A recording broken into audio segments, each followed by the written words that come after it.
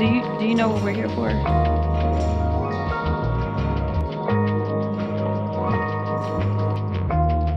The equal parts. Oh my gosh. Illegal.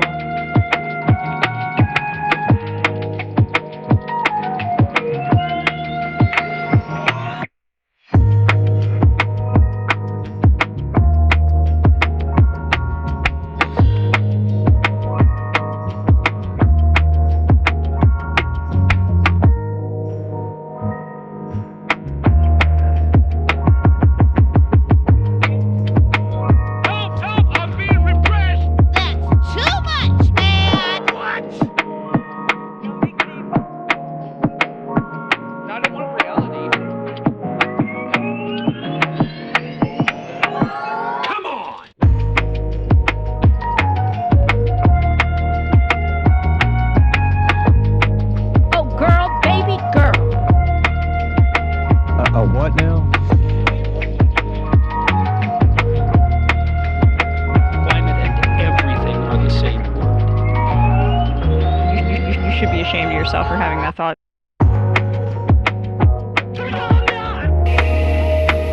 Don't be creepy. It's science.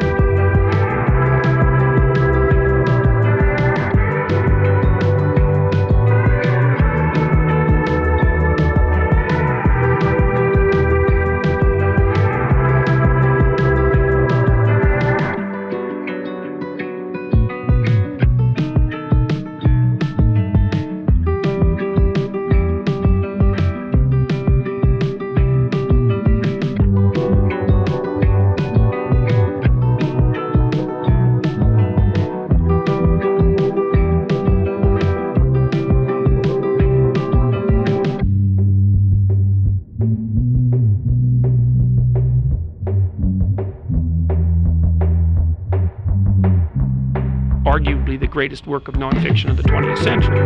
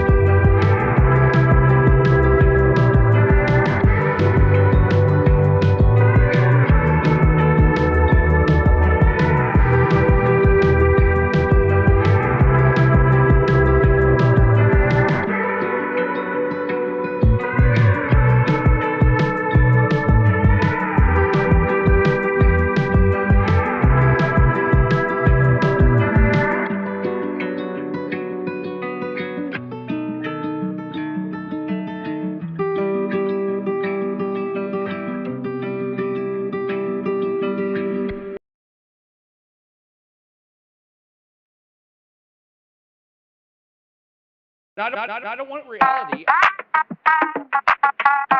This is from 12 Rules for Life. Your name, please?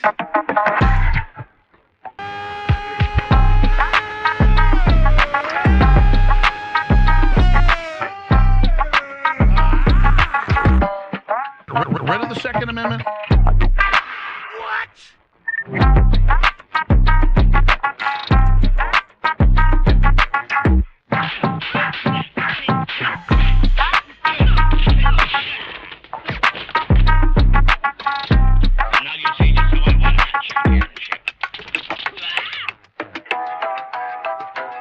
I see that you know your judo.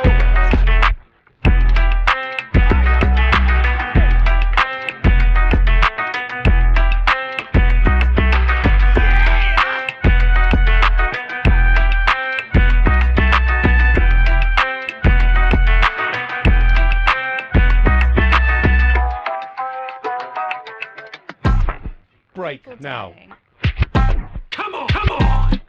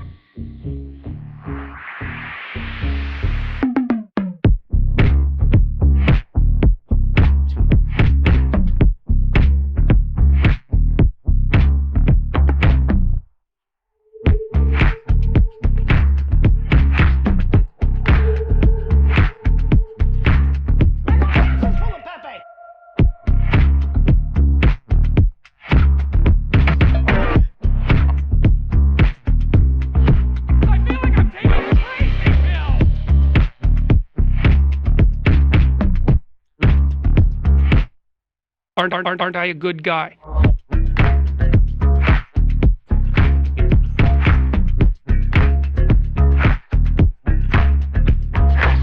Consequences. What? I'm staying in the race. I cannot believe how people come for you already. I don't know if you know Phrasing. this.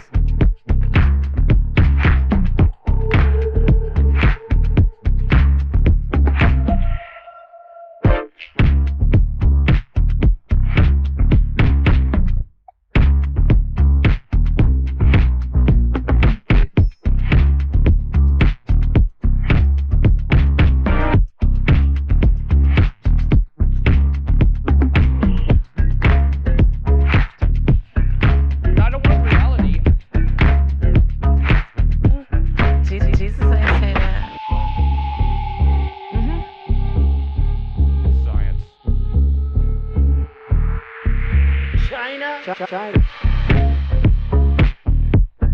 You have to have my China. Facebook, book.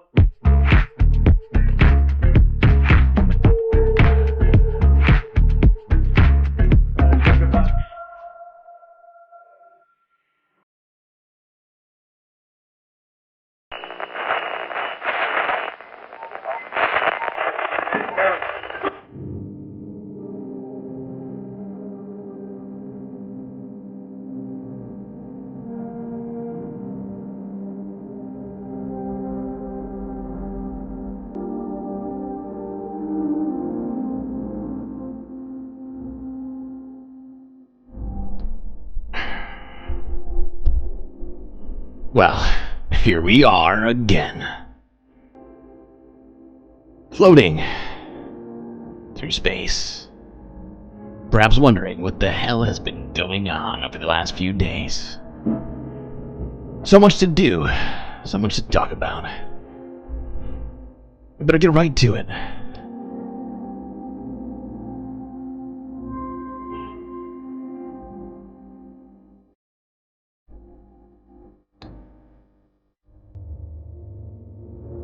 Seriously though, people, we have a lot to do, so much to do. It's ridiculous. I was not incredibly successful at cutting the list down, so I don't know how long the stream is gonna go for. Could be forever. It might never stop. But looking at my list, it'll probably never end. It'll just continue on into eternity. Anyways, Disco Wolf first, Charlie Jinmir second, and Aaron W third. Bob Carmody a close fourth. PB as well. Alright. That's a fast shout out at the beginning of the stream. Alright, better get to it.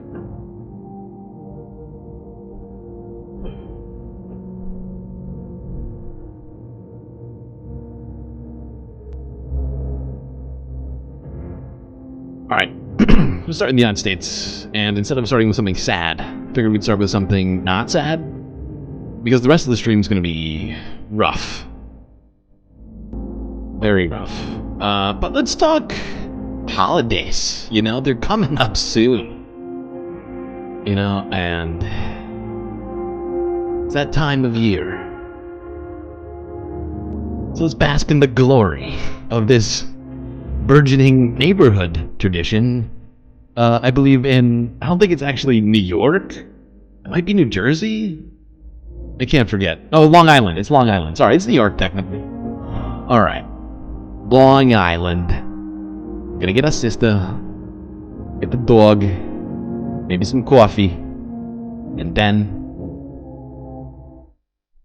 I'm gonna enjoy the holidays. Who could ever forget Clark Griswold's short-lived glee when his Christmas lights turned on, brightening up the neighborhood? You heard Lee mention his name earlier, right? It's a part of the test. A homeowner on Long Island is channeling that kind of enthusiasm and paying tribute to the classic movie Christmas Vacation. He says he hopes his recreation in Smithtown brings joy to others this holiday season. Eyewitness News reporter Stacey Sager with the story. Oh my God. I walked up to the This is Orsini family insane. home here in Smithtown, and the nostalgia rings louder than the Oh Christmas my music. God. Because homeowner Jason Orsini isn't just obsessed with Clark Griswold. Until I got my a kids tray come of out and say, drinks. Daddy, I don't want it anymore. That's when I'll stop. He may actually be Clark Griswold. I fell off a roof. I broke a toe. I got sick, and I kept going on. Because after all, it's just not easy stringing 25,000 twinkling lights. Now, Orsini with a mock-up. this may somehow be ringing a bell for you. This is, in fact, the same guy who got on the news recently. I don't remember when it was. It was maybe last year, I think, or maybe the year before it. Because his neighbors called the cops on him or not on him, but they called the cops or like the fire department or something because they literally thought this guy was dangling from the roof.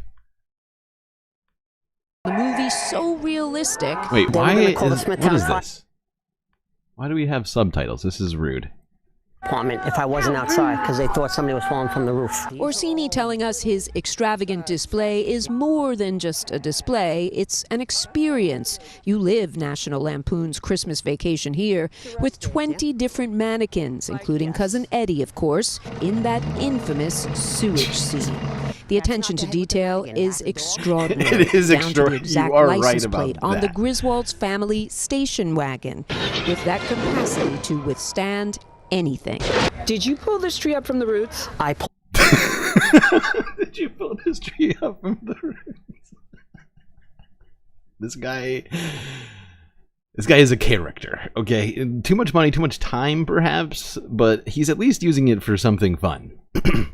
Capacity to withstand anything. Did you pull this tree up from the roots? I pulled up these trees from my backyard. And You can't have a Christmas vacation theme and Are you display sure you without can? Cousin Eddie's RV. So you tried a few times, though, to get it. Yeah, I got scammed a couple of times from other people. I tried a guy from Pennsylvania. I tried a guy from Connecticut. I tried a guy from California. but somehow, just like Clark in the movies, it all comes together for Jason. So Hundreds much are now energy. showing up. Popcorn, hot chocolate, giveaways, candy canes, moose mugs. Jason's simply asking people to bring toys, which in true Griswold spirit, he's been donating to Stony Brook Children's Hospital, all because of a movie he happened to watch over and over when he was grounded. Wow. What a story. And they say Christmas is canceled. Not here. Not here. Although I do think probably could use energy in a more efficient way. Hopefully he takes this down pretty quick. I don't know. Right, it's for charity, right? So, you know, it's got the whole neighborhood involved. That part of it for me I found to be the best part, right? I was like, okay, so he's not just a nuisance. He's a nuisance that people enjoy, and he's giving back in a way I don't know, whatever. All right, now let's talk about some disturbing stuff that's been going on in U.S. schools before we get on to talking about sort of the main focus of the first half, maybe turn into the, I don't know how long this is going to take. Like I said earlier, we can say Christmas again. That's right. You're allowed to say Christmas. Just thank me for that.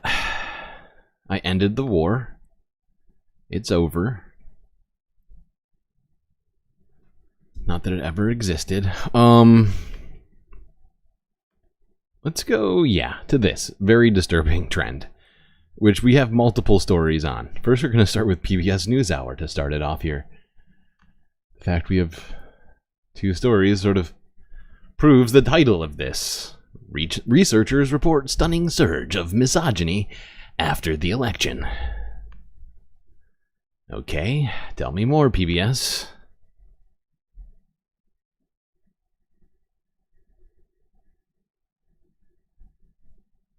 After last month's election, researchers documented a stunning rise in misogynistic rhetoric and attacks.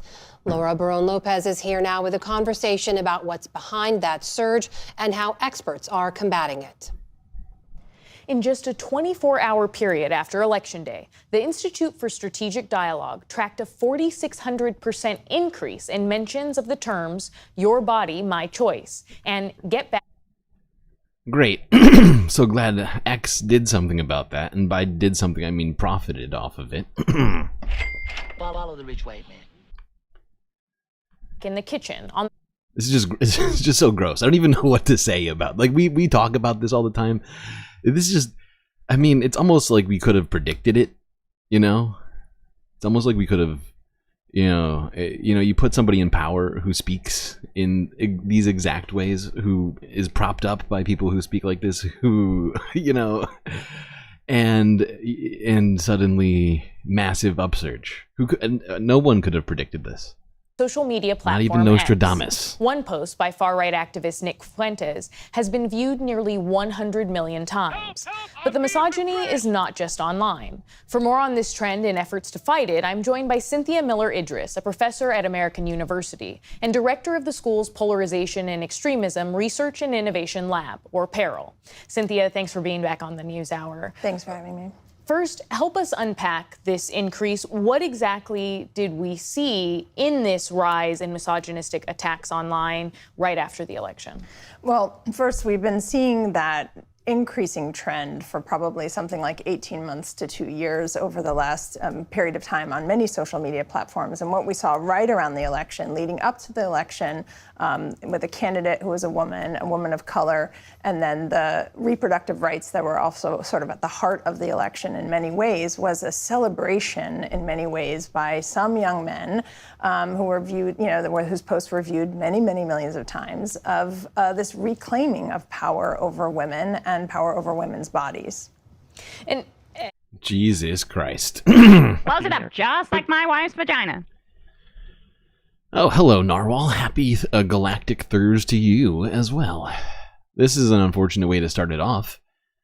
Not gonna lie, but it doesn't get too much better. I'm not gonna lie. It's like the whole day is just filled with Ugh, it's the worst. As I mentioned, at least some of that same rhetoric and activity has since moved offline. How and where has that manifested? Well, we've seen a lot of reports and heard a lot of reports, including in our lab, from schools and universities, even from an elementary school who's a parent who reached out to me and said her 10-year-old daughter had heard a boy chant at her, "Your body, my choice." I mean, it's unclear if he even knows what he's saying, but he knows that it's a sort of slur and an insult to say that. We had a man walking around a college campus in Texas holding up a sign that said "Women are property," and we've had other kinds of chants of "Go back to the kitchen" and sort of threats to women and their bodies on college campuses across the country. Can you put this into the broader context of what we've been seeing around misogyny and sexism in recent years, and what is driving this trend? Yeah.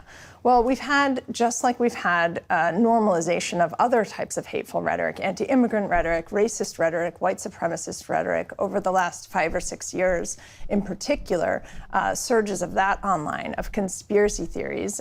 We have had anti-feminist rhetoric and rhetoric blaming women. So I do agree with this sentiment to some degree. What PBS NewsHour does not manage to do during this discussion is turn the looking glass inwards and ask if they and if media organizations like them have been doing a good enough job at actually presenting a different narrative that's actually resonating with these people that they're talking about right now, right? And the fact is we've been talking about that ever since, I mean, not just the election, but before it. But the fact is like the election, the way we've been talking about the sort of contributing factors and all that has been much of mainstream media being unwilling to just, especially supposedly left-leaning mainstream media actually presenting leftist ideas, rather than just being Republican light. Because once again, like these people have already turned away from them at this point, and that's because they weren't presenting an actual like feasible counter narrative to all of it, and it's just frustrating. It's just frustrating me to hear them all talk about these things right now, and like sort of in post. And often for a very real and legitimate crisis being experienced by boys and men. And so, it's one thing to say, yes, boys and men are more isolated and lonely. They're also the victims of bullying and violence at the hands of other men, a culture that valorizes dominance and aggression as sort of hallmarks of masculinity. But to take that crisis of men and masculinity and make it a crisis of misogyny, you really need the online world incubating the kind of hateful rhetoric that we're seeing. Not Trump is not a policy. Exactly, it's not a policy. I mean, that's the thing, is they did that for about 12 years, 3 election cycles. And perhaps longer, technically, if you really want to get into it. But the fact is, their decision to continue to drift off like that and sort of lose a connection with working people and just generally speaking like the broad like American populace seemingly. All right, now let's go to this News 8 from 2 days ago. Spencerport school bullying case. Police expect an arrest soon. And this is a troubling, incredibly troubling story right here.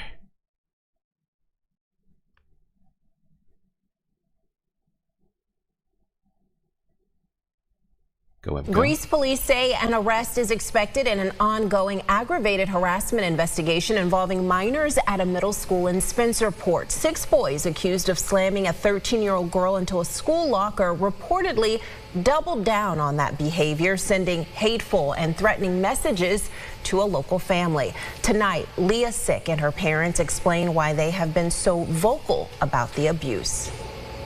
We had to push the school to see the video of the footage because it was caught on camera in the hallway, luckily. We finally were able to see the video. What is it? One thing I keep asking myself about this is, why would a school district even sort of hold back a video from parents? What is the point of the cameras? And it was honestly worse than we had anticipated. 13-year-old Leah Sick called her parents November 22nd after she says a group of boys slammed her into her locker at Cosgrove Middle School. They shoved me like full speed right into my locker. I think 3 or 4 of them actually put their hands on me, but still, like, those are boys against me. Leah says this is not the first time she's been bullied by the same group. The 8th grader says it started in 6th grade. And after this latest incident, they went further, harassing the entire Sick household. And then it started with these FaceTime group calls. And some of them were very vile, threatening. All 3 say they're speaking out because they're fed up with the abuse and they don't want... And as it turns out, they go into, we're not going to watch this whole story because we really do got to keep going. I have like 150 videos for us to get through today. This is what happens when I take multiple days off in a row. But the point is like, this turns out after this came out, after these parents started, asking questions, as it turned out, this was a pattern. It wasn't just their daughter. It was multiple kids that were experiencing this in this school. And it was, I believe it was all young girls that were being attacked by this group of boys. And, you wonder where they're getting these ideas to do these things. Of course, you don't have to wonder. Arguably the greatest work of nonfiction of the 20th century. All right. Let's go to this. This is my attempt at a segue. Let's go here to talk about the MTA's new ban during SantaCon on the subway. Oh God. Christmas, the war on Christmas is back. SantaCon in the city is this Saturday, and you better think twice about bringing booze on the train. Hundreds of people dress up in Santa costumes for this annual bar crawl. But the MTA says keep the party at the bars.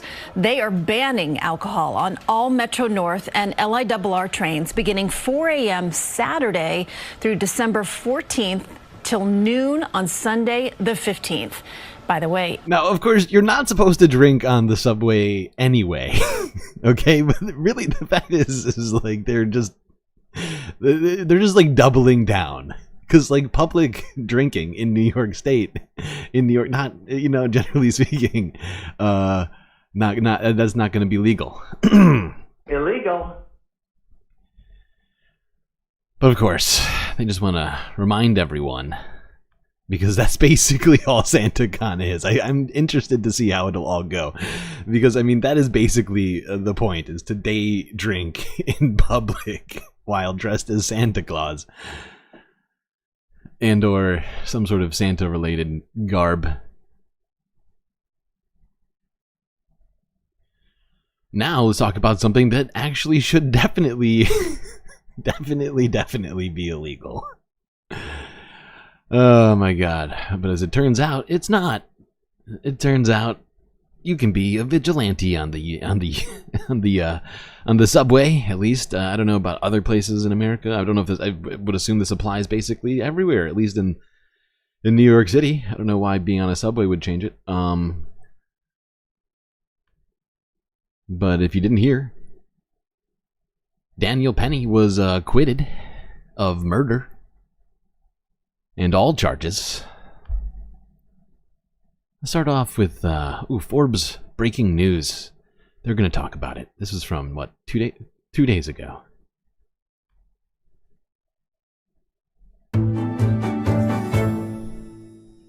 Hi, everybody. I'm Brittany Lewis, a breaking news reporter here at Forbes. Joining me now is New York City Council member Joanne Ariola. Council member, thank you so much for joining me once again. Great to be here again. Thank you. So great. There's been Big news for New York City the past couple of days. I want to talk about a verdict that was reached on Monday. The jury found Daniel Penny not guilty of criminally negligent homicide in the death of Jordan Neely. And I'll recap the case for the viewers just in case they're not aware. So in May of 2023, Penny, a Marine veteran, used the chokehold on Jordan Neely, a homeless black man on the subway, for 6 who witnesses minutes. said was threatening them and acting erratically. Neely died shortly thereafter, and prosecutors argued that Penny went too far. This is really. By the way, I don't know if anybody here's watched UFC before, but if you have somebody in a actual chokehold for 6 minutes, I mean, you literally can't, right? A ref will stop you so quick, right? If you have somebody restrained in a way where you're cutting off their breathing, right? At some point, a ref is going to make a call to stop the fight, right?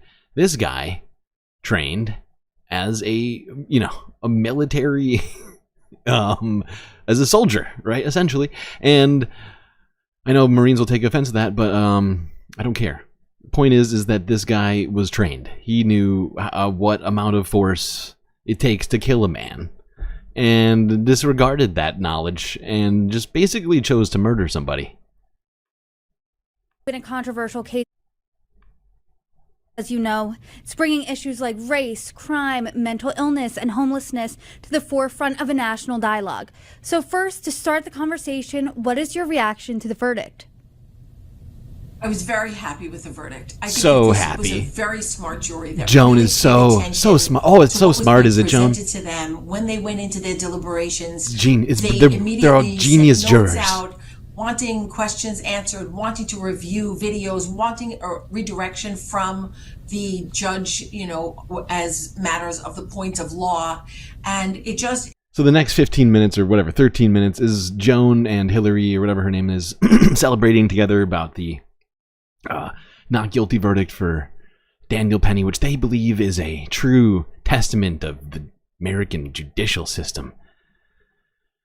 And those jurors. Let's see what other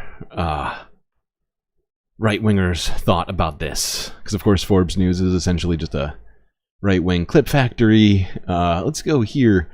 Oh, to this Daily Wire video. Ben Shapiro from 3 days ago. What did Ben have to say about all this, I wonder? Let's find out.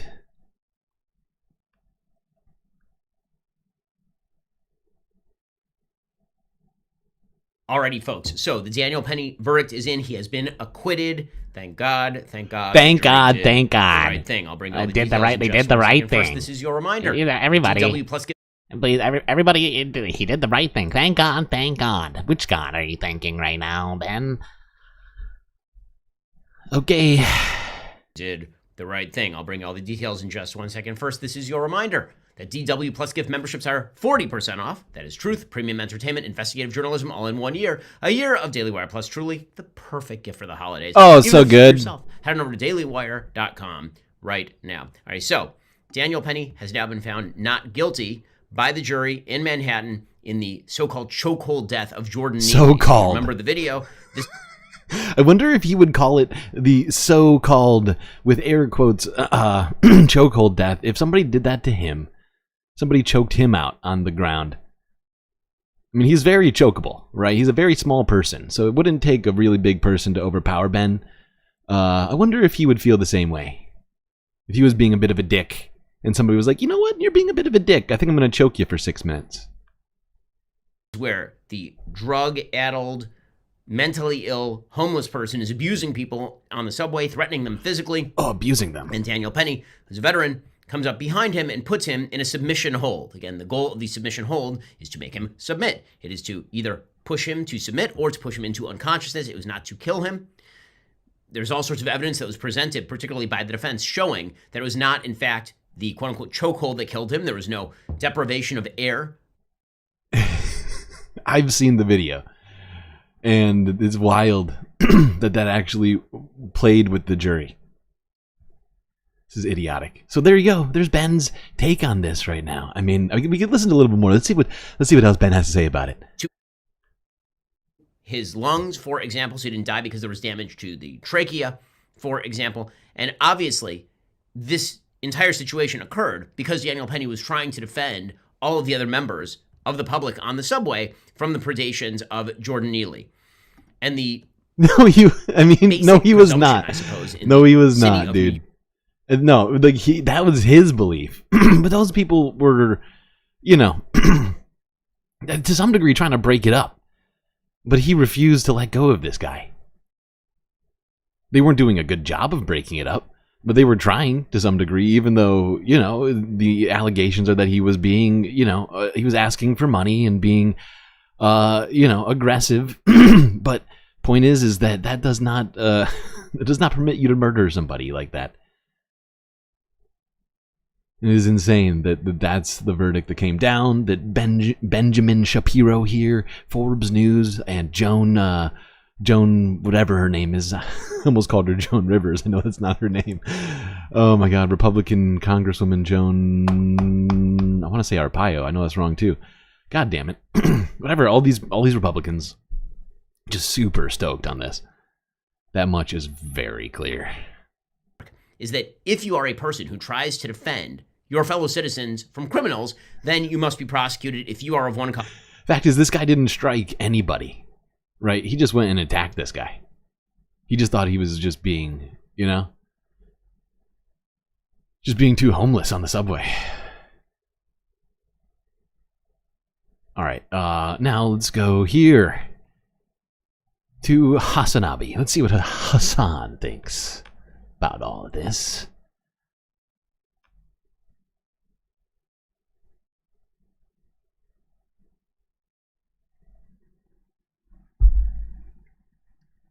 Let's now talk about a murder that happened in broad daylight in a New York City subway station. Daniel Penny choked and killed a homeless victim that was experiencing a mental health episode in front of a bunch of other people. And as of today, he has been acquitted. Who has just been acquitted on that second charge, the criminally negligent homicide. At the same time, the father of Jordan Neely, the victim in this case, escorted out of the room after he had an outburst with an expletive inside that courtroom as the verdict was being read. Court officers stepping in to escort Mr. Zachary Carter out of the room. Why are they showing like, do you see it? No, but do you see it? Like, do you see how he's not protecting anybody, and these people are genuinely concerned? If he was protecting them, they would be like punching this guy, right? They're trying to like remove, but like they don't know how to stop this. And at this point, I think these people would have been justified in punching this dude in the face. I'm not a lawyer, so don't take my word for it.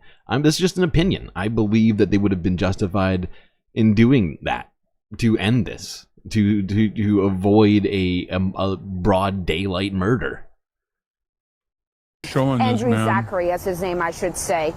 We are also hearing audible reaction directly in the park behind me. Protesters have been here all morning, and they are now starting to chant loudly in response to this verdict. CNN is so gross. Like, it's just, dude, in the lightest terms, it's just like a straightforward lynching. And CNN is like, here, remember that lynching that took place? The person who did it, he can now walk free and do it again if he wants to. Just a somber reminder of how things actually work. Are you asking them not to report on the facts of the situation, though? Really? Is that what you think I'm doing? Do you think replaying a lynching is actually important enough in this process? You think me saying, like, why are you even showing this footage again, is actually, that's your takeaway from that? It's the same principle behind, like, the execution of George Floyd as well. The media consistently playing it over and over and over again. I think it's... I mean, it's a good point. It's a good point. Because they do tend to just replay these things over and over again. But I think to some degree it is to get out the facts of things. It's hard to say on sometimes the choices of the media to make these sorts of determinations. Oh, by the way, thank you for the resub, Omega Star. Also, Aaron W., I saw you resub as well. But I mean, the fact is like, it the video itself kind of highlights the fact that it wasn't self-defense, and that the public there seemed like they wanted that choking to stop. They just didn't know what to do. Because, I mean, you know, like, it is a complicated situation. But the fact is that, you know, that's a real thing right there. People were there. They could have genuinely stopped it, honestly. And it kind of bothers me every time I see it.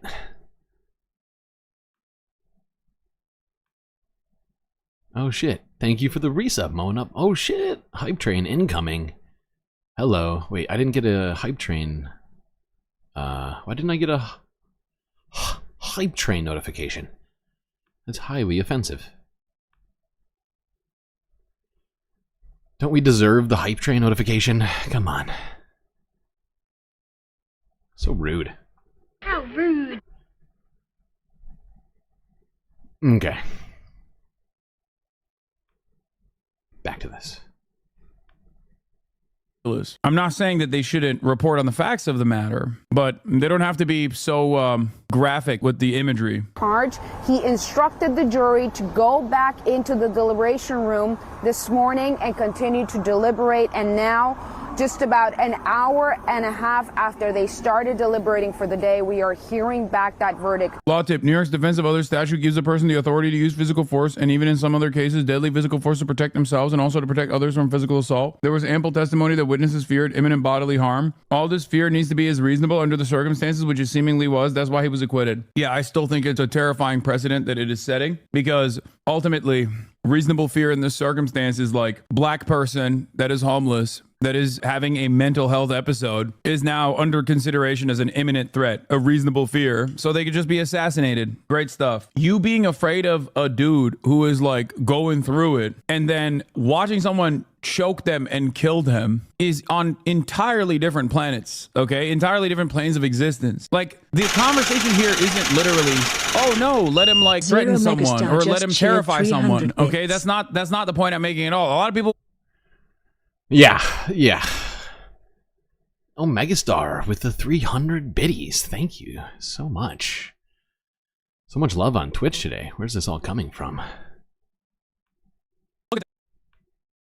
Oh, well, Hassan, seems like you just, want people to smoke crack on the subway. I'm not one of those leftists, okay? I'm not saying like, oh, it's just a little bit of crack. Who gives it? Like, I understand why there is a frustration there, okay? By the way, I'm not saying that that's what Jordan Neely was doing. I'm simply stating that there is like a very common trope online of people who are like, oh, it's just a little bit of crack. Let somebody do crack. So if the shooter... 300 what? Biddies. B-I-T-T-I-E-S. Biddies.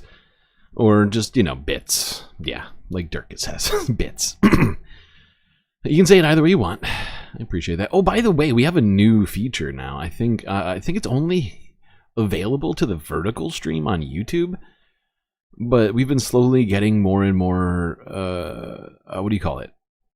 Like monetization options on YouTube. And I think on the vertical streams, you can now donate something called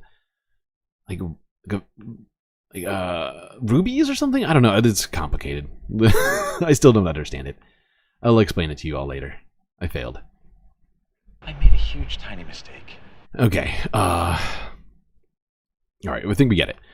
Hassan's more of my opinion here that, this was a broad daylight murder that just basically got greenlit by a fucking jury for some reason. Potentially racially motivated, lynching that happened with witnesses there. And I contend that those witnesses could have done something to stop this fucking murder. Wouldn't have been that hard. Maybe a little inconvenient. Depending on who you are.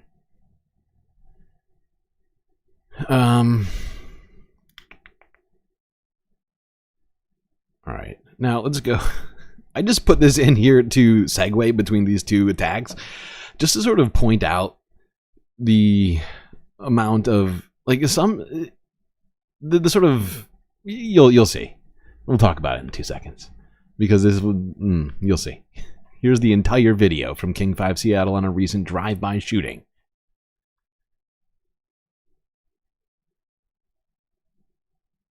County deputies are looking for whoever opened fire along a Linwood street this morning. Officers responded to the sound of gunfire in the 3800 block of 156th Street Southwest around 8 a.m.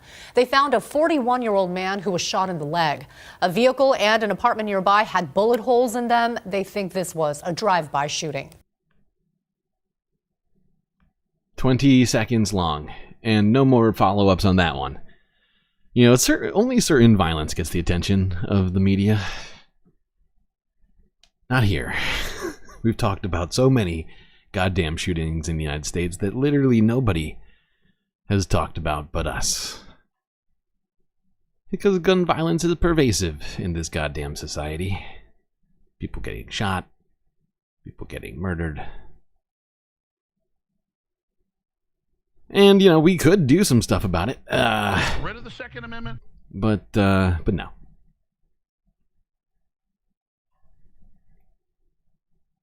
Now let's go and talk about the other big story on violence in the United States. By the way, you notice that I installed an aquarium in here in the office. Can you see it with the fish? I thought it was fun. I don't know. It was expensive, but I thought it was worth it.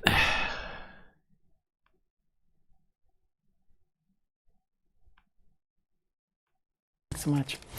This new mugshot just released of accused killer Luigi Mangione, charged in the deadly shooting of a healthcare executive in Midtown Manhattan. An extradition hearing will take place in Pennsylvania in about an hour to determine whether or not Mangione will be returned to New York City. We're learning more about Mangione's past, including the fact that he was high school valedictorian and Ivy League graduate. What we don't know is exactly what led up to his arrest in a McDonald's in Altoona yesterday. Investigators believe a recent painful back injury may have played a major role in causing him to turn on the healthcare industry. Eyewitness News reporter Kimberly Richardson continues our coverage now in the newsroom. Kimberly. Well, Dave and Michelle, friends described the suspect as humble, someone who didn't seek attention, yet he ended up right in the middle of a nationwide manhunt. A former classmate even went as far as saying after the arrest, he actually thought it was a different Luigi Mangione. From all accounts from the outside, the 26-year-old was nearly picture perfect, but authorities maintain he has a dark side. Investigators believe this X-ray of murder suspect Luigi Mangione's back may shed light into why he shot and killed United Healthcare CEO Brian Thompson in Midtown last Wednesday. While living in Honolulu, friends say Mangione hurt his back during a surf lesson and was suffering from at times significant debilitating pain. He needed surgery, which for the extremely athletic avid hiker was a tremendous blow and appears to have been a tipping point. Now in custody, authorities say the 26-year-old was carrying 3 handwritten pages, which included the quotes, "These parasites had it coming, and I do apologize for any strife and trauma, but it had to be done." Former roommate R.J. Martin. He confirmed that he had had surgery, and he sent me the x-rays. It looked heinous with just giant screws going into his spine. Investigators are learning much more about Mangione on the heels of a nationwide manhunt. His attempt to elude law enforcement came to an abrupt end after he was spotted in a McDonald's in Altoona, Pennsylvania, Monday morning. He graduated from the Gilman School, an elite private school in Baltimore, Maryland. In his valedictorian, I looked it up. The tuition for this school for high schoolers is like, it's nearly $40,000 a year. It's insane.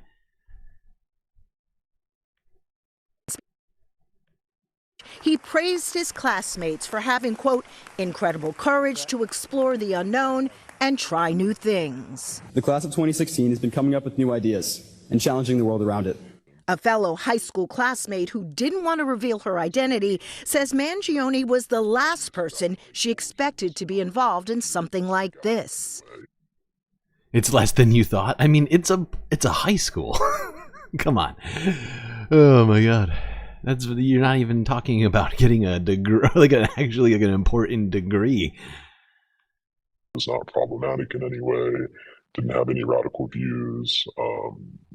Nothing extremist, even in the slightest. What did you think it cost? He was just a very well-educated and well-spoken young man. The suspect graduated from the University of Pennsylvania in 2020 with both a bachelor's and master's in engineering. During that time, for several months in 2019, he worked as a head counselor at Stanford University.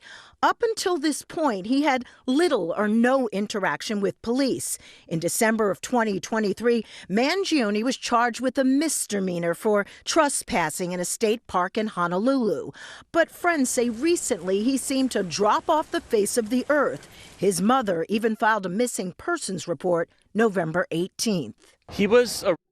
Okay, we got a bunch of videos to go through on this. You thought it was 50K? Okay, so you weren't that far off from there.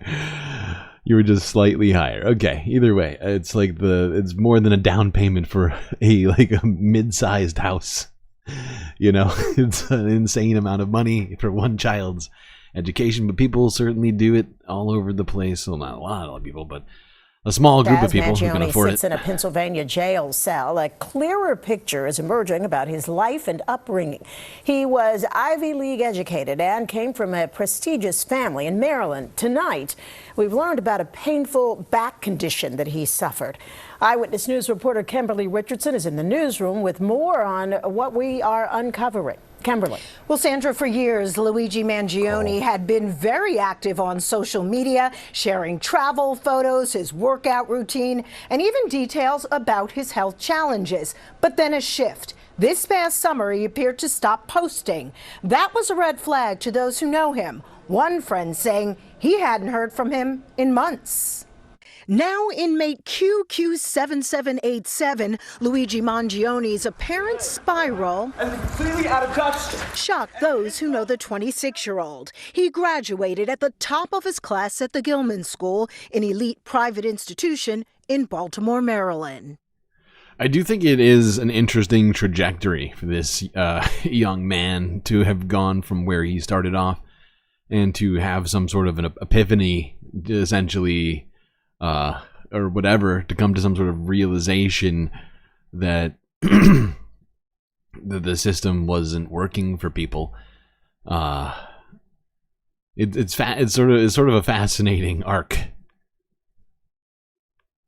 Luigi Nicholas Mangione. Luigi.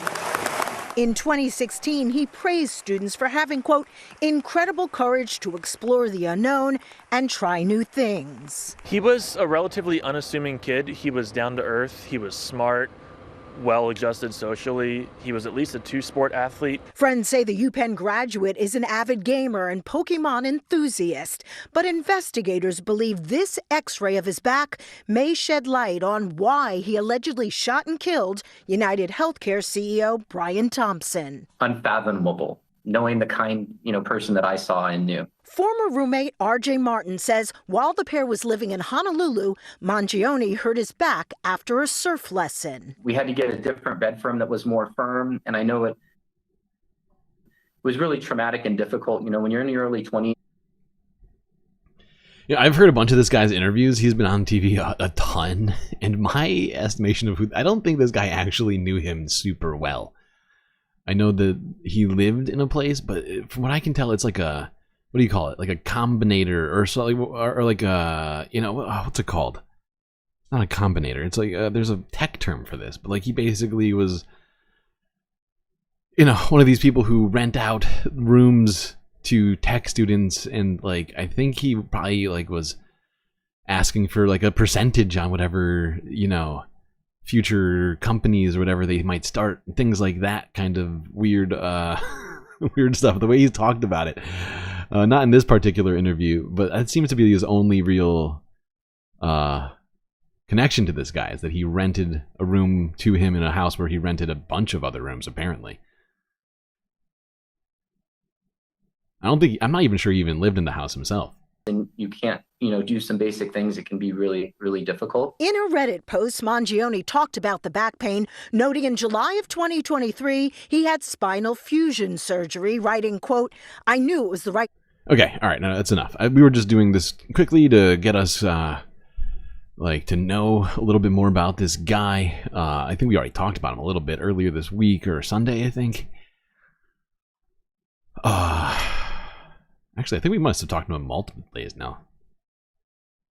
Like from when it first started, right? We were covering it pretty much until he, until he got arrested. Now, we haven't talked to you all for like days since what, like Monday morning. So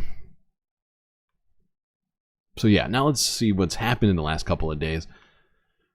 We already saw kind of a snippet of this, but we couldn't hear what happened, what he said. This is showing him being taken into court for arraignment, I believe, or not arraignment, on his extradition hearing.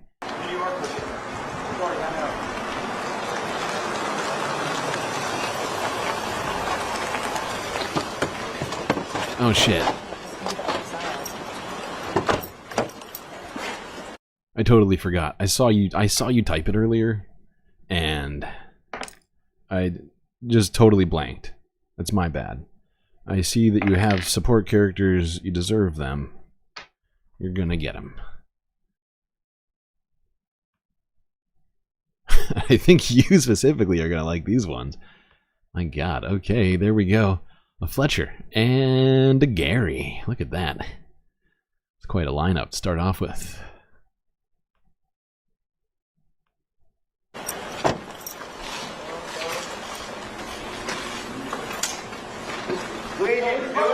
And it's completely out of touch. And it's an insult to the intelligence of the American people and the lived experience. So yeah, the exact words that he said. Oh shit, I don't have it in front of me. Hold on.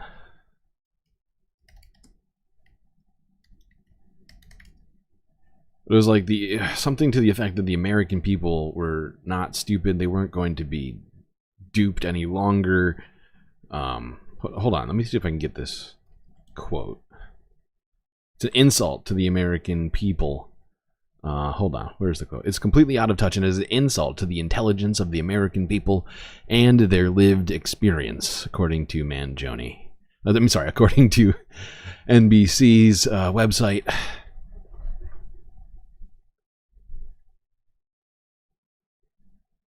Thank you. Oh no, don't thank me. Thank the dice.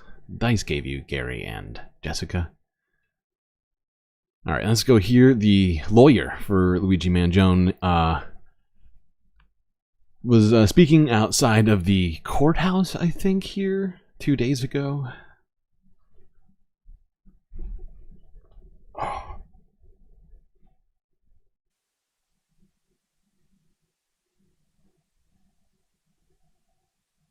He's being treated fairly in custody? I never got into that, and I won't get into that.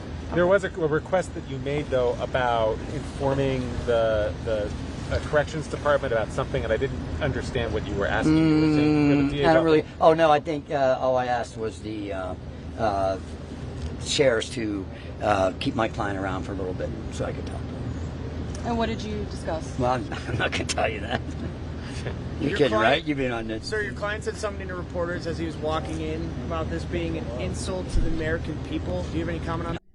It's Mangione, is it? Are you sure? I know people have been. I've heard some people saying Mangione. Some people saying Mangione. And the fact is, I'm going off of Chuck Mangione, the famous trumpet player of, like the 70s. Sort of a jazz and funk lover.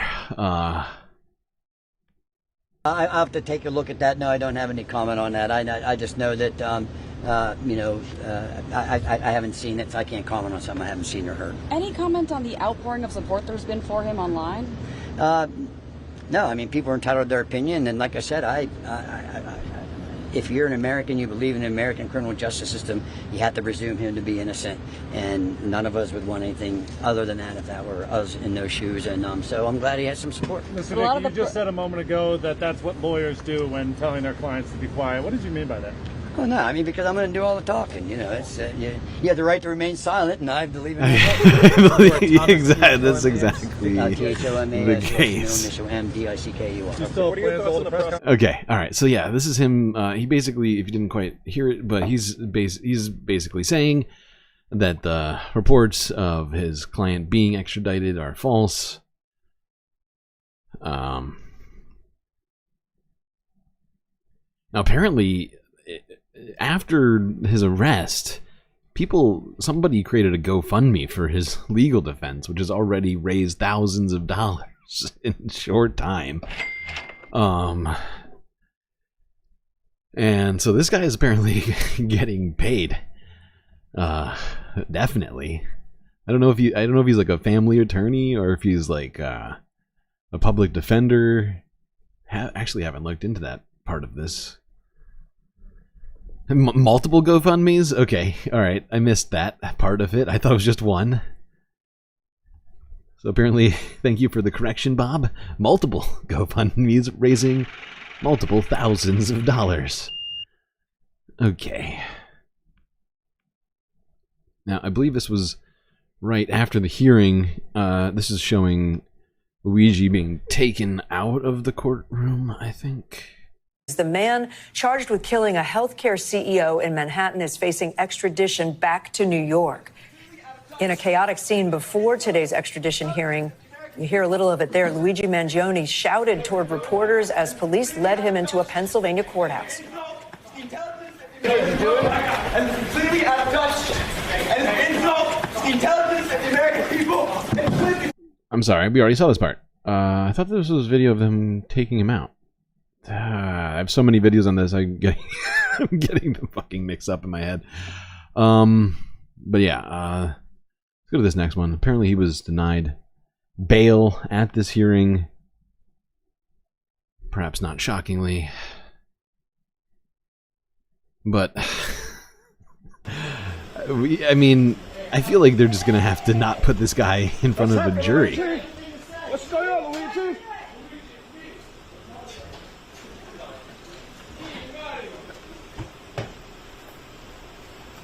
Can't see him in the background.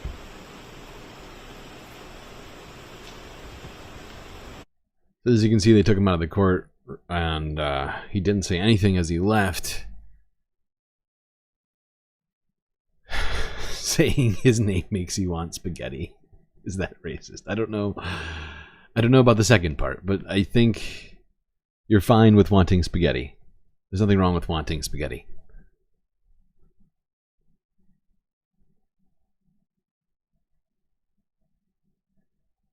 CNN's Brian Todd is in Towson, Maryland, where he's been tracking down information on the suspect's friends and family. Brian, who have you talked to and what are they saying about him? Right, Jake, we've been coming through this area north of Baltimore, the suburbs here, and talking to people who know the Mangione family, worked for them, and we're getting this portrait of a family with enormous wealth, influence, and power. Right behind me is the Hayfields Country Club. This is one of at least 2 golf courses that the Mangione family owns. There are exclusive properties on this on these grounds right here, properties that we are not being allowed access to. There are security personnel keeping us out of here. So this family, again, has enormous influence in this community. They also own a chain of assisted living facilities. And I spoke with Thomas Moronic Jr. He is a former radio talk show host who hosted a show for about 20 years. I mean, this is crazy. Like, they own this golf course behind us, as well as a chain of nursing facilities. I mean, this guy had some money. Holy fuck. Moronic Jr. He is a former radio talk show host who hosted a show for about 20 years on a radio station, WCBM, that the Mangione family owns. He talked to us about kind of the contradiction with what this young man is alleged to have done and the fact that his family works in the healthcare business. That's extremely ironic because this is part of their family business.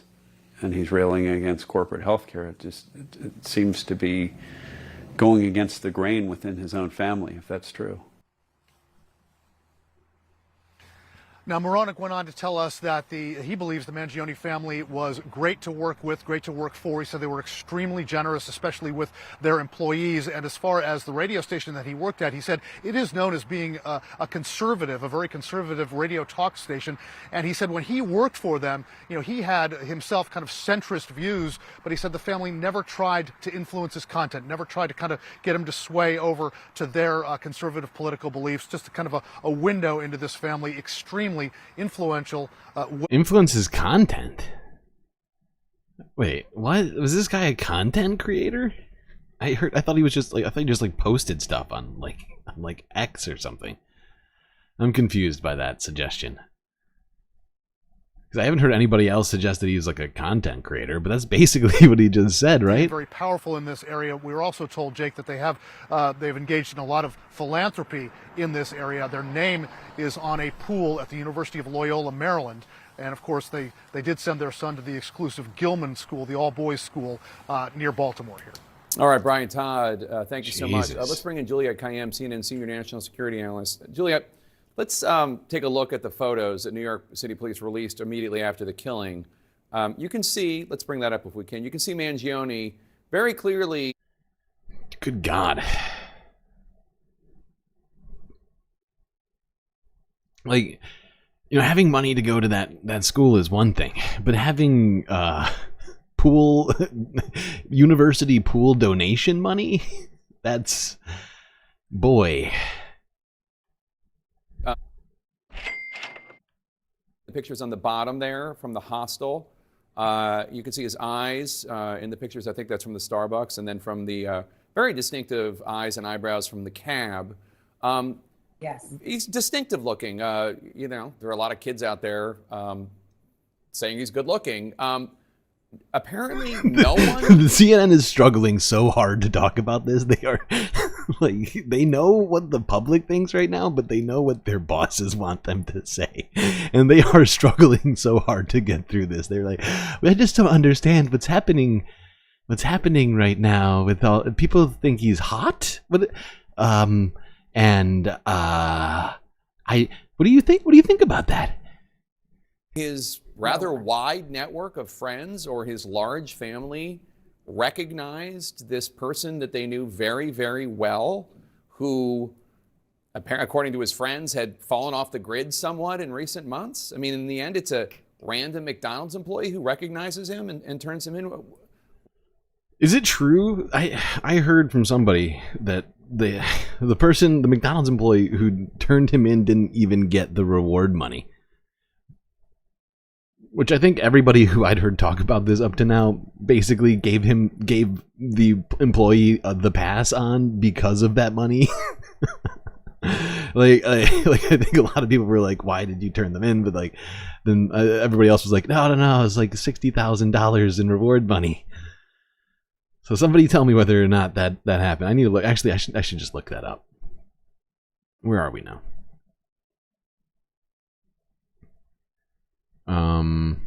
All right, let's keep this moving.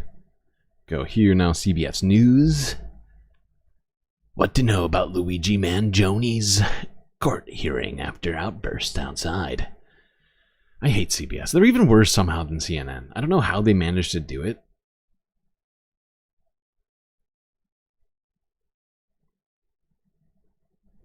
Hello and thank you for joining us. A judge has denied bail for the suspect charged with murder over last week's fatal shooting of United Healthcare CEO Brian Thompson.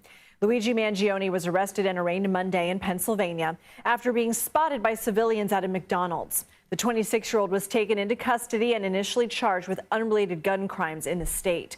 He was in court Tuesday for his extradition hearing to New York, where he now faces a number of charges, including murder in the second degree and criminal possession of a weapon. Mangione is fighting his extradition. We're also learning more information about Mangione and what police say they found on him when he was arrested. Sources tell CBS News police are pointing to 3 pages of handwritten notes criticizing the U.S. healthcare system that were found on the former Ivy League student as his claim of responsibility. CBS News correspondent Lily Luciano has more on his court appearance. You say Mangione? It was remarkable. He walked in confident. Mangione. He seemed I feel like the first He was looking I feel like people are overpronouncing it. I guess I can say all 4 syllables. It makes people happy. He was very communicative with his attorney. At some points, he even laughed. He nodded. He swiveled in his chair. But let me tell you this. That was inside the courtroom. Outside, when he got there, it was a far more dramatic demeanor. And completely out of touch. And it's insult the intelligence of the American people. Unintelligible. Really, CBS? They really are worse than CNN. They put even less effort. Oh, God. Luigi Mangione's defense attorney, Thomas Dickey. Mr. Dickey, thank you for joining us this morning. Are you standing by that statement that you've seen zero evidence tying Mangione to the murder? That's correct. We had a brief hearing yesterday, and there was one document, an arrest warrant from the state of New York, which merely referenced a statute. We've seen no evidence That's one of the many reasons why we're challenging the extradition at this point, so we can see some evidence and get a little more detailed information about the charges against Luigi. What about the gun? What about the writings? Well, as I indicated yesterday, I have not been made aware of any evidence that links the gun that was found on his person to this to the crime. These are things that we're looking to see, and there we go. I mean, the lawyer here for Luigi Mangione saying that there is no clear link between his client and this supposed evidence that the police have. Yesterday was fast a day. Today's another day. We're looking forward to beginning our inquiry as to what evidence may or may not be out there. Gun looks okay. Hold on. How are we doing here?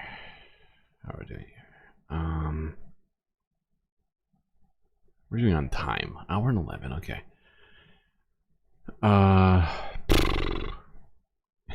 think the first half is only going to be this, and then we're going to have to talk a few other political stories in the second half. Oh God, I was about to say, thankfully we don't have too many stories on the environmental half to do. That's funny. It's a funny joke I just said. I don't know if you've heard of it. Malibu is on fire right now. We'll be talking about that a little later. First, though, where did we go? Oh, the lawyer was making the rounds. He wasn't just on ABC. He's like, I'm going to do them all. Let's go to CNN.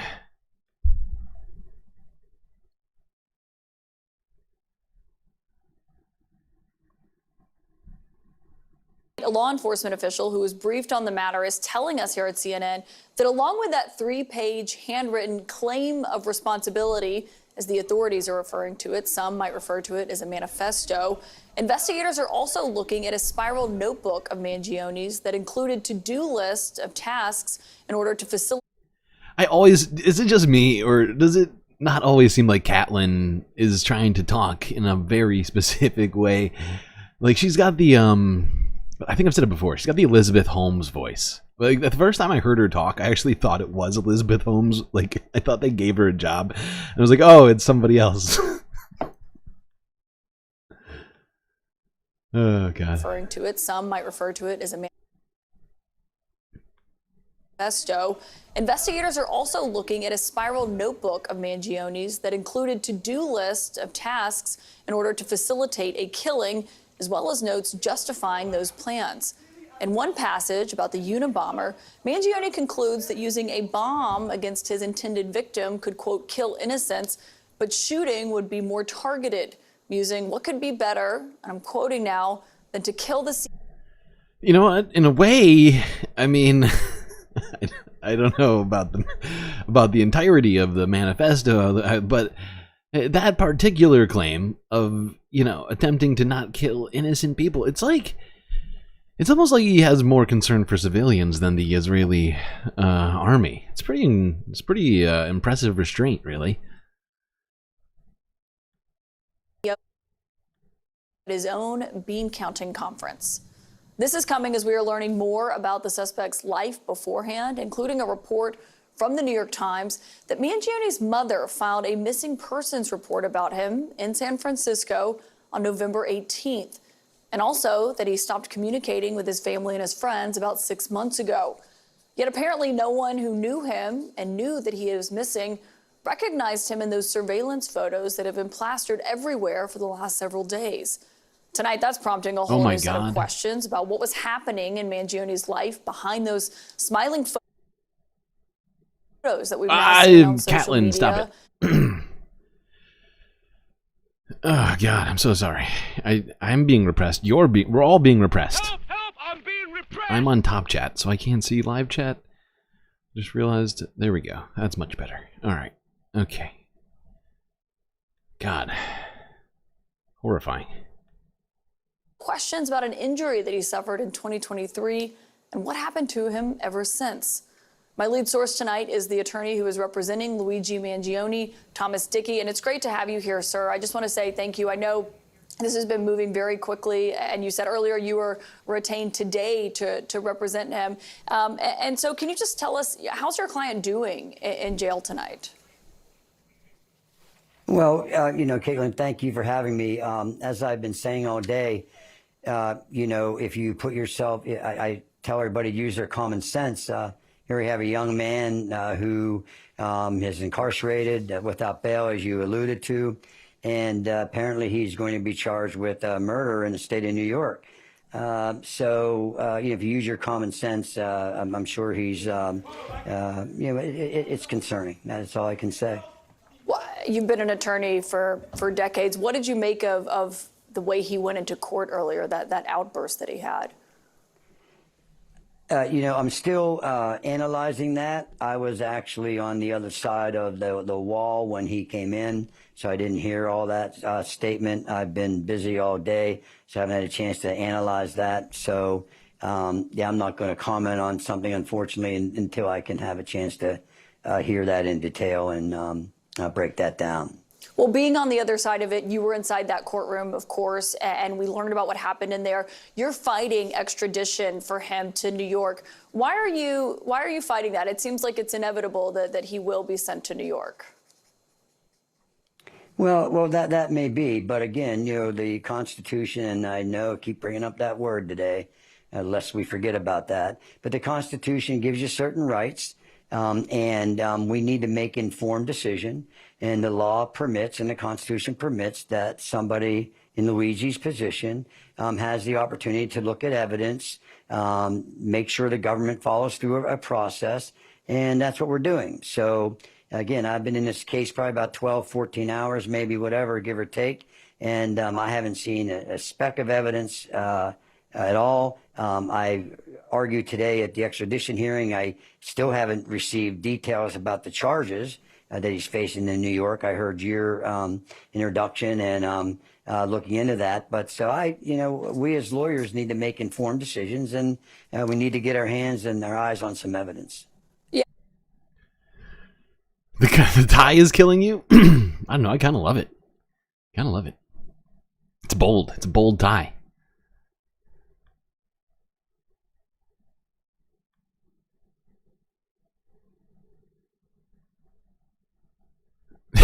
Are you making fun of the lawyer's height now because he's a short man?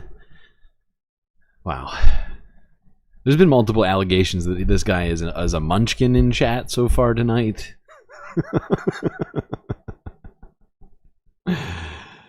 Oh, God.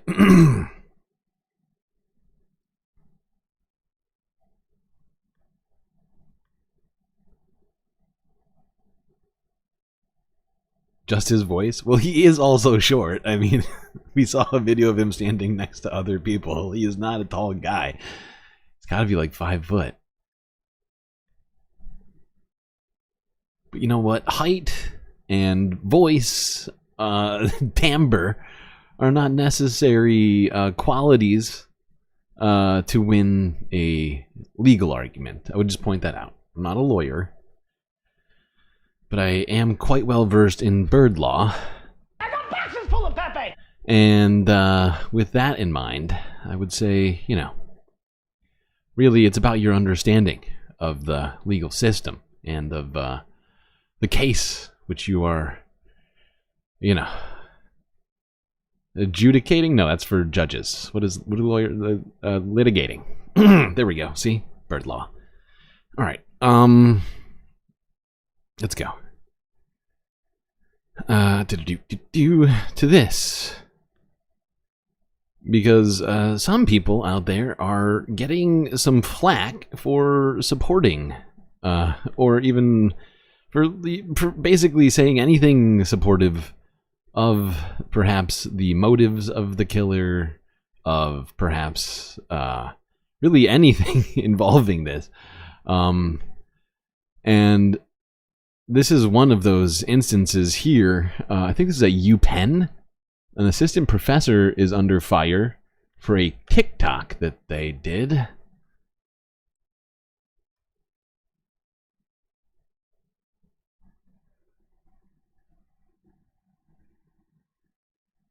Authorities in New York City say there is new evidence connecting a University of Pennsylvania grad to the murder of healthcare CEO Brian Thompson.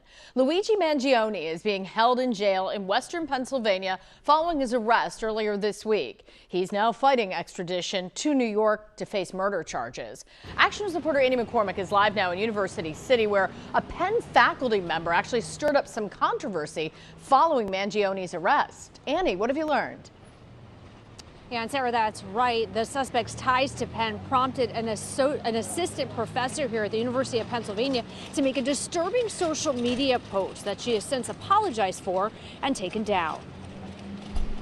I've never been prouder to be a professor at the university. Assistant Professor Julia Alexeyeva under fire tonight over this post praising come the on. killing of CEO Come Brian on. Thompson. Come on, really? I mean, it's not even specific. Maybe she's just really proud just at this moment for a completely unrelated reason. How can you say for sure what this is even of? Praising the killing of United Healthcare CEO Brian Thompson. 2020 Penn grad Luigi Mangione was charged with his murder after the alleged shooter was captured in Altoona on Monday. The TikTok posted Monday states, "I have never been prouder to be a professor at the University of Pennsylvania." Exactly. And what's wrong with that? It's a great and proud institution of Pennsylvania, the great state of Pennsylvania, one of the original 13 colonies, an institution that deserves respect and pride, perhaps even. Saying she does not condone violence. In a statement, a Penn spokesperson told Action News in part, Assistant Professor Alexeyeva has concurred that the comments were insensitive and inappropriate and has retracted them. We welcome this correction and regret any dismay or concern this may have caused. In the meantime, authorities in New York City, where the fatal shooting occurred a week ago, say the ghost gun in Mangione's possession matched the 3 shell casings recovered from the scene. And Mangione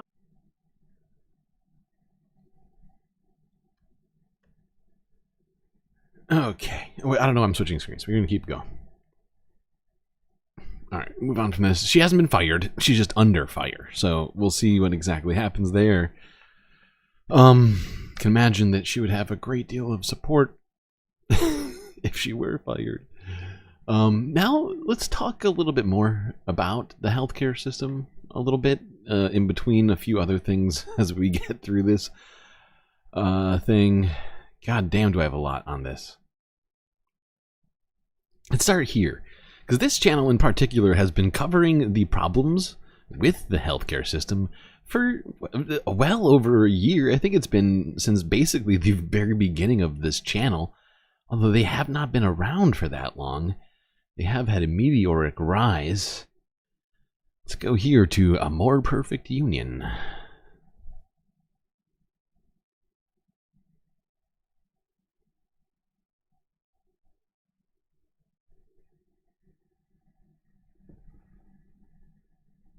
I would say the most bizarre prior auth I had was for a wheelchair. My patient had just had both of his legs amputated.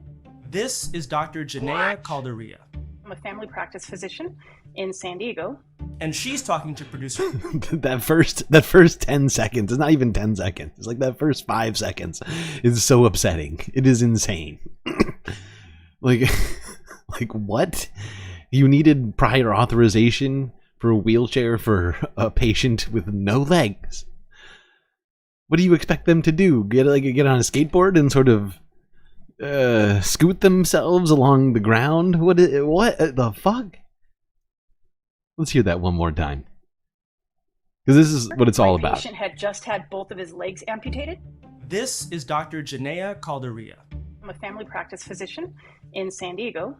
And she's talking to producer Alec Opperman about how her patient's insurance denied her request for a wheelchair for a double amputee. The reason was because I didn't specify how his walking would be affected by his disability. So I had to call and fight this and tell these people, my patient doesn't have legs. What'd you drum up? Dr. Calderia is referring to something called prior authorization, an approval doctors like her need to get before insurers are willing to pay up for certain procedures like medications or a medical device like a wheelchair. Stories like this got us wondering, why are these obviously necessary procedures, medications, devices, etc. being denied? So we went searching for a reason. Is it run-of-the-mill evil? Is it fraud? And if so, who exactly is responsible? But what we actually found was a grift that, while totally legal, surprised us at every turn. I'm Andrew Rivera from More Perfect Union, and today we're uncovering the scam behind prior authorizations. A lot of our digging was inspired by the story of a woman named Kathleen Valentini. She became our client in 2019 when her husband, Val, called me and said, "I want to tell you a story." That's Steve Cohen, the lawyer for the Valentini family. Kathleen was a retired teacher living in North Carolina when her hip started to hurt.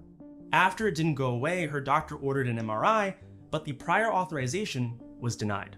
The insurance company said the MRI was not medically necessary. The appeal of the denial of the MRI took 5 weeks, and Kathleen finally got the MRI. And when she did, it showed that she had a fast-growing sarcoma, a cancer in her hip. Kathleen saw an oncologist, but the 5-week delay meant that the cancer had spread. Instead of just needing chemo, she needed to have her entire leg This is amputated, disgusting. all because of her delay Oh in my getting God. a prior authorization. As we looked into it, stories like Kathleen's can they? seemed all too common. The American Medical Association found that 80% of doctors report that patients have abandoned There's no justification for this system anymore. And there was at one time they made a claim. And it's not even clear whether or not that claim was ever justified to begin with to create these systems rather than just having what we had before. And, you know, the fact is there needs to be a massive amount of change in these, in the way that insurance is done, and there is a huge argument to make for the just destruction of the healthcare industry. Not the healthcare industry, sorry, the insurance industry as a sort of intermediary between people and doctors. Just shouldn't exist. Because these people don't have medical degrees, but they're playing doctor.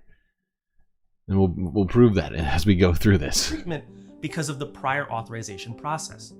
19% say they've led to life-threatening events or required an intervention to prevent permanent impairment or damage. And that's exactly what happened to Kathleen. And her husband could not believe that an insurance company had the power to overrule the doctor's recommendation.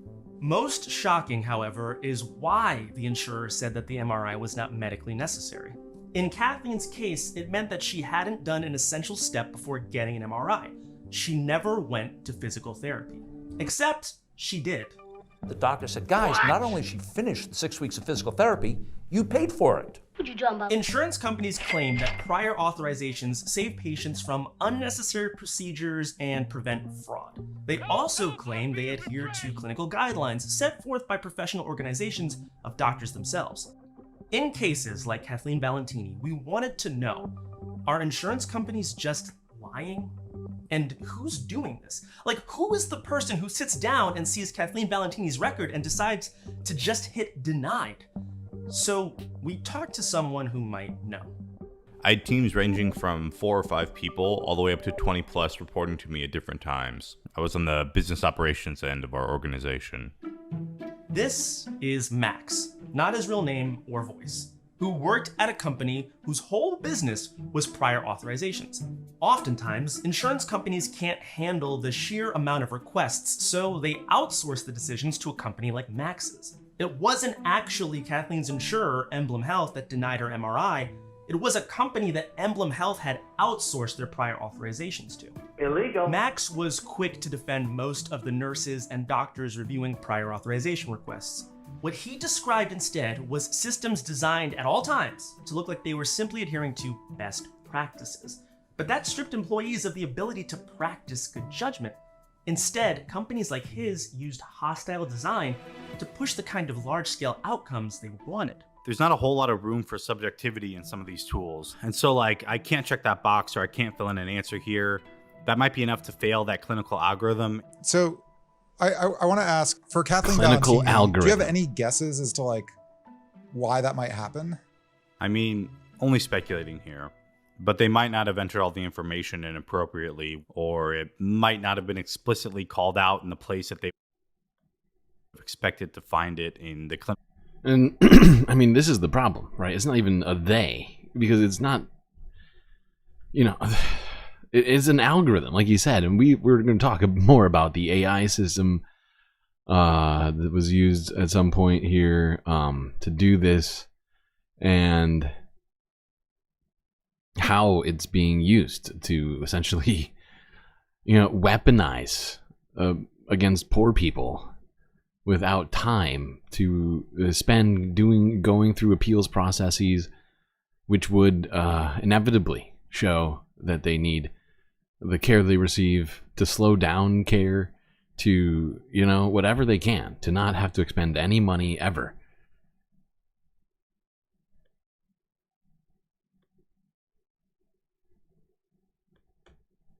Documentation in the clinical notes.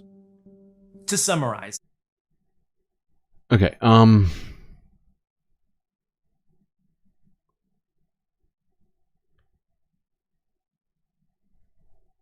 skip ahead to this. Consistently stressed how their decisions were supposedly rooted in best practices, story after story from doctors highlighted a system that was comically inept when it wasn't just outright horrifying. Dr. Calderia once ordered a mammogram for a patient with a carcinoma. The insurance initially rejected the prior authorization after a worker didn't understand basic medical terminology. The person who is reviewing this case didn't know that carcinoma is also cancer. In another case, Dr. Calderia looked into a doctor who kept rejecting her submissions. She had found he switched to insurance after receiving a multitude of complaints against him to the medical board. Others just seem not worth the effort. One doctor complained on social media about needing a prior authorization for a cheap blood pressure medication that only costs a few dollars a month. I just got a prior authorization from United Healthcare for lisinopril. I hope the whole board at United Healthcare gets diarrhea tonight. Steve Cohen has one answer to make sense of all this. Insurance companies have used a strategy for the last 20 years that's known as deny, delay, and defend. It comes from a McKinsey. You know what's fascinating? That says if you deny case, some of it will just go away. What's fascinating about this is this was a video from over a year ago. They didn't make this video in the last week. This is, you know, this is literally from, what is this? Hold on. I have to look. This is literally from over 12 months ago. It's insane. Max had never heard of the term deny, delay, defend, but said it was an unspoken understanding in his line of work. They would never say, let's deny more requests, but would say, let's send more requests to review, knowing that the outcome was the same. And when that happened, patients might give up, or end up switching insurers, or end up in a new year with a new deductible to hit. But more shocking is that companies like Max's aren't just grifting patients, they're grifting the insurance companies themselves. Illegal. Let's take the wheelchair example. If Dr. Calderia didn't properly document how having no legs impaired her patient's walking, she might resubmit with a nice little summation of how her patient could not, in fact, walk without legs. We did 2 reviews in that case, the initial review and the subsequent review. And it doesn't matter that both were for the same patient, because in our data, we'll have 2 requests. And when we're reporting value to our clients, Now remember, the people over at UHC mostly just don't have any sort of medical degree, right? Or medical training, right? They're all business majors, right? They're all people with MBAs. See, you know, like I'm pretty sure the CEO of UHC is just an MBA. Was. I don't think he ever had any medical training whatsoever. The people making these decisions, creating these algorithms are in tech, They aren't doctors. They're not nurses. They're just being told by somebody that this is what they want from a business perspective. They want this system to work in a specific way, and so they do it. Whether or not it's medically justifiable doesn't matter, because it's a business decision. And they don't have, and an IT person doesn't have the capability of determining whether something's medically necessary. That's why people go to medical school. We're showing things like denial rates and then how those trended over time. Those denial rates were simply calculated with the number of denials divided by the total number of decisions. In other words, those two separate requests for a wheelchair end up looking in a spreadsheet like a 50% denial rate. It doesn't matter that the patient got the wheelchair in the end. That one denial that delayed care by days or weeks helps crank up his company's denial rate. Yeah, meanwhile, somebody's literally unable to move. Forced to lay in bed or be, I don't know what, carried by somebody? I mean, what do you do when you have no legs?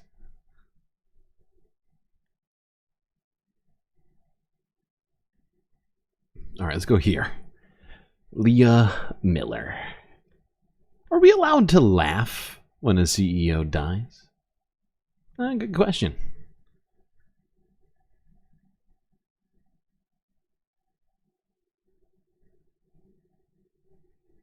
Americans are very mad about the state of our healthcare system, and CEOs are apparently just realizing this. Jokes, memes, and SNL segments are being condemned as insensitive to the family of Brian Thompson, a 50-year-old United Healthcare CEO who was gunned down in broad daylight in Manhattan last week. Thompson was in New York for United Healthcare's annual shareholder meeting, but at least, as one online commentator put it, he died doing what he loved, increasing shareholder value. Today, we're going to answer the age-old question, is it okay to laugh at the death of a CEO? We'll also get into the ongoing manhunt for the shooter who some people are calling the copay killer, and we'll uncover the boiling fury rising to the surface for working-class Americans. Is this class consciousness? Let's get into it. For better or for worse, I've been glued to the news lately, but it can be hard to spot the bias in the news that I'm reading, and I'm definitely guilty of falling into my echo chamber. And depending on the bias of your news... Damn it, Leah. Why do you have to do this to me right now? Okay, I think... Wait, did I pass it? I think I passed this. Yeah, okay. Here. Today's partner, Ground News. Oh, damn it, Ground News still. News. They offer helpful content. Damn you, Ground News.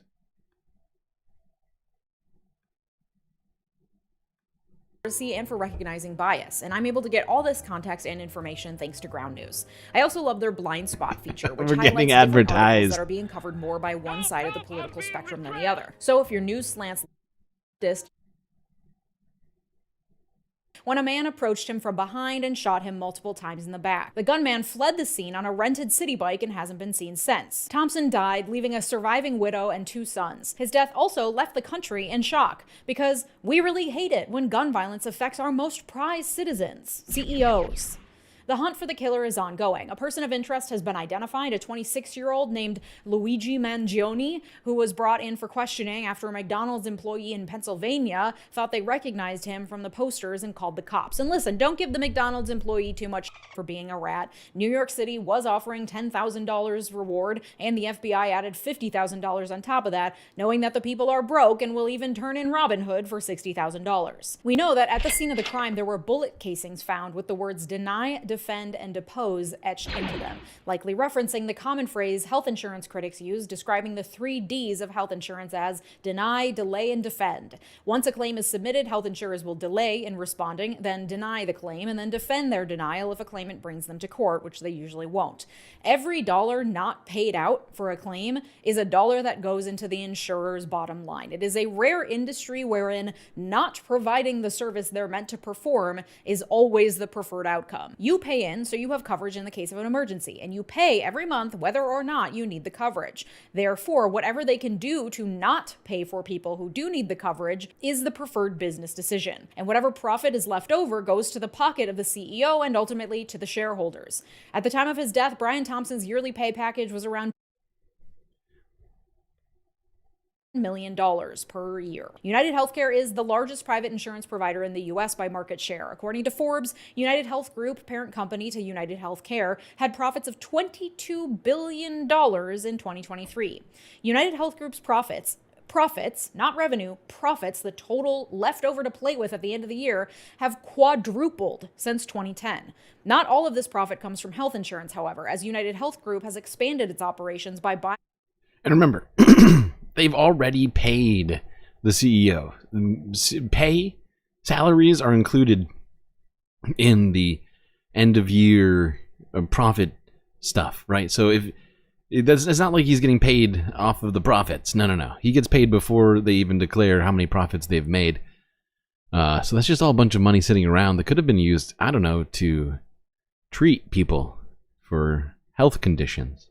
Competitors its services, meaning it buys up related companies so it can control more aspects of the healthcare market, including owning doctors groups, pharmacy benefits, and more. It is, in fact, currently facing an FTC lawsuit accusing it of violating antitrust laws in its latest attempted acquisition. Brian Thompson, United Healthcare's CEO, was under investigation for insider trading, having dumped $15 million worth of stock before the federal antitrust investigation was publicly revealed. While under Thompson's leadership, it's alleged in a lawsuit filed in November 2023 that United Healthcare started using an AI program to systematically deny coverage to elderly patients on a Medicare Advantage plan, despite the fact that the AI algorithm has a 90% error rate, and the company allegedly knew about it. They knew about it but did nothing, knowing that only 0.2% of policyholders will appeal their denied claims, so allowing the AI algorithm to run rampant would go largely unchallenged. This algorithm likely played a hand in earning United Healthcare the title. I analogize it to a healthcare company is waging war against the time of poor people, right? Because of course, poor people have no time to do anything but work and sleep and eat and take care of kids, and you start trying to chip away at that. It's a war of attrition.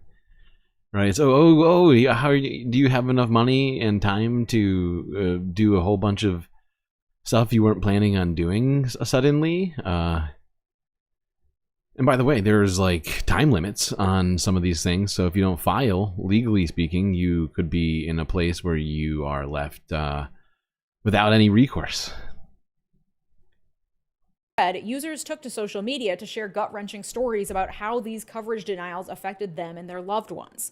With this background, it's no wonder why news of Thompson's death was met with resounding cheers from much of the American public from across the political spectrum. The Facebook post by United Healthcare announcing his death received 23,000 laughing emojis before being taken down. Commenters quipped, "I'm sorry, prior authorization is required for thoughts and prayers," and Blam. "My empathy is out of network for this one." When images of the alleged shooter were released, the fervor only grew from there because it turns out, despite the graininess of the images and the fact that half his face is covered in some of them, the shooter might be dreamy.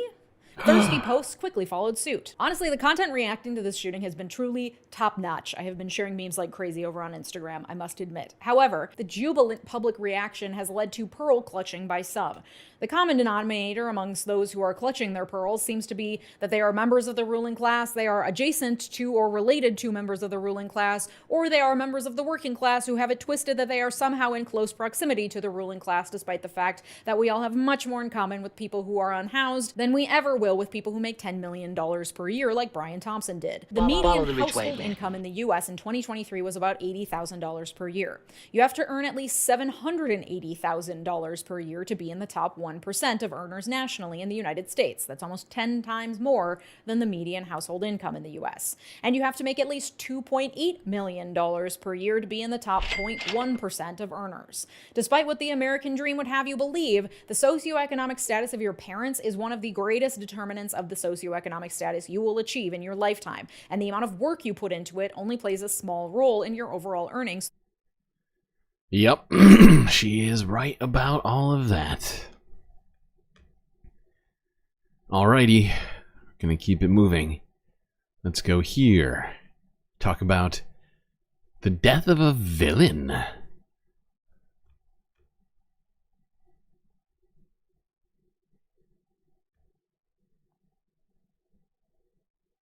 At the Majority Report. Maybe. Hey, my name is Ava. I'm from Miami, Florida. Ava from Miami, what's on your mind? Yeah, glad to get through though. I've tried a few times. I come from like a kind of a unique little background because I'm an RN, and I've worked both military and civilian medicine. And, TRICARE being a sort of Medicare for active duty and family of military members, I see that it works much better than the privatized, private insurances. So the idea that this CEO was actually using AI to get all these denials, it's just, it's just so telling that this is a robbery. This is not acceptable. And that people still will, kind of understand it and deal with it. I don't understand that. I guess until you have to file for bankruptcy because your medical bills are so high, is when you know what that means. What you feel right. it, and you your life's destroyed, and basically, and if you don't pay it, they'll come after your house and whatever.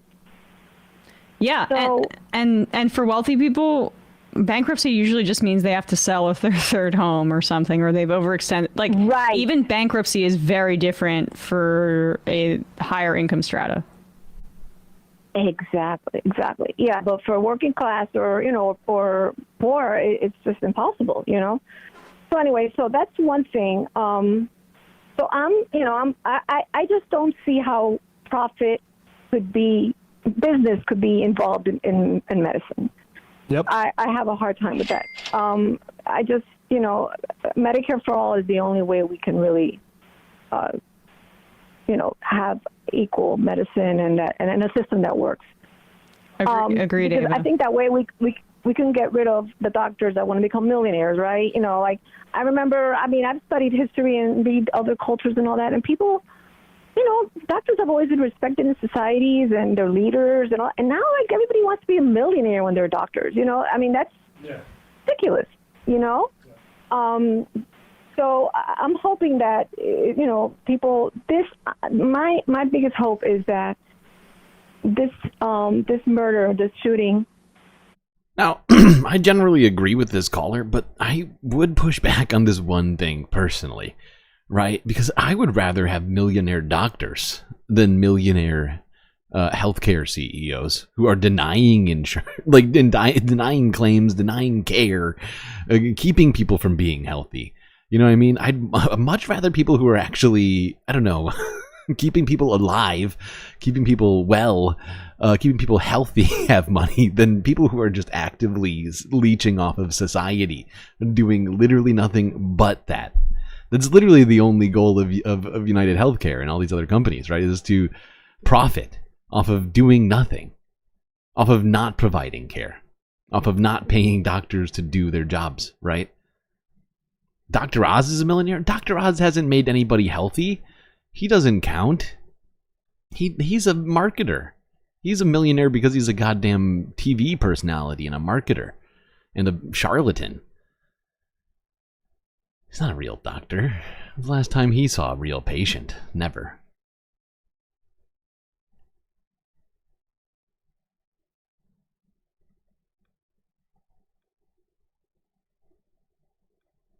Well, I don't even call it a murder. I call it more like a killing that was necessary. I'm sorry, but I just feel that way.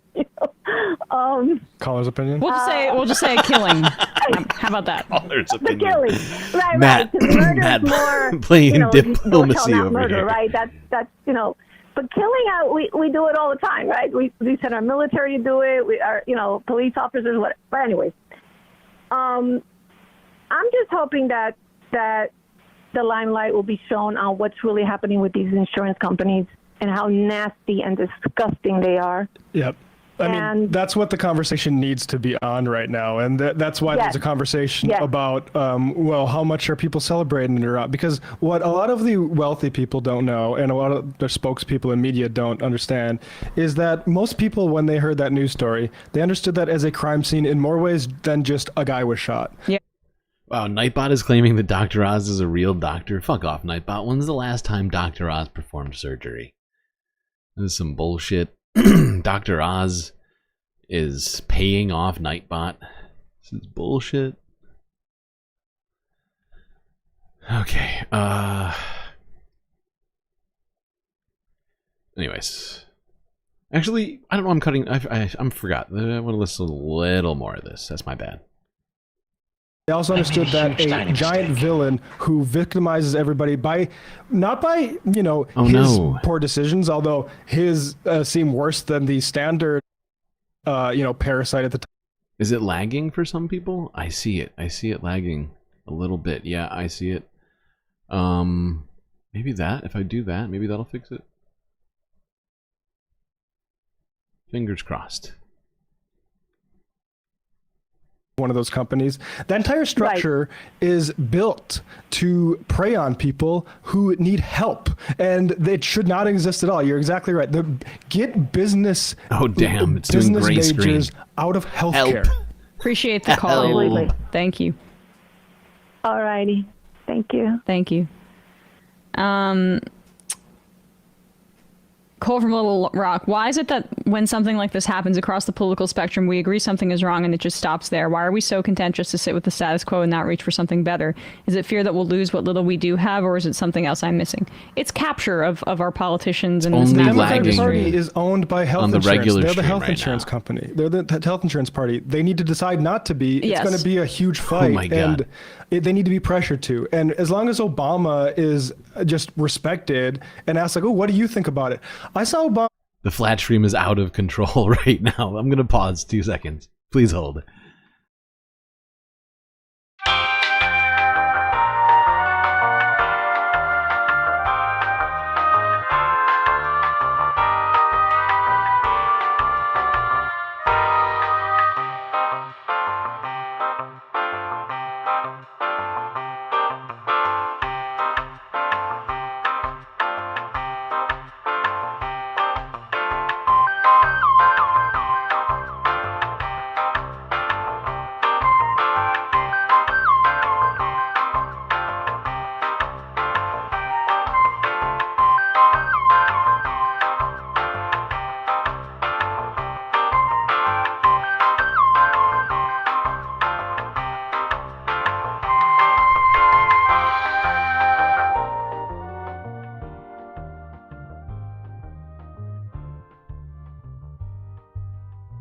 on Tyrese Halliburton's podcast before the election, and the hope and change stuff was gone. The new line was, you need to be concerned about the things you're not seeing, like a lady getting prescriptions down the street that wasn't getting them before.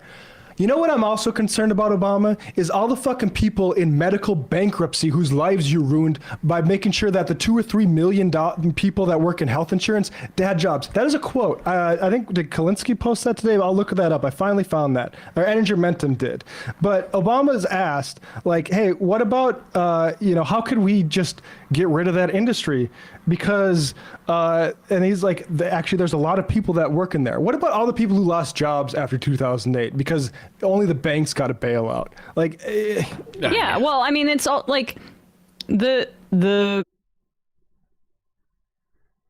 yeah, or all the stores that were closed by, Walmart and Amazon. What about those people that lost jobs?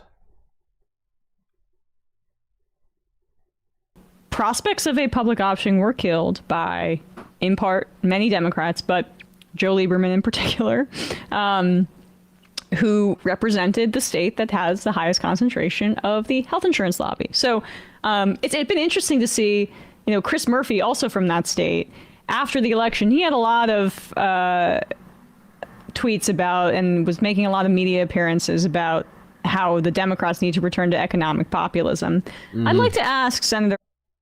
It's a great point. They do. We've been talking about it now for too long. It's out of control. how much of the Democrat Party is captured by big money interests and healthcare companies, insurance lobbies. It's insane. Now let's see what another right-wing voice had to say about this. Somebody who we heard from earlier on, Daniel Penny, who, if you recall correctly, said something like, thank God, thank God, thank God, Daniel Penny is innocent. Here's Ben Shapiro on all of this.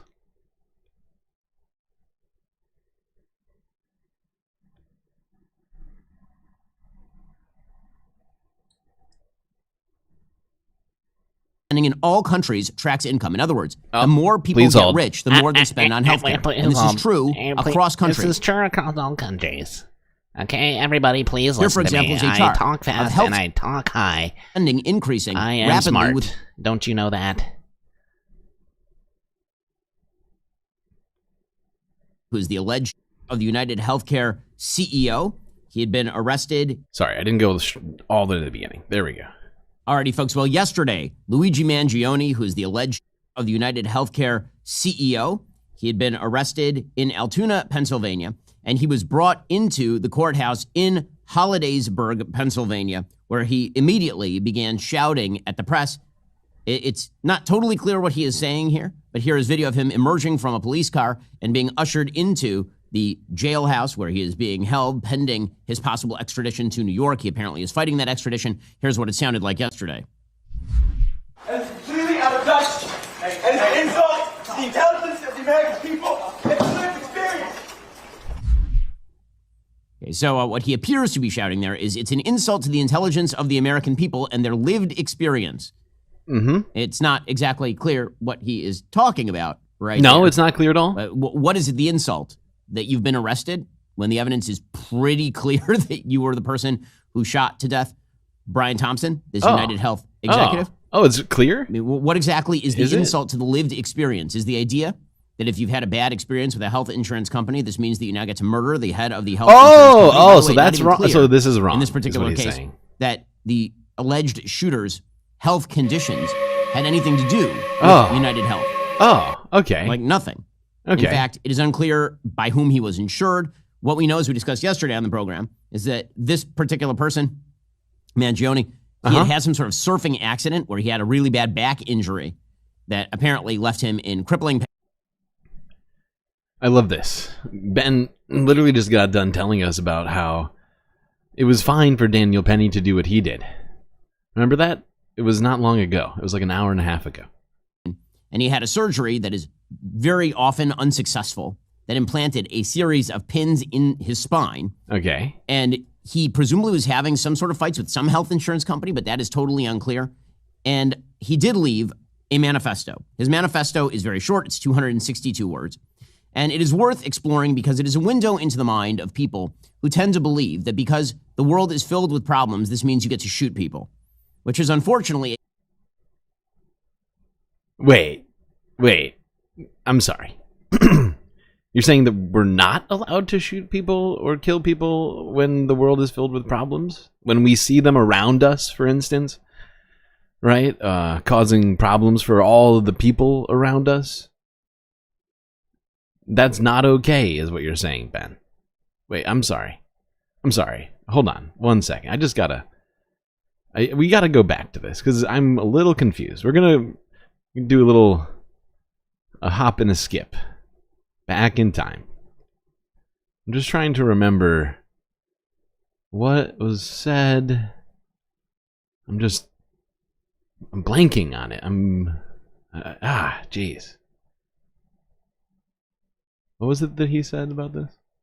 Alrighty, folks. So the Daniel Penny verdict is in. He has been acquitted. Thank God. Thank God the jury did the right thing. I'll bring all the details in just 1 second. First, this is your reminder that DW Plus gift memberships are 40% off. That is truth, premium entertainment, investigative journalism, all in 1 year. A year of Daily Wire Plus, truly the perfect gift for the holidays, even if it's for yourself. Head on over to dailywire.com.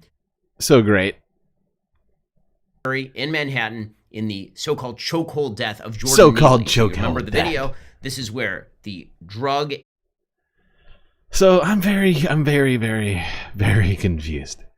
So in this case, when, as he alleges during this discussion, that Jordan Neely was just protecting the people around him, he was just a hero. He was just Batman on a subway. You know, he just took it into his own hands. That's fine. Thank God he wasn't put in prison for this. He wasn't found guilty of murder, because of course this was not murder. This was a justified act of violence, justified by the impact on the world around him. The horrible, horrifying impact which he was subjected to, which other people were being subjected to by one man. And that was a justified thing.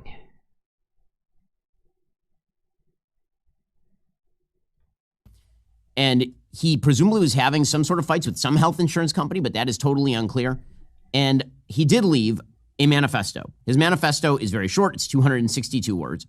And it is worth exploring because it is a window into the mind of people who tend to believe that because the world is filled with problems, this means you get to shoot people. Oh, which is unfortunately God, you're a right. growing Oh my, sentiment how dare they? on the left and even some parts of the right. So here is what the alleged shooter actually wrote. Quote, to the fact, Even some I'll keep parts this of the right, like yourself, Ben, two seconds ago. Literally. Oh, this is hilarious. I do respect what you do for our country. To save you a lengthy investigation, I state plainly that I wasn't working with anyone.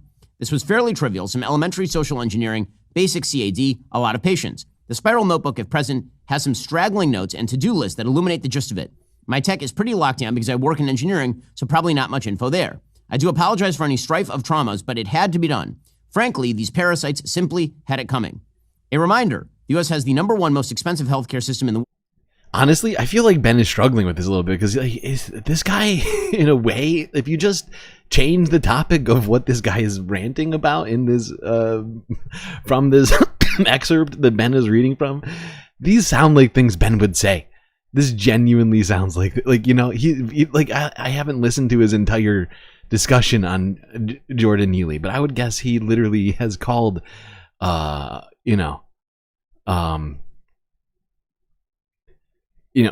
people,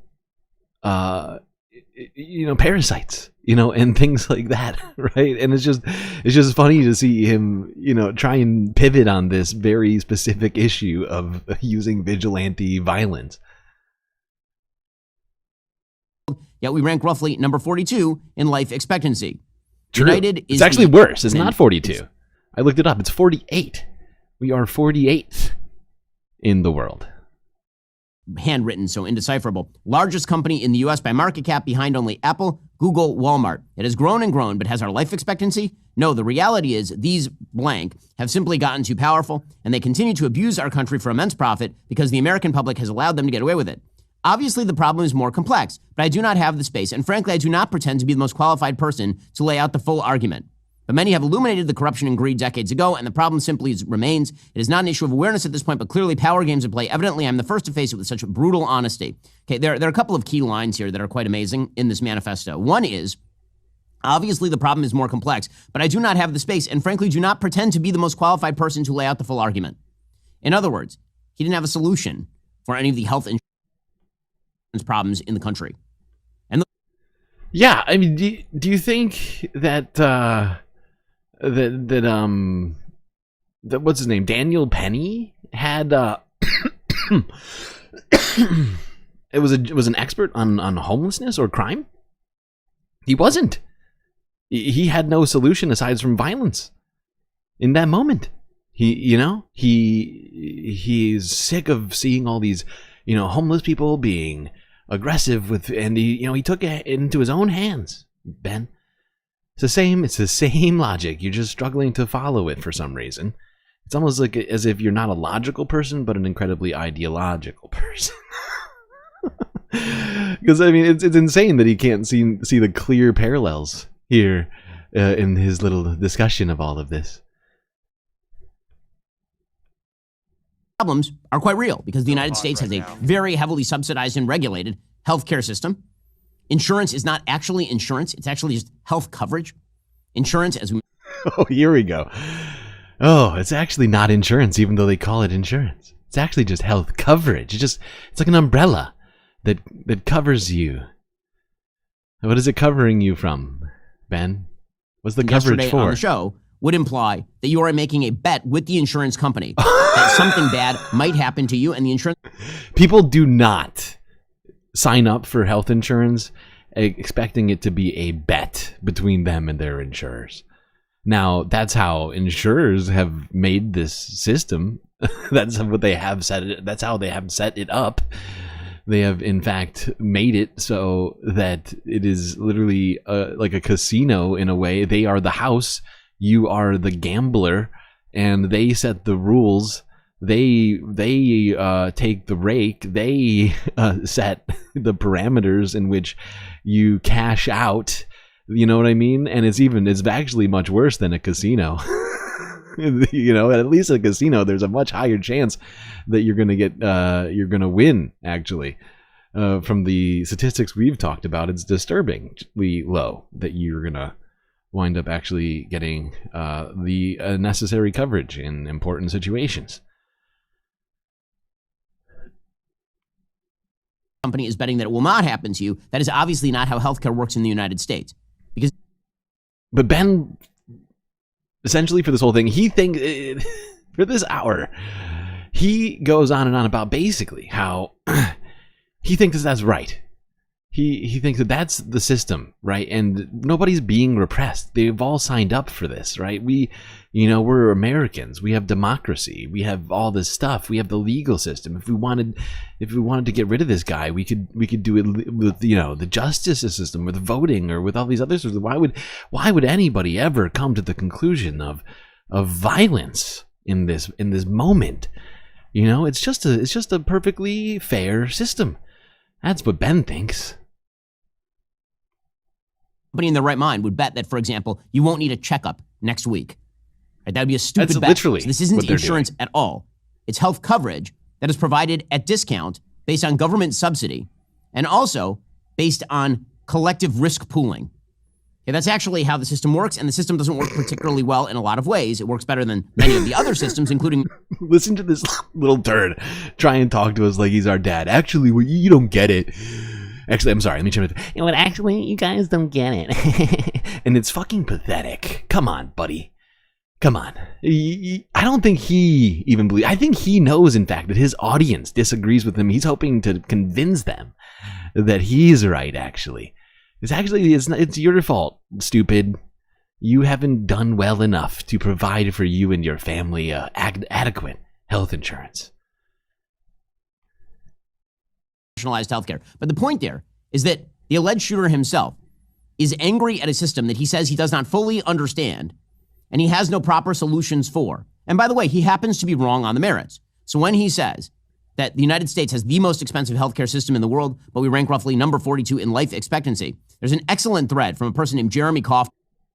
I don't know who Jeremy Kaufman is, but the facts are, that is literally the facts.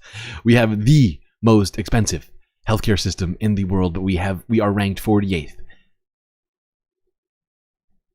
in life expectancy. We are going down. We have been going down. And especially for millennials, younger generation are experiencing this.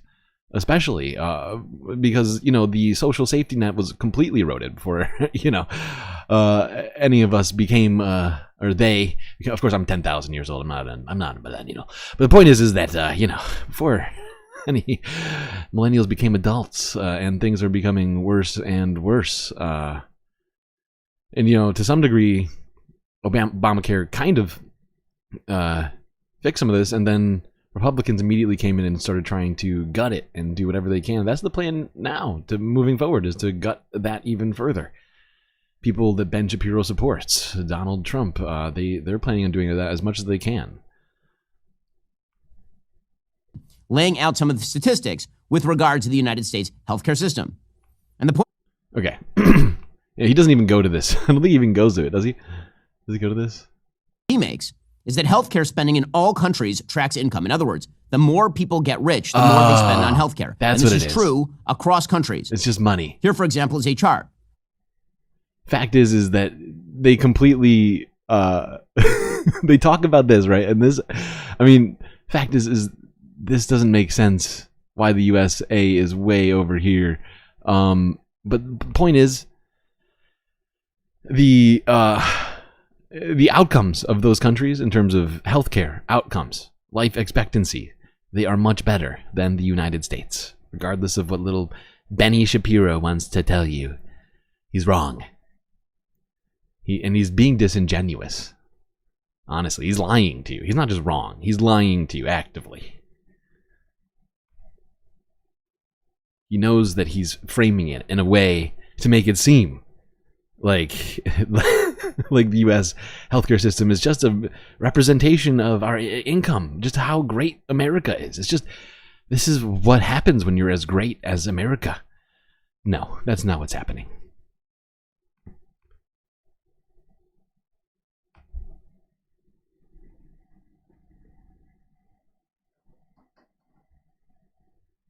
I cannot pay my family on a promise.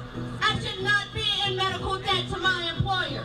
That's Nyla Payton. She's a mom of 3, and her employer is a nonprofit hospital. I've given blood, sweat, and tears to UPMC, all for me to give my hard-earned money back to them. That's not right. UPMC is a healthcare giant. It employs more than 92,000 people, has an operating revenue of about $26 billion. And as a nonprofit, it's technically supposed to provide affordable healthcare to the people who need it most.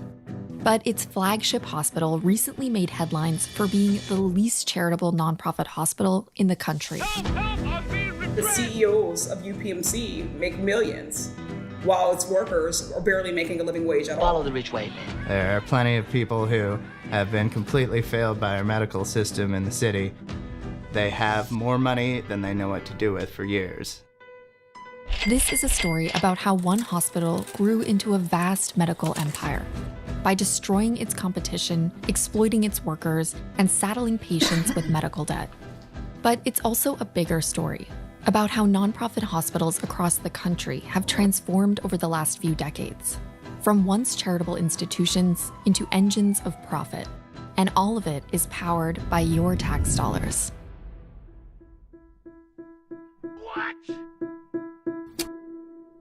Nonprofit hospitals have been around for a long time, but they used to have a noble mission. This is UPMC Presbyterian, the first UPMC hospital, founded in 1893. Like most hospitals at the time, it was largely focused on one thing: providing affordable medical care for anyone who needed it.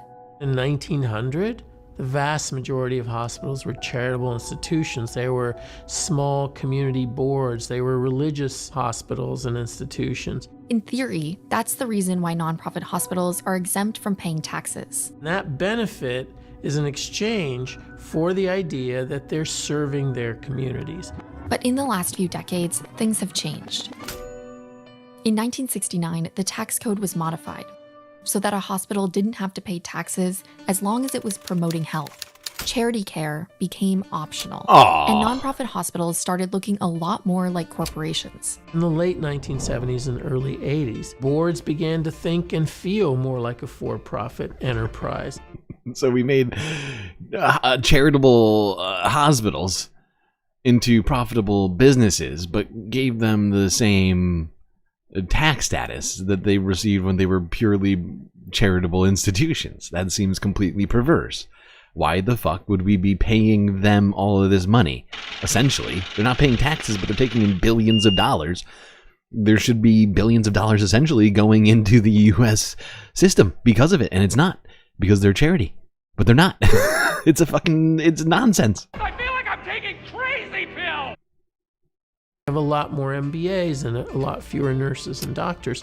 Today, nonprofit hospitals are big business. So-called nonprofit hospitals are actually making a lot of money. Acting more like a Fortune 500 company, reaping big profits. There are institutions that are legally nonprofit that are making millions and millions of dollars, but what's being reported as their charitable contribution is generally quite modest. So Vikas Sani and his colleagues at the Lown Institute decided to take a closer look at just how far some nonprofit hospitals have strayed from their original mandate of giving back. They looked at over 1,700 nonprofit hospitals nationwide and calculated what they call the fair share spending of each. Oh boy, here we go. If a hospital took more money in tax breaks than it gave back to the community, it had a fair share deficit. And one hospital came out on top. UPMC in Pittsburgh has a fair share deficit for the whole system of $490 million. Jesus That's a lot of money. Christ. That would go a long way Oh my to affecting God. the health of the surrounding community, maybe the entire state of Pennsylvania. In Pittsburgh? Meanwhile, UPMC's $500 million former CEO made would, I think, solve $12.9 most of million in Pittsburgh's healthcare 2021. problems. It's a nonprofit hospital paying exorbitant A year. executive pay. Well, that's your Or judgment. that's not over time. That's a year. It's a $500 million a year deficit they're receiving in tax breaks over what they're contributing charitably. What does that add up to over time? In 10 years, it's $5 billion. I'll tell you that much. I think my board determines what the appropriate compensation is for me and for all the other executives. In total, top executives raked in $225 million in 2021, more than double what UPMC spent on charity care that year. That's enough money to keep hundreds of rural hospitals open, or to cancel the medical debt of hundreds of thousands of patients. Kind of scared to even look. Of course, they're choosing to do whatever they can to continue to enrich themselves and not be charitable. It's insane the way that the supposed charitable branding, if you will, the tax code around charities has been manipulated to just enrich a certain group of people. It's disgusting. All right, let's go here. This is from a little over a year ago. Dr. Glaucomflecken. It's a fun word. Dr. Glaucomflecken.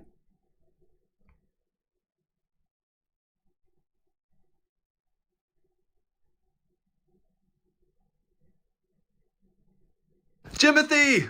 Yeah, boss, what's up? I've got great news. Really? What is it? We denied over 300,000 claims in the last 2 months. What?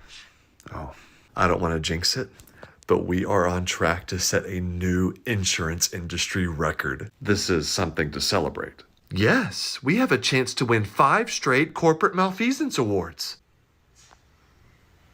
How is it possible to deny that many claims? Oh, we have an automated system. If there are any mistakes in clinical documentation, claims are immediately sent for review. Oh, okay. Then a physician looks through it to make sure it's an appropriate denial. Jimothy, did you not see my air quotes? I did. I was just hoping you didn't know what that meant. Our medical directors just deny all of them immediately. So they're not looking at any clinical documentation before they deny a claim. Nope. That's just click and too submit. much. Our medical directors can deny a claim in 1.2 seconds, which is well below the industry standard of 1.5. That doesn't That's disgusting. seem possible. It is disgusting. It is disgusting. 1.5 seconds. It should take many minutes to do these sorts of things. Denying claims in a second or two? Come on. Come on. There's literally no physical way to assess whether or not a healthcare claim is justifiable in a second and a half. Which is well below the industry standard of 1.5. That doesn't seem possible. I know, right? They click so fast that many of our doctors need treatment for index finger arthritis, which, of course, is not covered by insurance. But why are we just blanket denying everything? That's the best part. The appeal process is so confusing that only 5% of denied claims are appealed. We save so much money by making our customers pay out of pocket or go bankrupt. Well, Somebody's got to go bankrupt, really. Gotta go bankrupt, but it won't. Jesus Christ. Oh, God. You like the aquariums? I'm glad you like them. I'm glad everybody is noticing the things I've been doing over here. All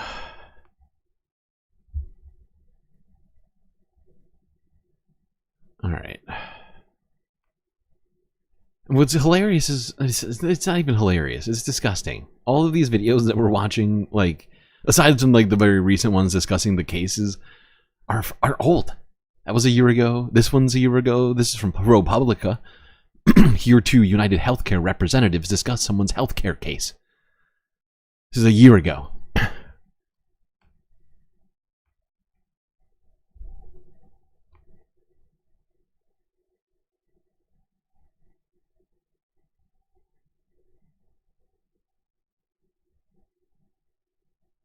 He states that it's not medically necessary treatment.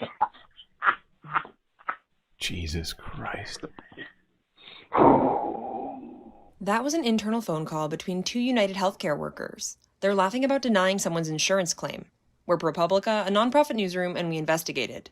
The person they're laughing about is Chris McNaughton. He was in college when he was diagnosed with ulcerative colitis, a chronic autoimmune disease. It took him a really long time to find meds that put his disease into remission. But when he finally did, United flagged Chris's case as a high-dollar account. Jesus. Ultimately, United said it wouldn't pay for his medicine because it was not medically necessary. When I started that treatment, I think I had literally failed every other ulcerative colitis medication. So it would almost seem that it was the very definition of medically necessary and then nothing else had worked. When United turned down Chris's claim, his medical bills were running nearly $2 million a year. So Chris did something few people ever do.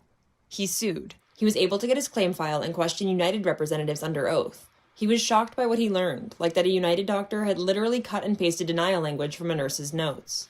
That's under RN recommendation. I usually copy that and paste it if I agree. That doctor said he's done over 10,000 denials for United, and he didn't Copy usually look at and the medical paste. records. He just signed his name. Chris's Disgusting. records revealed another United doctor who actually agreed with Chris's physician was ignored. United had paid for that doctor's opinion, but when the company didn't like what it saw, it buried that report. Chris also got emails and audio recordings, like the one at the beginning of this video.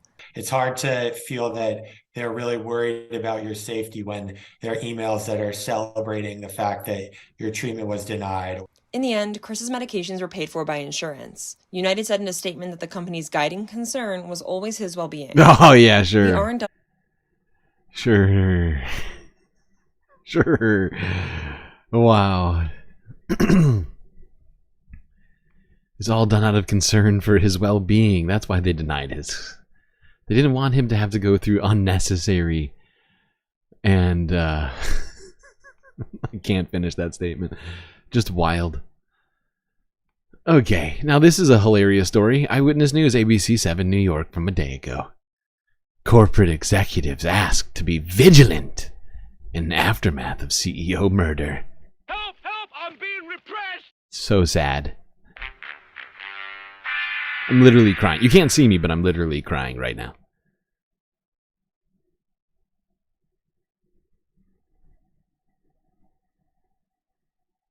Top of our newscast, we talked about the environment of hate and violence now aimed at other health-related companies. Some of them watching as pictures of their CEOs are posted with threats against them.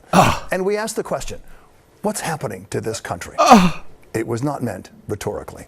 NJ Burkett with a raw look at where we are, how we got here, and how we can get out of it. He's in Lower Manhattan for us. Newt. Well, Bill, the murder, of course, sent a shiver through executive suites here in New York City. And Oh, the poor, word of the arrest those came as an enormous relief. Oh, it's hilarious. A shiver. Oh, this wintry shiver through those cold, cold executive suites. Oh, yes, I'm sure it's very cold in there. Can't afford heating anymore with all those billions of dollars. Here in New York City, and yes, word of the arrest came as an enormous relief. But the NYPD is warning corporate leaders that the threat to them is not necessarily over. NYPD commanders say the risk to corporate executives is undeniable. That last week's public execution of Brian Thompson in Midtown could inspire others. Oh my God. Anarchy. CEOs walking around in fear? However are they to get anything done? Oh, this is tragic, folks. I am Can you tell just how upset I am by this? I mean, how is society to function without CEOs?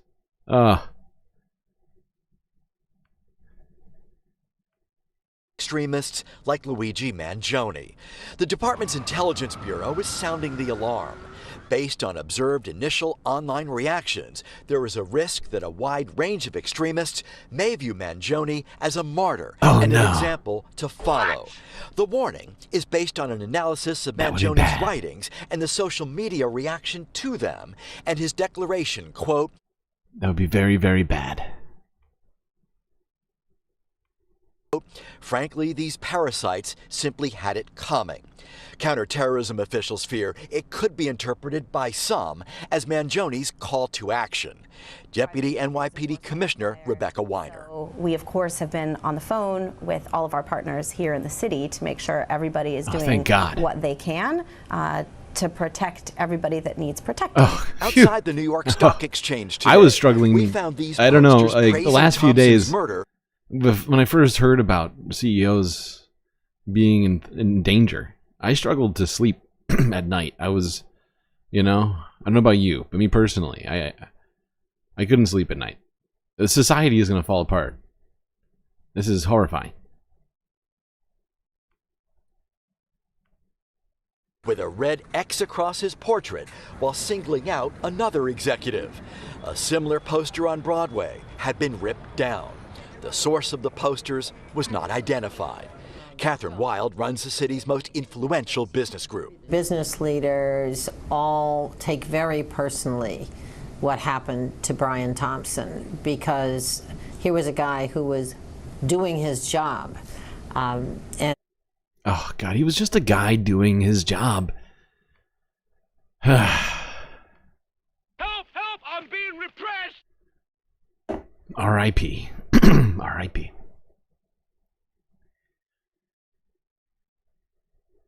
Okay. Oh, we have one last story before we really do have to take a break. We are so deep into this. We haven't taken a single break. 2.5 hours uninterrupted content. Truly crazy. Last story of the half. Long Island woman arrested for allegedly running unlicensed dental office from apartment. A woman on Long Island is now facing charges after police say they busted her for running an unlicensed dentist office out of her one-bedroom apartment. Yeah, this is what it looked like inside 70-year-old Gladys Serrano's home. Police discovered a dentist chair in the middle of her kitchen surrounded by drawers full of instruments, including empty vials of medication and used dental needles. This afternoon, we're learning more about some of the operations she performed. Long Island reporter Shantae Lands live in Mineola with this story. Shantae.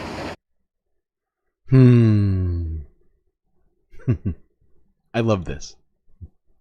I love that this happened 23 hours ago. Right around all of this happening. It's fascinating. Because, think about it. This woman only exists. She's only able to exist to do business as an unlicensed dentist, right? The only reason she can do this is because of our healthcare system.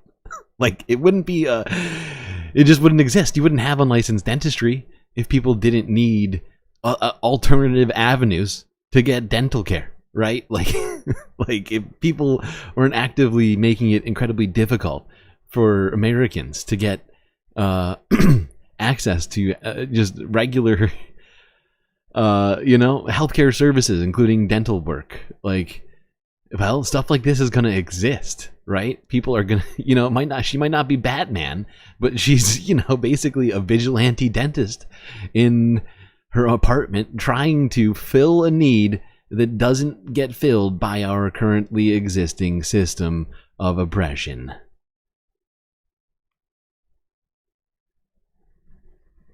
And ABC is outraged by the existence of this would even happen. How could this happen?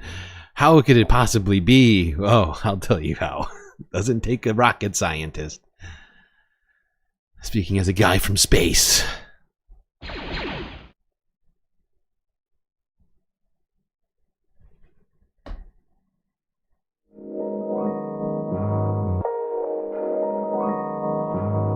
Alright, space break, people. If you haven't already, hit that like button.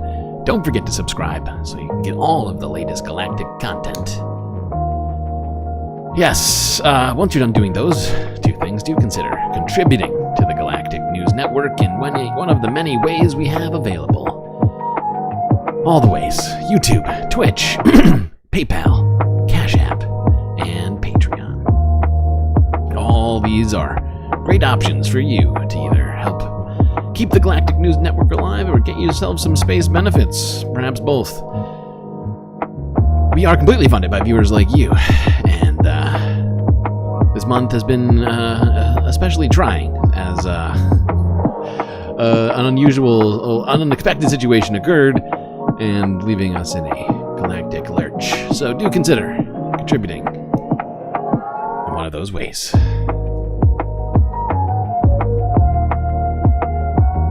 Alright, chat, grab yourselves a drink, maybe a snack, and I will be right back.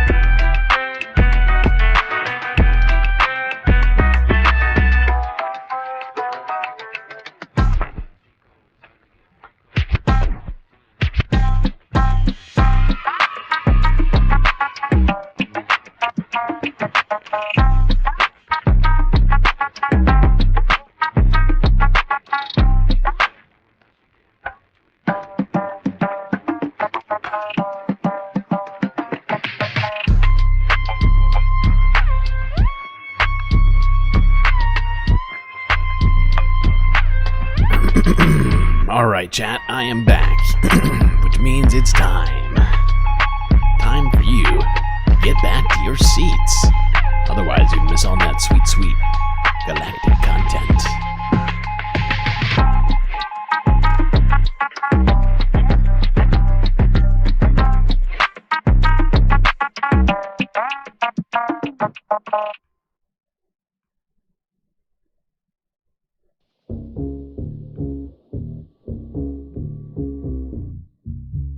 I'm going to save this story for tomorrow. I'm going to go straight into talking about some of the political news of the day here in the second half. I'm afraid we got some things to talk about that here. Stuff been going on last couple of days. Probably going to have to skip over at least a couple of these, just because these two main stories we were talking about have taken up so much time. And we've got so many stories to talk about today. That's what happens when I don't do a stream for 2 days in a row. Was it two days? Or was it 3 days? I think it was 3 days, which is insane. All right, let's go here now. Talk about some of the things going on Capitol Hill, where apparently Trump picks have been blitzing the Capitol in an attempt to get themselves the sweet, sweet nominations, Senate confirmations. I mean, and, you know, people like Kash Patel, who in fact looks like he is on his way to definitely being the FBI director starting in January of next year. Some of President-elect Trump's cabinet picks are expected back on Capitol Hill this morning. They're looking to garner more Senate support ahead of their confirmation hearings. That includes Trump's pick for FBI Director Kash Patel. Pete Hegseth and Kristi Noem are also looking to secure more votes this week before Congress goes dark for the winter break. CBS News senior White House and political correspondent Ed O'Keefe is in West Palm Beach, Florida. He's tracking all the developments for us this morning. So Ed, let me begin with Kash Patel, who's really been making the rounds, much like another controversial pick, Pete Hegseth. It seems as if most of his selections, the president-elects, are staying the course, ignoring their critics, ignoring sort of the controversy, and that seems to be working. It does, because while critics may critic, they've only got to worry about 53 votes in the Senate, those 53 Republican senators who can vote yay or nay. And as long as he's got a majority of the Senate, or she, those nominees should be fine. And so that's why you see them making these methodical visits to key members of the committees first that would consider their nomination, and then eventually perhaps the full Senate. And we should point out that in most of these cases already, they've extended invitations to meet with Democratic senators who at least so far have passed up the opportunity, although we'll continue to track that. Kash Patel, the latest to join the fray, Tulsi Gabbard as well. Patel meeting yesterday, for example, with a senior member of the Judiciary Committee, John Cornyn of Texas, who came out and said, you know, you've heard all this stuff about how he wants to blow up the FBI or fire them all. He said, I think you would hear from Patel more directly now that that's just conjecture, and you should ask It's just conjecture. Well, we spent so much time on Kash earlier. I don't think we have to go too much over him, but the fact is that is not even close to being conjecture. That is his firmly held personal beliefs and desires. I mean, he's got a whole bunch of other stuff that he also wants to get done. I think this is a video from the actual meeting they were having here.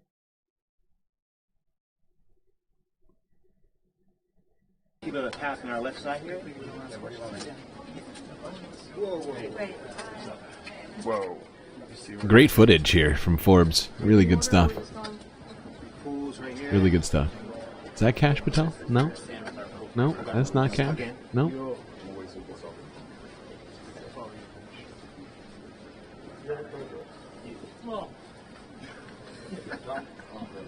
Forbes doing such a great job with this footage. Oh, there he is.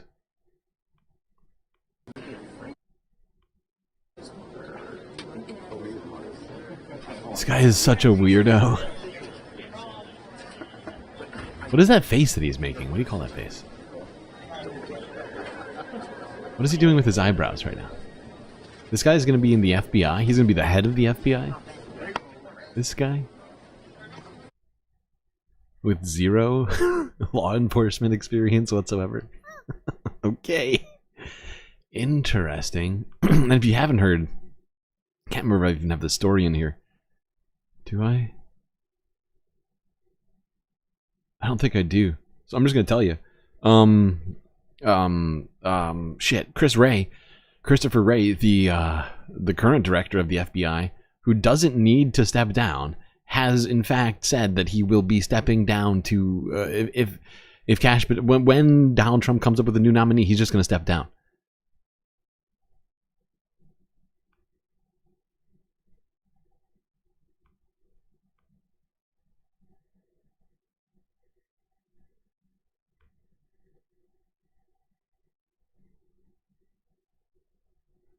Sam Cedar, Emma Vigeland on the Majority Report. It is a pleasure to welcome back to the program Jeet here, National Affairs Correspondent, Nation Magazine. Jeet, we're going to be cruising next week. Yeah. Sorry, Emma. The Cedar, yeah. I mean, I'm thinking I'm going to have like 7 days on the open waters with Sam Cedar, but it's not enough. I also have to go on the program a day early. Yes, she's going to prime up some of those conversations we'll be having over the course of the week. I mean, really, you're just here to taunt me about how much sun you guys are going to get. I mean, I'm. Yep.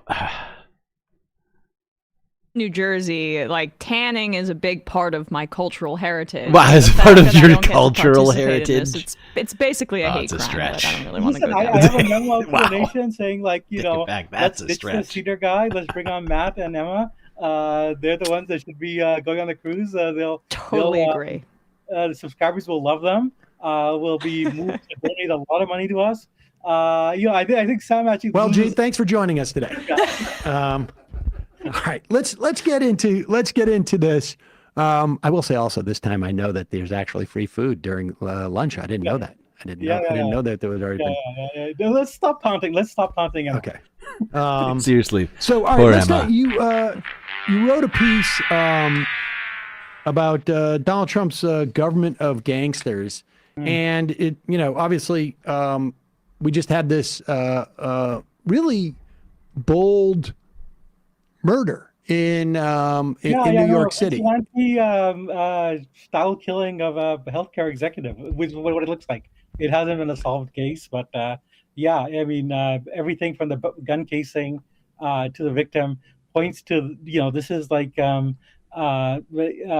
return to basically the late 19th century. Also, an age of great inequality where social progress had stalled, and where the working class members of it went on a spree where they killed a lot of politicians and also a lot of wealthy people. I think the same process applies in both cases. That I mean, this is what happens when you have a socially Darwinist society where people have really no path forward, and where they wisely decide to give people a lot of guns and ammunition and high-powered military-style weapons. And the amazing thing to me is, even if it's not that, this person knew enough to write that on the shell casings, the response is, sort of like speaks more, it seems to me, about that dynamic than even if the guy was inspired to do it because of that. Yeah, no, absolutely. I mean, and again, I mean, there are historical echoes here. There's always been the sort of outlaw's hero. In the 1930s, guys like John Dillinger, Bonnie and Clyde, Pretty Boy Floyd, they were folk heroes. People wrote songs celebrating their antics. As Woody Guthrie said about Pretty Boy Floyd, some people rob you with a six-shooter, some people rob you with a fountain pen. Yep. And Donald Trump's incoming government here is going to be, I think, a little bit of both. In a Trumpian way, he had a multiracial right-wing movement, and it was because he's the guy who gives the finger to the system. And the fact that if you throw the law at a guy like that, if you say, if you have an anti-system politician versus Robert Mueller and James Comey, you're actually giving more strength to the anti-system politician. one thinks of Marion Barry as well. Like, you know, again, a video of him smoking crack, but he said, oh, they set me up, and he was right. There was actually FBI entrapment because the FBI does not like black politicians. And, you know, he went to jail, he came back, and he won again because he was the voice of those who hate the system and want to give a middle finger to it. And Democrats, the whole way they campaigned against Trump, they never said, the only one who says this is Obama, who's actually very shrewd. He doesn't Trump is not a real billionaire. He says Trump is this fat cat who lives in this mansion with a gold toilet, like, which is exactly how Obama ran against Mitt Romney. You know, Romney is this multimillionaire who made money, you know, like offshoring jobs and turning the Midwest into a wasteland, which is true. The Democrats have never tied Trump to the system. They have made him an anti-system person. They're the ones who made him convincing because they decided it's more important to get Liz Cheney voters and to get, the suburban moderates, and that's how we will win. Well, you know, we've seen it 2 out of 3 times. Does not work.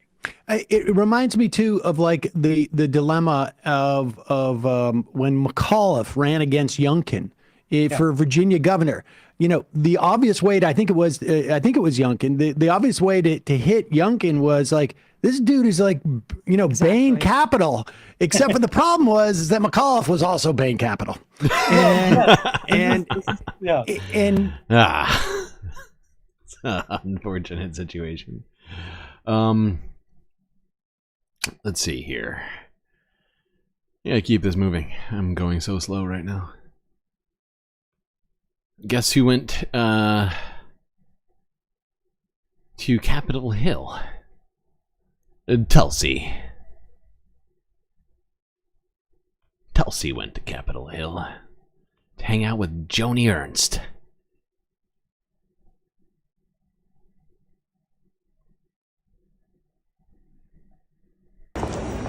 Are you at all worried about your... What in the fuck is happening? Why is this happening? Are you at all worried about your confirmation? Are you confident that you'll be confirmed? Have you spoken to President Trump? Wow, come on, Tulsi. What's the problem?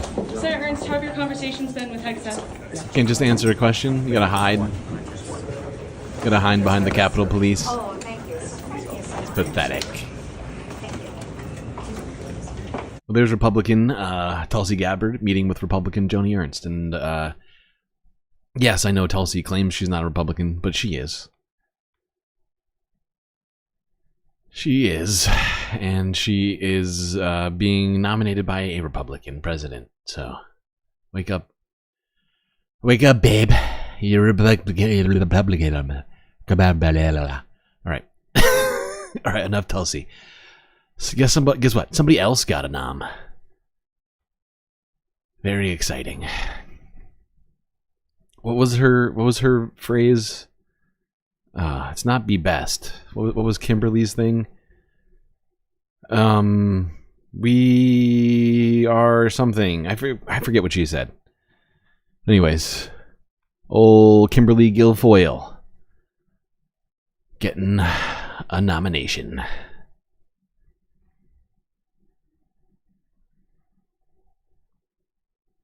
Ladies and gentlemen, yes. Leaders and fighters for freedom and ladies and gentlemen. This lady. Ladies and gentlemen, leaders and fighters for freedom and liberty and the American dream, the best is yet to come. All right, it's kind of hard to forget that moment from Kimberly Guilfoyle at the 2020 Republican National Convention. And while several reports say that her relationship with Donald Trump Jr. They are going to need a cocaine vending machine at this administration's White House.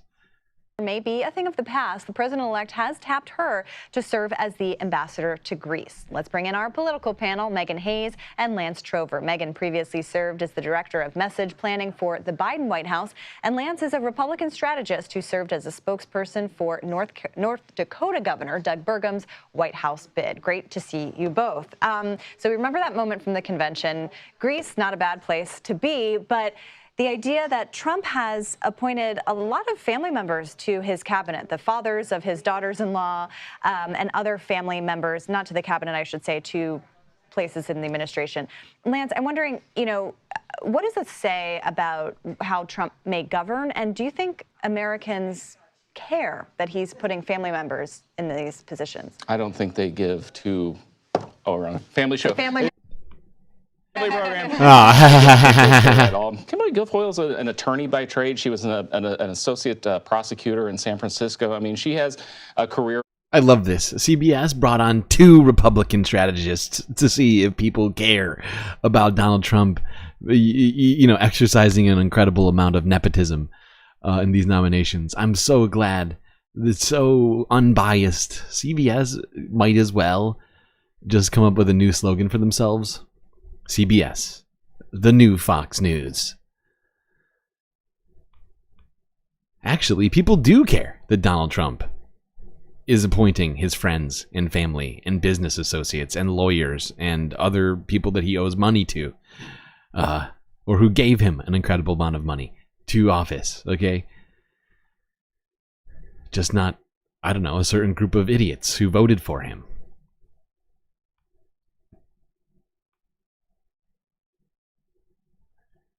All right, let's see how things are going for Pete Hegseth over here. As it turns out, things are getting better for old Pete somehow. Hey, Looney Tunes, thank you for the resub. The tide may be turning in favor of one of President-elect Donald Trump's controversial cabinet picks. National correspondent Matt Galka has the details on what's changed for the possible next Secretary of Defense, Pete Hegseth. It hasn't been great. Pete Hegseth, Donald Trump's pick to run the Department of Defense, has new momentum on Capitol Hill. His rollout after Trump chose him as his top man to lead the Pentagon has been mired in controversy, with past scandals Hegseth has denied, ranging from sexual assault allegations to drinking on the job to mismanaging money, dogging the former Army National Guardsman and Fox News host. He doesn't currently believe that he has a problem. He has in the past consumed alcohol, but I don't think he would. He has in the past consumed alcohol? Or in the That is not the allegation that he's in the past consumed alcohol, you dumb fuck. So disingenuous, these motherfuckers. It's gross. Nobody claimed that the drinking of alcohol at one time was the problem.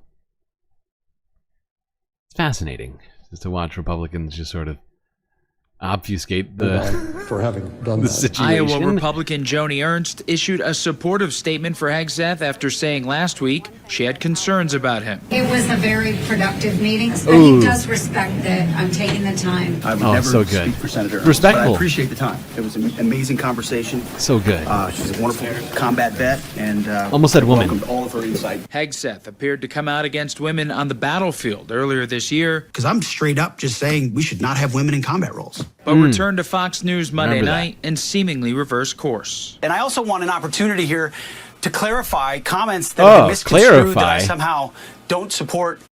Clarify. I mean, they were incredibly clear. Can we hear them again? On the battlefield earlier this year, Because I'm straight up just saying we Straight should not up. have women in combat Straight roles. up. but returned to Fox Straight up. News Monday night and seemingly reversed course. And I also want an opportunity here to clarify No, we don't comments need that have clarity. been misconstrued that I somehow. We don't need clarity. You just told us straight up women shouldn't be in combat. Why would we need more clarity than that? Straight up? What's more clear than straight up? I don't know. I'm confused. Future Secretary of Defense, that guy. All right, let's go here. Horrifying news story. Mitch McConnell. Terrible fall. Thanks, Senator Oh, Klobuchar. wait, Senator sorry, Kennedy. wrong one. Thank you. No, fuck off. We don't have time for you right now.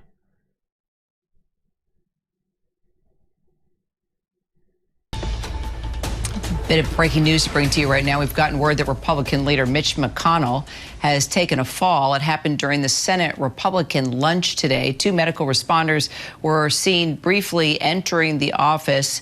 Afterward, they have now left. Our Jay O'Brien is on the Hill. Jay, what more do we know? Yeah, Kira, we know essentially what you know, which is that Mitch McConnell had that fall during the weekly Senate Republican lunch. Obviously, it was in the view of the Senate Republican Conference and his colleagues. He is currently in his office. Last we were aware, he was visited briefly by 2 medical responders who went into his office, briefly visited with McConnell, and then left. John Thune, who's the incoming Senate Majority Leader who is taking over for McConnell, has said that McConnell is fine and that he's in his office. That is the people, they don't understand just how difficult it is to walk on stairs and on hallways. They don't. I mean, most people, they struggle with walking, and it's totally normal for a man with a great deal of power to constantly be struggling with simple tasks like walking or standing or wait, where am I again? Hey, is this? Where's my mom? Hold on. What's happening? Eddie submitted it.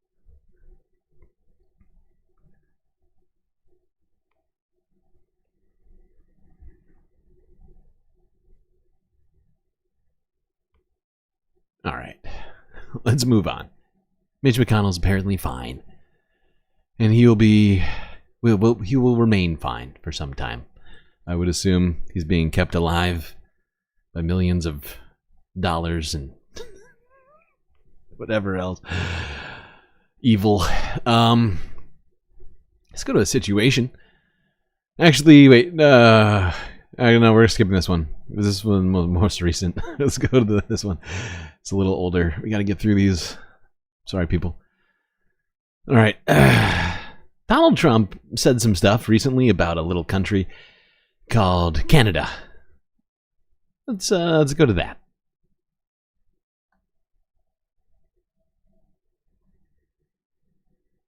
On a True Social, Trump posted mocking Justin Trudeau, calling him the governor of the great state of Canada, and saying looking forward to more talks about terrorism. What do you think of that? And is your message really cutting through if you still posting this? Well, it sounds like we're living in an episode of South Park. Look, my focus is I try to deal with issues that are of concern for my country and for my portfolio. To the extent that there are questions on what President Trump may be looking to do in terms of managing the relationship with Canada, I think they'd be better placed with the American administration. Of course, we will do what we can to stand up for the well-being of Canada and for families who call this country. Okay, well, Canada is a sovereign country. I am very proud to be Canadian. But what do you make of the fact that President-elect the member of Parliament from Oakville, Ontario, Canada? We have to continue to remember that Canada is a sovereign country, and that we should all be proud to live. Is anybody in Canada? I'd like to know. Is there anyone in Canada in chat right now? Have you forgotten that you're your own country? Just wondering, asking for a friend. We are responsible for ensuring the sovereignty, the security, the protection, the well-being of Canada. That's our focus. And I think that should be everyone's focus. Well, I think that Canadians have an expectation of the government being responsible and being mature and protecting Canadian interests. It doesn't much matter what else happens in the world. It's about how you comport yourself. I think, we found this in all of our lives. We've been confronted with difficult circumstances. And what you need to do is step back and ask the question, what's the most mature, responsible response? And in this case, the relationship between our two countries is vitally important, not just to Canada, but also to the United States. And there's a lot of things that we can work to. So I think there's a lot of things that are said, and I don't know the context, but I do know the importance of the relationship, and that's what we need to stay centered on. Well, Okay. I think Doug Ford also commented in here somewhere. Hold on. See what that idiot had to say. The Prime Minister and premiers will reconvene tomorrow to talk strategy. They're charting the progress they've made since U.S. President-elect Donald Trump threatened Canada with punitive tariffs. There's plenty to chew over, including a provocative social media post from Trump. The CBC's Marina von Stackelberg has the latest for us from Ottawa. Well, we know that this is the second time that the premiers have met with the prime minister to talk about the Trump presidency, but this one comes with a little bit of added oomph based on what we've heard from President-elect Donald Trump since last night. So we know that Trump has been making this joke that Canada should be the 51st state of the United States and that Justin Trudeau could be the governor. And we know that Trump joked about this already once when Prime Minister Justin Trudeau flew down to the United States to dine with Trump. It was a joke that he made last month. We know that this has kind of come after this threat that Trump has put forward that he would put a 25% tariff on all Canadian goods coming into the United States. And we know that Trump also told NBC on Sunday that if the U.S. was, in his words, going to run up a lopsided trade deficit from Canada, that Canada might as well become one of the... And it's not the way it works. China, not China, none of these countries are running up a trade deficit. It's actually, really, it's all a result of America's choices. Americans' choices, American businesses' choices on where they buy from. It's got nothing, it literally has, it's insane. It is an insane suggestion. Justin Trudeau is running up a trade deficit against the United States. That's what he's doing. Okay.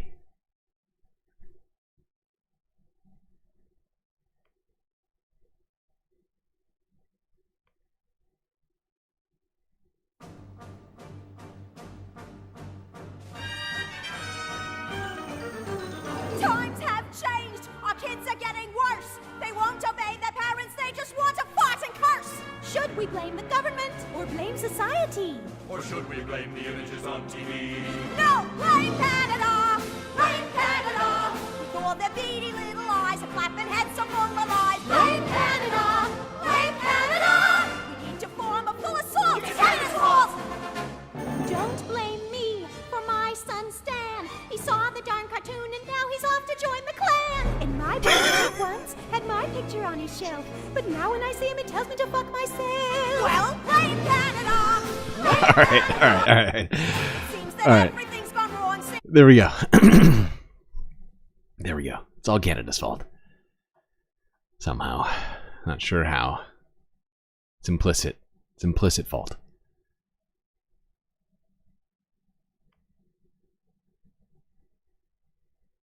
Okay. Oh, this is an annoying ass fucking thing. I was considering just hey, guess what? The new defense budget is in. Guess what it adds up to? $900 billion.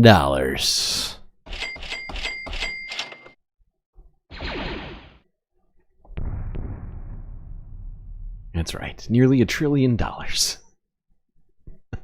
Closer to $1 trillion than not.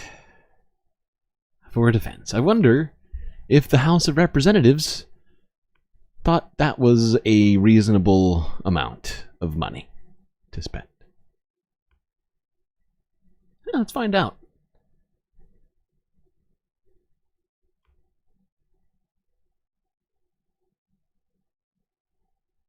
South and Key West, which happens to be in my district. I strongly urge all of my colleagues to vote in favor of this NDA. Oh, okay. Yeah. So, as it turns out, that's what they did.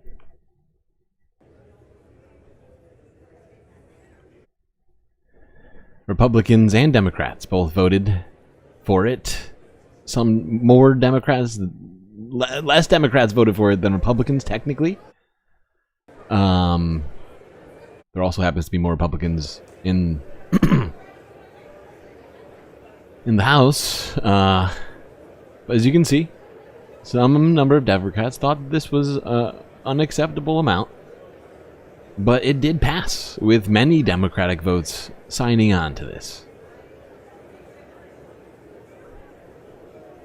So there you go. $900 billion.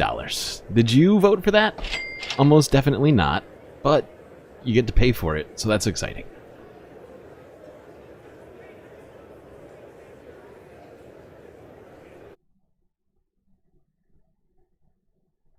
Okay, that was from yesterday. Here's from 2 days ago. If you didn't see it, Yoav Gallant came to the United States, an accused, wanted war criminal, came to the United States.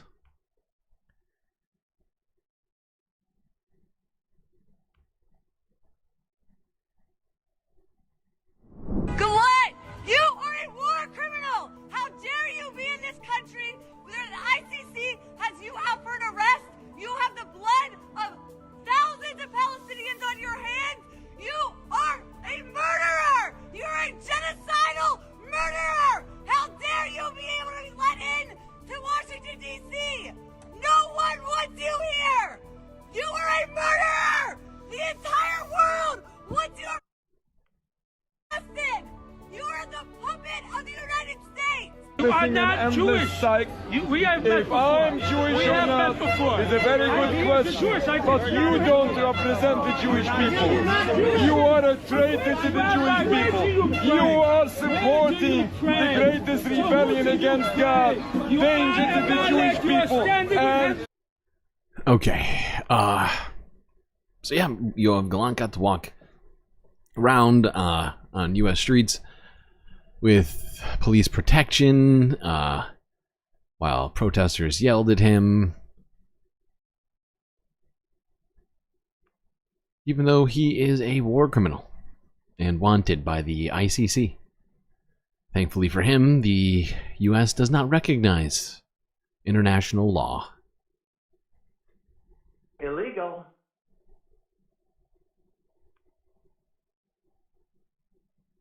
All right, how are we doing on time? Probably not good. Not good. This is bad. This stream is gonna go on forever, I swear to God.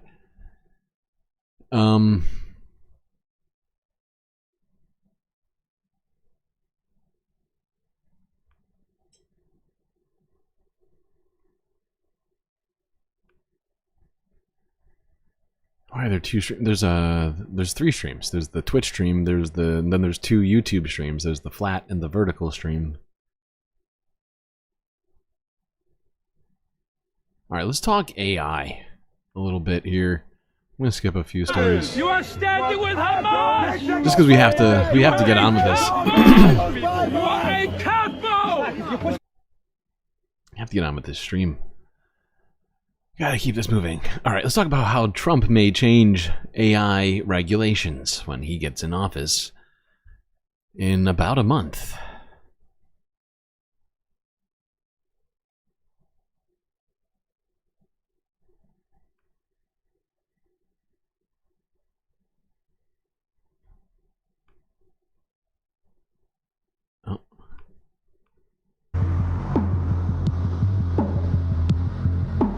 The fates of several government agencies and even more government workers are unclear as President-elect Donald Trump prepares for his return to the White House. But that's not all. At a campaign event in December 2023, then candidate Trump vowed to cancel President Biden's executive order on artificial intelligence. That order kicked off a government response to figure out how to develop and use AI safely. But with about 40 days left in office, President Biden is pressing on with his administration's work on artificial intelligence. His chief of staff sent a memo to White House personnel yesterday saying in part, quote, "We have announcements to come on everything from climate to conservation to AI and more."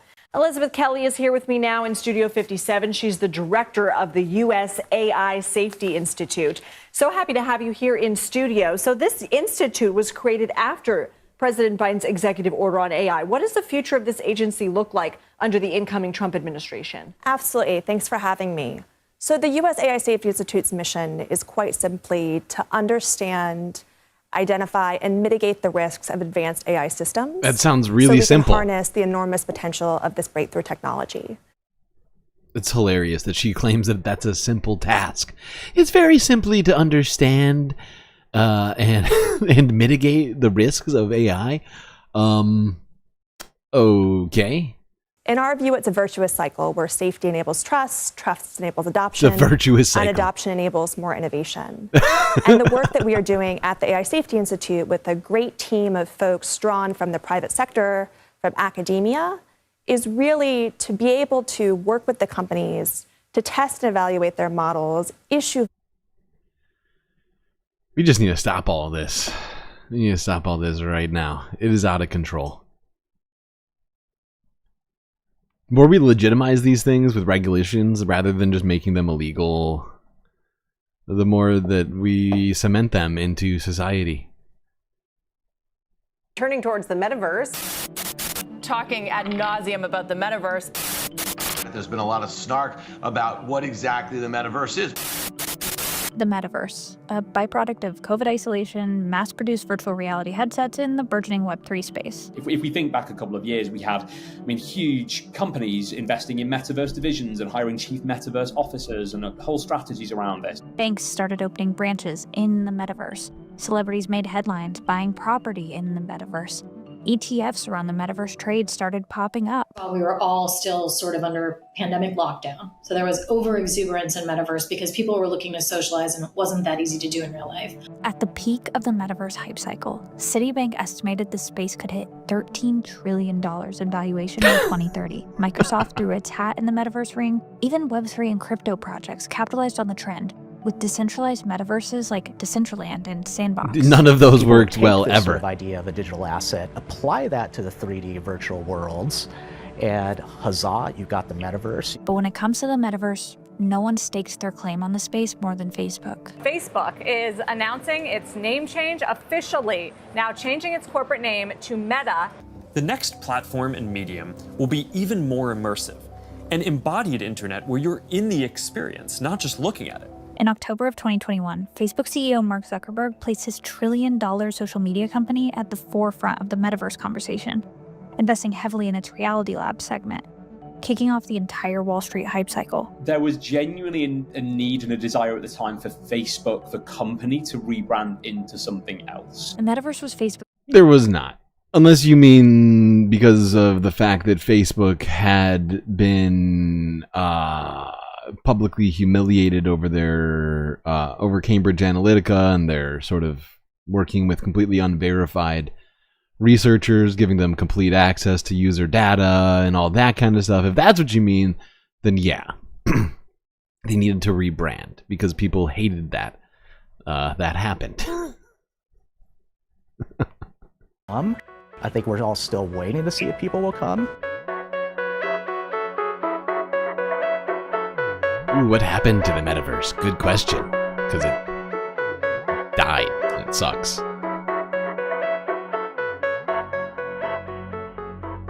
To understand the metaverse and Meta's role in the space, first we have to figure out what exactly it is. The metaverse cannot be defined. Kind of like a virtual digital world, universe, if you will, in which people can essentially have like their internet counterpart, essentially like an avatar of yourself, live inside this virtual world. An open-ended, interconnected world with user-driven content and the potential for the users to cross into other platforms. Trying to define what a metaverse or the metaverse is was kind of one of the biggest issues that actually surrounded the metaverse overall as a concept, because it was never really...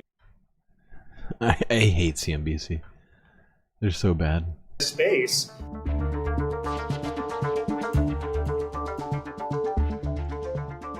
The problem with metaverse is people assumed that they would be developed instantaneously. And even Facebook, Meta, trying to do it in an environment where they're a publicly traded company and have to show success on a quarterly basis was even too fast for a company as well-funded as Meta was. Now, 3 years after changing its name, Meta's metaverse has largely fallen out of the tech conversation. Google searches for the term metaverse are near flat just 3 years after hitting a peak in October of 2021. Undoubtedly, the last couple of years.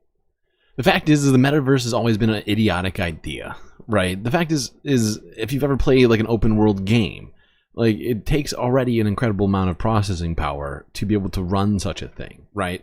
But the metaverse is not just an open world game, right? It's an open world game that's intended to mimic the real world, that's intended to essentially upload the entire internet to it, and then also still be a functional open world. And it just physically, the amount of servers needed for this kind of stuff, to do it would destroy humanity, right? To get everything onto this thing is going, would destroy humanity. To make it like functional for people to actually use at that point, everybody would need supercomputers themselves.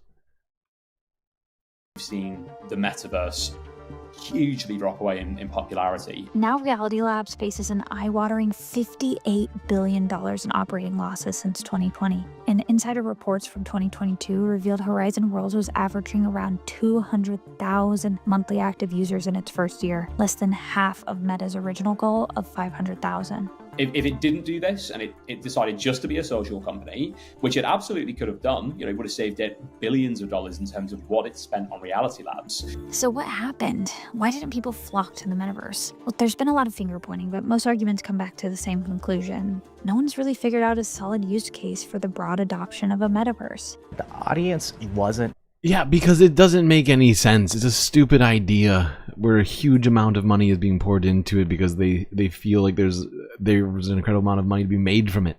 But nobody ever asked themselves if people truly wanted it. That's the problem. They spend a bunch of money on a thing without actually asking everyone if this is something that was going to be good for them, if they were going to want it.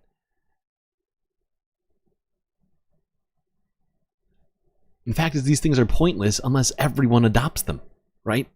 All this sort of crypto-adjacent crap only really useful if everybody is on board.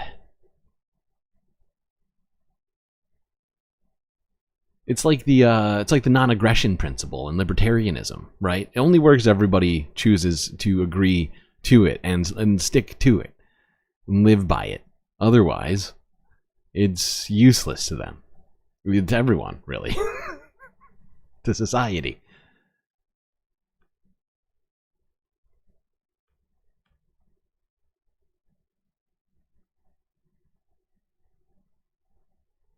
And that's what they're trying to do, right? They're trying to create a utopia, essentially, on the internet. Are we still hyped, Konstantin? Are we? Let's find out. Good morning, Caroline, and great to see you. Oh, he looks hyped. We are definitely in an AI hype cycle. So hyped. We're not really focused on the 2024 hype cycle or even 2025. Wow, looking to the focused on future. Very long term. And artificial intelligence is a very big and very important macro trend. So important. Akin really to the Industrial Revolution. Really? And so that's a trend we have been investing in for decades and are going to continue investing in for decades to come, regardless of where hype lands. You wrote a piece a year or so ago, really identifying. It's very exciting. He's very, very hyped about this. Very, very hyped. All right, what's his conclusion on all this? Have a better educated, healthier population. So really, the agent's going to do the entire task. Likely in the cybersecurity space, like with Expo, there are companies where their AI agent's going to do work for the person in order to augment them, like in the case of rocks. Konstantin, you're a big thinker and you put out sort of trends and forecasts. Trend for us how many agent offerings we really need. How many public and private companies, how many horses such as rocks can you back? Well, it's just the beginning and early days for artificial intelligence. And look, the constraint is really our creativity. The amount of opportunity for artificial intelligence is huge. And I'll give an example. Two areas that are critical to all of us are healthcare and education. They have been areas where... So yeah, this guy thinks AI is going to solve healthcare and education. Like, this dude is exactly the sort of guy that has empowered people like Brian Thompson to do what they were doing at United Healthcare and other places like that. And we're gonna solve the healthcare problems with AI. You know, we're just gonna make it faster. We're gonna make it, instantaneous. These denials. We're gonna set up these systems, to ruin all this shit that existed. Right? Like, it's fucking nonsense. And education. It's already been proven that AI disseminates false information. So setting us up to use AI for education is fucking idiotic. Okay? Big thinker, she called him. Idiotic big thinker. But a big thinker, yeah, he's thinking big picture. But the picture that he's drawing is fucking insane. Cost has gone up and up and up for decades. And a lot of reason for that cost increase is because of the cost of services. Right. Now that AI can actually complete some tasks, I really think that AI can come in and in the coming decades, not just the coming year, but in the coming decades, be a hero for those industries, drive down costs, and actually help us have a better hero for those industries. Population. Yeah, AI is going to be a hero for the healthcare industry so they can make more money, drive down costs. How great for them. They can make even more billions of dollars. That's so exciting. This Konstantin Buehler at Sequoia Capital. It's basically it's a private equity firm worth tens of billions of dollars. Private money. Basically, kings. They're telling us that they're going to implement AI across the board to address all of those problems that are costing them so much money. How great. Now let's talk about the capabilities of AI a little bit, because, you know, the fact is you know, he's saying in the coming decades in a way that, you know, presupposes that it's going to continue going up and up and up in terms of its functionality. And, well, at some point, we might have to actually come to the conclusion that it won't. Because just like Moore's Law, it's not a law. It's just there's been observable improvements. But there will be a plateau. And it may be already coming. But we'll get into that in a little bit. MIT's Computer Science and Artificial Intelligence Laboratory is a world-leading facility. But today, I've come to teach a thing or two. To the robots, that is, not the people. In a bid to help them behave as humanly as possible, especially with the tasks that... What's an LLM? An LLM is a large language model. It's basically what a chat GPT is based on. It's what it is. Wouldn't give a second thought to. This reinforcement learning, where the machines mimic humans, is how the AI is trained. It aims to make the bots less, well, robotic and more multi-skilled. Too British? It's the BBC, okay? This motion is actually it's exactly as much British as expected. Where we place the glass and the pitcher, so we can have a much more adaptive system that does not need to have everything specified precisely. In fact, this is part of the magic of machine learning. With machine learning, magic. we Ooh. can turn pre-programmed robots into intelligent machines. Ooh, really? That means we can use data, we can use text, we can use images. Super exciting. We can even use muscle activity, and we can learn from... Let's see some of that in action. Hold on. I just want to see what they're talking about. They have... Yeah. They made this video. They got some examples. Let's see what they mean. Apparently this is amazing technology. There's so many possible uses. Ooh, robot arm. Let's see how good this thing is. Train it to pick up that dollar bill. It's really sensitive to movement. As you can see here, just the tiniest... Now, I don't know if you notice it. I personally notice it immediately. The machine doesn't even move at in the same way that her fingers are moving. Watch it. Watch the background. Watch what the rhythm of what her fingers are doing. Sensitive to movement. As you can It's really not doing it. see here, just the It's trying, but it's not quite. It's really not doing you it. can really see them. Also, those movements are quite human. If I do a kind of typing action, look at that. Look at the fingers. Yeah, I do. I'm looking at them. They're not doing what you're doing. Right, so if I now move my hand They're moving, down, but they're as not though I'm doing going what to you're pick actually up doing. The dollar bill. Okay.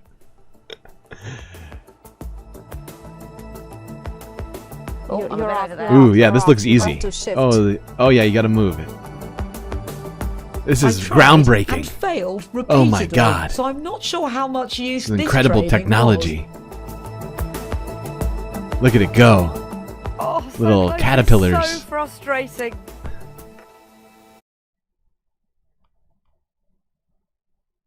Now pet a kitten. I would not trust that robot around a cat. I would not. All right. Now, apparently, a huge advancement has been made, supposedly, according to Bloomberg Technology. Google has gotten a computer to solve a septillion-year task in just minutes.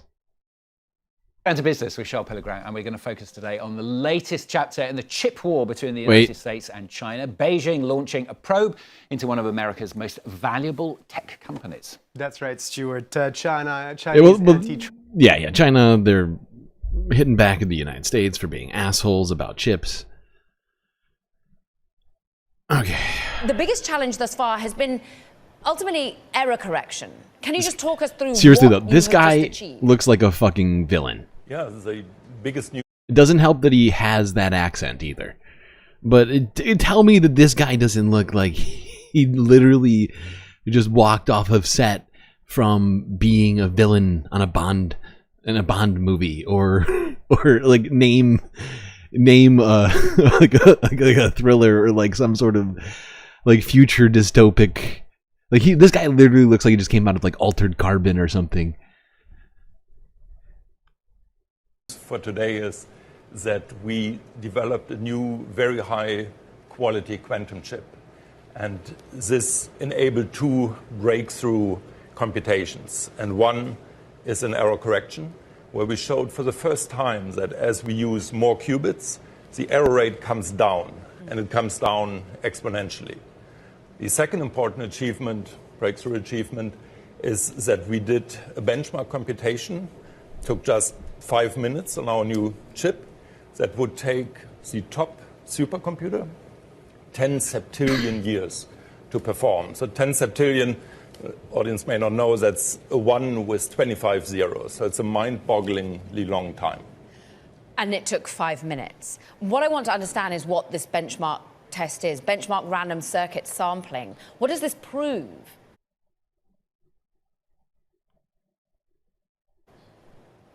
Yeah, so this benchmark problem, we often say, is not a problem that people on Main Street have yet.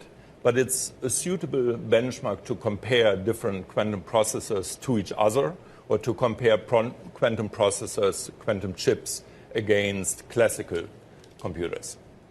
What's so... So, I mean, this is certainly a huge scientific breakthrough. I'm not going to take that away from them. It will certainly create all sorts of problems.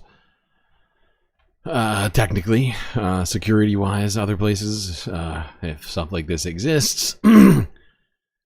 But like I was saying before, AI advancements might be slowing down. Just like Moore's Law. If you look at it, like, it's not really a law, right? It was an observation that chips were getting smaller and smaller every year, right? For a time, a standard rate, essentially, or like not a standard, but like, you get what I'm saying, like a very near standardized almost rate for, I don't know exactly how many years that went on for, but at some point that started to cap off, right? It started to plateau, and the improvements that we're seeing in chips are slowing down drastically, that we've seen over the last, I don't know, 7 or so years. They're just not moving as fast in terms of how they had previously. And now the same thing is happening to AI, which I would say is a bad omen for AI and all these AI investors and all these fucking insane people who want to enslave humanity with their algorithms, because if it is in fact starting to slow down on its abilities, right, and it still is not managing to actually achieve AGI, it's not managing to achieve stuff that it needs for most of the applications that they want this to be used for, it totally makes it basically a dead proposition at this point, if it really is slowing down. Because, like, we talk about it in all sorts of different ways, but the fact is for many of these applications we hear people talk about, They need it to be AGI, which is just artificial general intelligence, where you're able to just make the same sort of decisions a human would make in any sort of situation. Be able to, you know, take that and go to, you know, like to have robots walking the street and making decisions and stuff like that. You need a functional AGI. You can't just have them walking around aimlessly, like. But if they doesn't seem like they actually have that yet.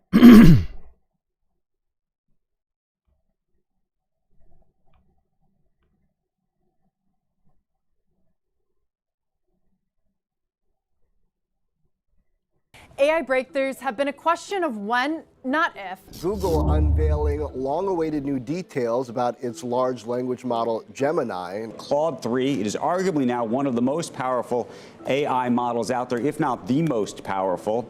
Preview, if you will, for us ChatGPT 5. I expect it to be a significant leap forward. But what if that core assumption that models can only keep getting bigger and better is now fizzling? Is there really a slowing in progress, because that wasn't expected? It could spell cracks in the NVIDIA bull story. We're increasing GPUs at the same rate, but we're not getting the intelligence improvements out of it. Calling into question the gigantic ramp in spending from Amazon, Google, Microsoft. A rush for tangible use cases and a killer app.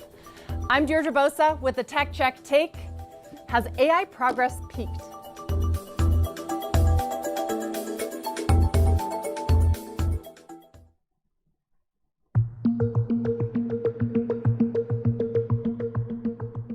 Call it performance anxiety, the growing concern in Silicon Valley that AI's rapid progression is losing steam. We've really slowed down in terms of the amount of improvement. Reached a ceiling and is now slowing down. In the pure model competition, the question is, when do we start seeing a asymptote to scale? Hitting walls that even the biggest players, from OpenAI to Google, can't seem to overcome. Progress didn't come cheap. Billions of dollars invested Seriously. to keep pace, banking on the idea that returns, they would be outsized. It wasn't just not cheap for them. It also cost us. Remember that. Always remember that these people have jacked up our electricity, our gas prices by doing all of this, right? They've needed the electricity. Right, so they spent billions of dollars and then cost us billions of dollars in unexpected things like that, right? But no gold rush is guaranteed to last, and early signs of struggle are now bubbling up at major AI players. The first indication that things are turning, the lack of progression between models. I expect that the delta between 5 and 4 will be the same as between 4 and 3. What? Each new generation of open... Didn't he just get done telling us that ChatGPT 5 was going to be a huge leap forward? What changed? AI's flagship GPT models, the ones that power ChatGPT, they have been exponentially more advanced than the last in terms of their ability to understand, generate, and reason. But according to reports, that's not happening anymore. There was talk prior to now that these companies were just going to train on bigger and bigger and bigger systems. If it's true that it's top, that's not going to happen anymore. OpenAI has led the pack in terms of advanced. In software engineering, it's assumed that device performance grows rapidly while resource constraints are non-existent. That's not just a function of software engineering, right? That's a function of our society, of our capitalist system, which it completely ignores. Like in economics, completely ignores resource scarcity. Aside from, you know, new, what's it called? Like the new school. God damn it! Not the new. Is it the new school Keynesians who are now?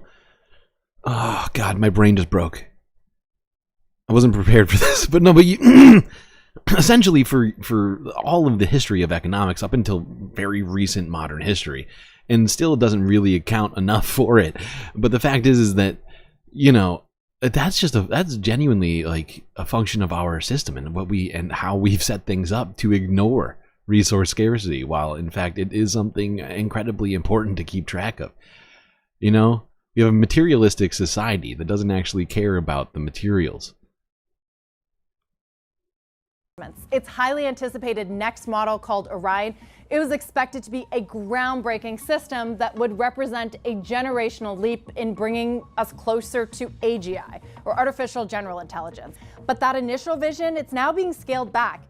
Employees who have used or tested Orion told the information that the increase in quality was far smaller than the jump between GPT-3 and 4, and that they believed Orion isn't reliably better than its predecessor at handling certain tasks like coding. To put in perspective, remember, ChatGPT came out at the end of 2022. So now it's been, close to 2 years. And so you had initially a huge ramp up in terms of what all these new models can do. And what's happening now is you've really trained all these models, and so the performance increases are kind of leveling off. That is a huge problem. We've all seen it, even in this chat. We have a chat GPT enabled Nightbot, which fails constantly to give accurate information, right? And these people are full steam ahead, spending billions of dollars investing in this shit, and it's leveling off. And his performance isn't going to get tremendously better over the years, right? And meanwhile, they are expending a tremendous amount of resources on this. Not only adding to global warming, but also costing just regular humans, in the meantime, extra money on their electricity bills by doing all of this shit. And it doesn't even seem like it's even going to provide what they've been claiming it's going to provide. And I've, of course, been skeptical of it all along. People here have heard me complaining about it a lot and asking about its legitimacy and the necessity to expend this much energy over something like this. And, it seems like I might have been asking the right questions.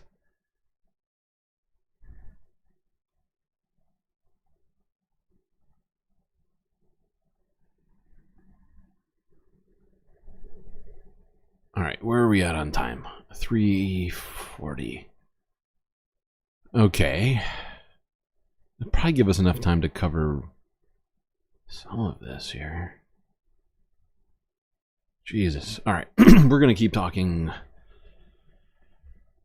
about stuff that's affecting the environment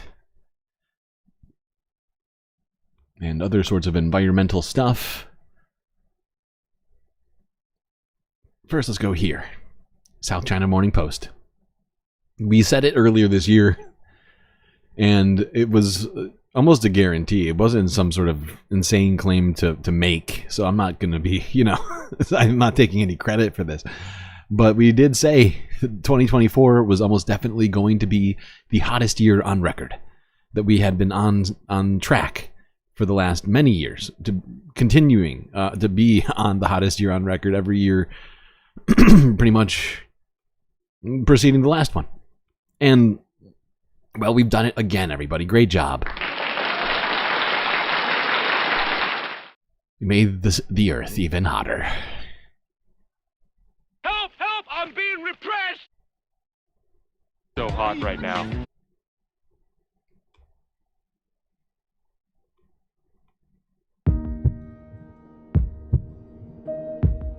It's a worrying milestone. Certain We are now virtually certain. Will be the warmest year on record. Temperatures worldwide will exceed a 1.5 degrees Celsius threshold. The 1.5 degrees Celsius level is an important benchmark scientists use to track global warming. It refers to a global average rise above pre-industrial temperatures. Expectation for 2024 is first, as I said, that it will be the warmest year on record, but also the first year above 1.5 based on our data, as well as data from other global temperature data sets. Even if we don't have the data for the full year, but, I mean, that's something that we are. We got like 10 days left, buddy, or whatever. 15. How many days are in? 31. So 17 days left, or something like that. Now, based on the data we have available so far, it is likely that it will even be above 1.55. That's bad. Communities in Asia felt the heat in 2024. They certainly did. Record heat waves were reported in Thailand, India, and Bangladesh. Yeah, we talked about all of those. In the Philippines, the mercury reached a scorching 53 degrees Celsius on April 28th. It's insane. 130 degrees Fahrenheit.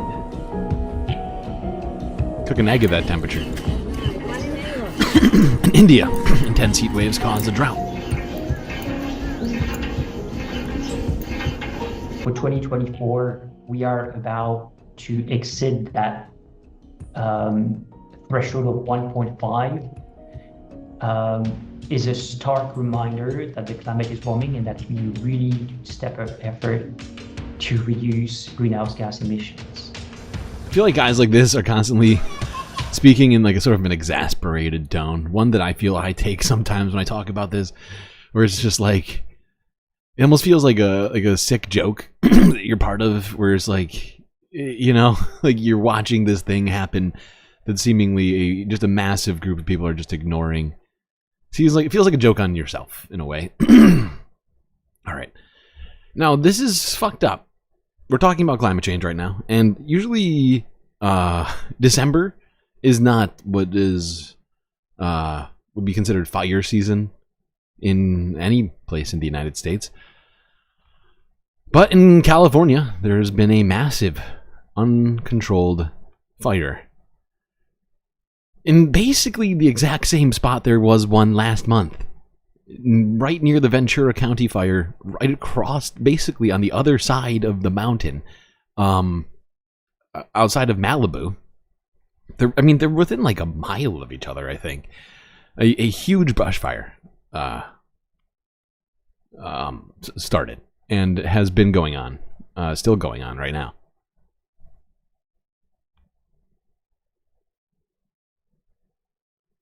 And one thing, well, we'll get into that later. Push in and see, let's see what I'm seeing here. I am seeing, oh yeah, look at this, Colleen. I'm seeing a lot of students walking to where they were told to. I believe you mentioned it. I think it was the cafeteria. So we do see a lot of students listening to what they were told to do. I believe this is the girls' dorm road, is what my map is saying. So I would only assume that means we're very close to the dormitory. Yeah, students are being told to go to the Tyler Campus Center or Payson Library. I'm trying to look at your map here to see if I see any indication. So yeah, this was at Pepperdine University in Malibu, which had their students evacuate their dorms and go to an interior building away from what they believe to be fire threats. I'm sorry, I didn't mean to switch back to the office. We got a ton of videos on this. We don't have time to be switching back and forth between the office on these. But this fire was in part caused by the dry conditions, but also wind. New video this midday from NBC Bay Area Sky Rangers showing the aftermath after strong winds wreaked havoc overnight in Berkeley. Take a look at this. A massive redwood tree crashing down into someone's home. Now, this is the Bay Area, so it's a bit it's far off from Malibu, but there's been a lot of winds in California, and with the fact that it's unseasonably warm, unseasonably dry, it's, you know, these fires are just going to keep happening. And there should be no fires right now. It's winter, right? There should be no large wildfires happening. But we've seen them go straight through fall into winter.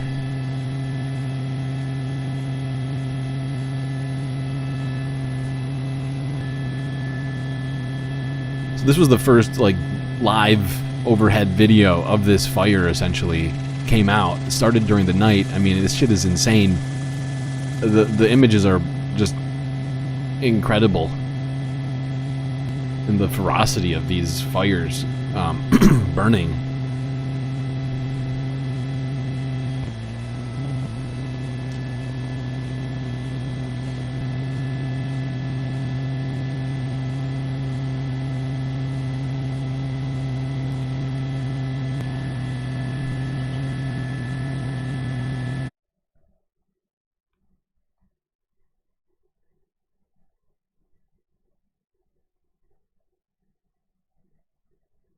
This is talking about the evacuations, I think. We've got breaking news out of Malibu, California. Evacuations are underway over this massive brush fire, which we've got a live look at coming from our sister station, KABC. They've got their chopper up over this thing. Thousands of homes are threatened. There's a lot of concern right now over the famous Malibu pier.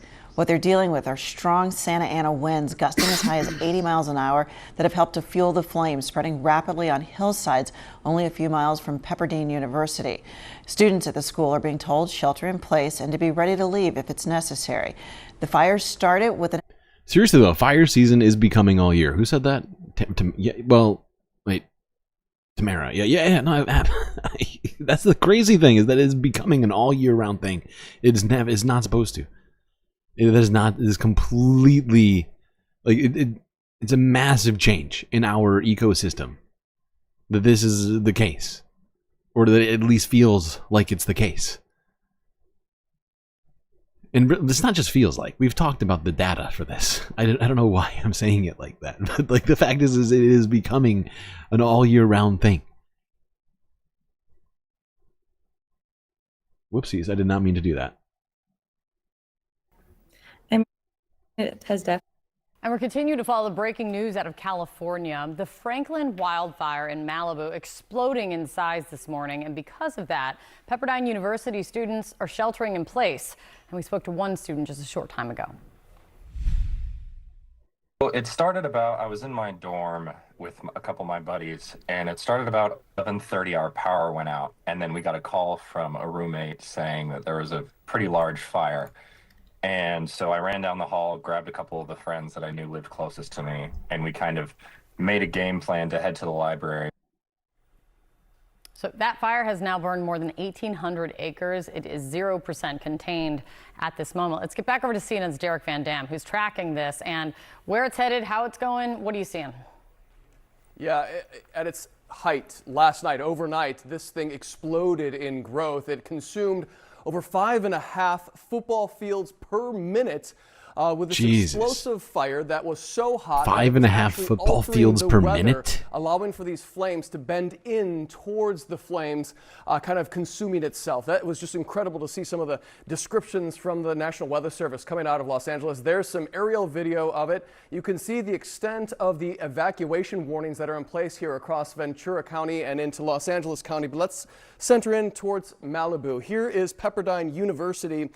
This is the Malibu Canyon Road, and we focused a lot of our attention just to its east because that's where we saw the rapid growth overnight when winds were gusting over 50 miles per hour. But then we started to see the spot fires approach Pepperdine University. And at one stage, according to university officials, there were actually helicopters getting water from this alumni park. You can see some of the local lakes here within the Pepperdine University area taking the water, helping extinguish the flames. But notice this. This is the Pacific Coast Highway, Highway 1. It jumped the highway and approached the coastline. The good news here is that it's running out of room to burn. Good news is the ocean doesn't burn. Thank you, pal. Appreciate that. Let's go here. CBS News. This one's also from, I think this was Monday night, 2 days ago.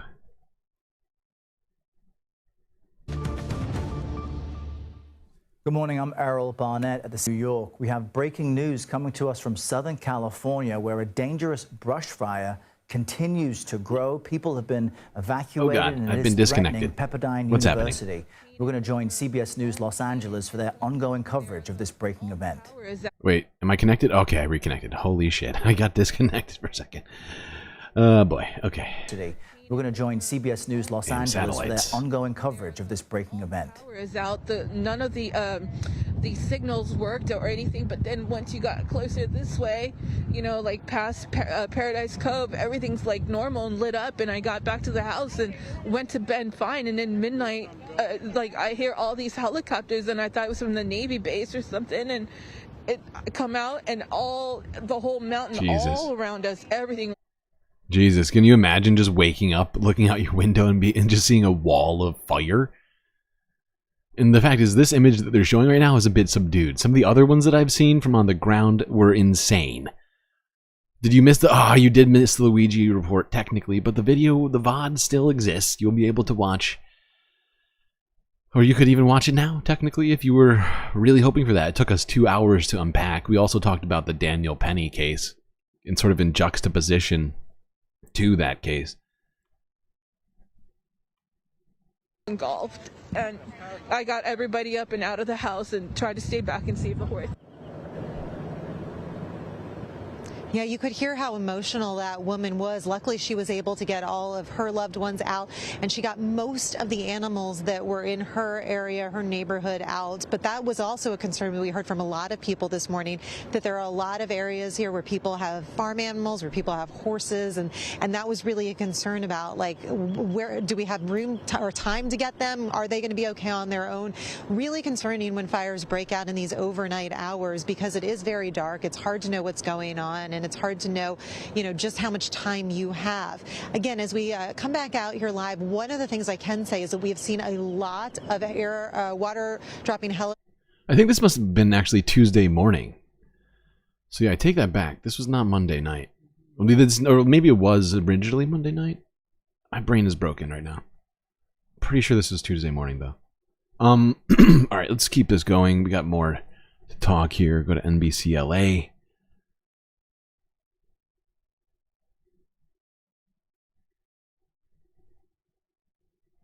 Go web go. We have been following breaking news since 3:30 this morning. The Franklin fire is burning out of control in Malibu. We can tell you that thousands of people have been forced to leave. Sheriff's deputies had to go door to door trying to make sure everybody got out. It was the middle of the night, a very scary situation. Pepperdine University, the students there, 3,000 of them, had to shelter in place to make sure that they stayed safe as well. Yeah, the fire has grown in size over the last hour or so. It was 1,800 acres, now 2,200 acres. And sadly, we have learned of structures, homes being lost. We know that at least 2 homes, we've seen at least 2 homes burn. We have witnessed that this morning, and then we've heard of other structures burning as well. So obviously that is a big concern. We've got students at Pepperdine University sheltering in place right now. All schools in the Malibu community have been canceled for today, and I believe tomorrow as well. That's right. Let's go right back to Roland Spruill. He is in News Chopper 4. Roland, as we've been watching some of this video, it may be actually video coming from News Chopper 4. We are now seeing the Chinook helicopters. We're seeing LA County firefighters helicopters in the air, and then also fixed wing aircraft now on scene. Okay. Gotta keep going through these. I've got a ton of these to look at. This is the AP. Shortly after that one came out, this one came out.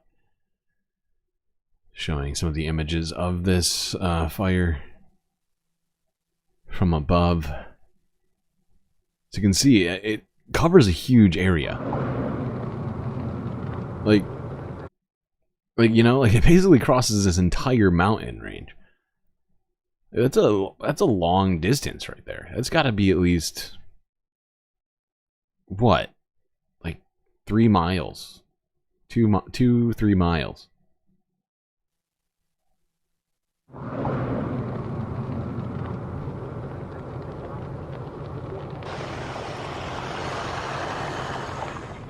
There's a lot of active flames. There's flames that are active on the north side, and there's flames that are active a little further down towards to make sure that if any embers catch anything on that home or anything near that home, they'll be able to put that out pretty quickly. But as we widen out the shot, we'll give you kind of the grand scheme of... Okay. Let's go to this one now. Just gonna keep these moving because I think I've got like 3 dozen of these.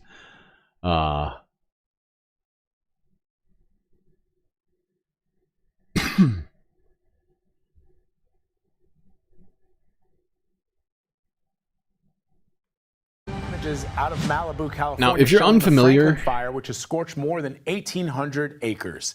6,000 people are under evacuation orders. Officials were forced to shut. One thing to be aware of, I feel like, is like the Malibu area is incredibly nice. It's beautiful, and it's also very expensive to live in. The houses that are on the coast there that you can see, that we were looking at least on those maps before, are insanely expensive. If I'm not mistaken, Malibu is north of LA and has, it's basically, a lot of people like go up there. So I think some of these are like vacation homes for people, stuff like that. but they go for an incredible amount of money, like tens of millions of dollars in some case. I saw one. I just looked it up just out of interest, since we were watching buildings burning down in front of us, like how much these buildings cost. Well, I saw a $15 million home right next to a $45 million home on the water. So that'll give you some perspective of the neighborhood we're in. Down a stretch of the iconic Pacific Coast Highway, the city is still largely without power as crews work to contain the flames, and that's become even more challenging with a high wind warning in place until later this afternoon. CBS News correspondent Jonathan Vigley. Malibu is not beautiful. It's fake as fuck. It's plastic. Okay, I meant the scenery, not necessarily the ambiance of the, the human-made ambiance was what I was referring to. Is on the ground and joins me live from You spent Malibu a lot of your life in this. Malibu. Interesting. So Jonathan, what's the latest? Yeah, Vlad, the wind, as you can tell, has calmed down. So has the fire activity. Still, as you mentioned, more than 1,800 acres have been scorched. You have hundreds of fire crews that are working the scene around this area. They're trying to tamp down those flames before. Oh, yeah. There was a fire in Malibu, like in the 90s, right? Picks up a little bit later this afternoon. But it's a weird place. It's a weirdish place We're really here in for the their heart fire to of be. Malibu. We're just a short walk away from the main shopping area. When we first arrived earlier this morning, this whole area was surrounded by flames. Where I'm standing right now, we watched as 30-foot flames were pushed through. You're looking at what is the aftermath, what appears to be an industrial site. You could see these two vans here totally destroyed. To put some perspective just how intense this fire burned. At this hour, it is 0% contained. It jumped the Pacific Coast Highway a few hours ago. That is a 4-lane highway. It's currently threatening homes there along the coast. That speaks to Crews how working there. Meanwhile, that speaks to how windy it is, right? Like, it wouldn't be able to jump the highway without the assistance of the wind, right? That's what allows fires to do this, right? If there was no wind, the ash would just fall right back down where the fire is, and it, wouldn't be able to jump cement structures. Threat. The red flag warnings, extreme wind gusts exceeding possibly 80 miles per hour, remains in effect through tomorrow evening. You can imagine it doesn't take a lot of wind to hit a hot spot and turn those small flames into a towering inferno, Vlad. So Jonathan, this fire was reported incredibly late last night, so a lot of those evacuation orders went well after people had already gone to bed. So what are people going through over these last 12 hours? Yeah, and I was monitoring this at 11 o'clock. The Franklin fire started in a canyon. 10 acres burned in 20 minutes. It jumped to 100 acres within a few hours, 900 acres, and then 30 minutes after that, it doubled in size. A lot of people, as you mentioned, considering how late it was, woken up by those emergency alerts on their phones. As we were. These fast-moving fires have been insane in California this year. Really, it's not just California. The West Coast, Oregon saw a crazy one. Was it Idaho that also was hit by just massive fires? It started tiny and suddenly became thousands of acres. Just in a matter of a 24-hour period. It just, oh God. Hard to imagine literally being in the middle of it all. All right, we want to check in with photojournalist Jeff Sharping right now. Jeff, can you talk to us about where you are and what you're seeing? Yeah, hi, Adrian. Good morning. Yes, I'm just about maybe damn, you can hear that wind.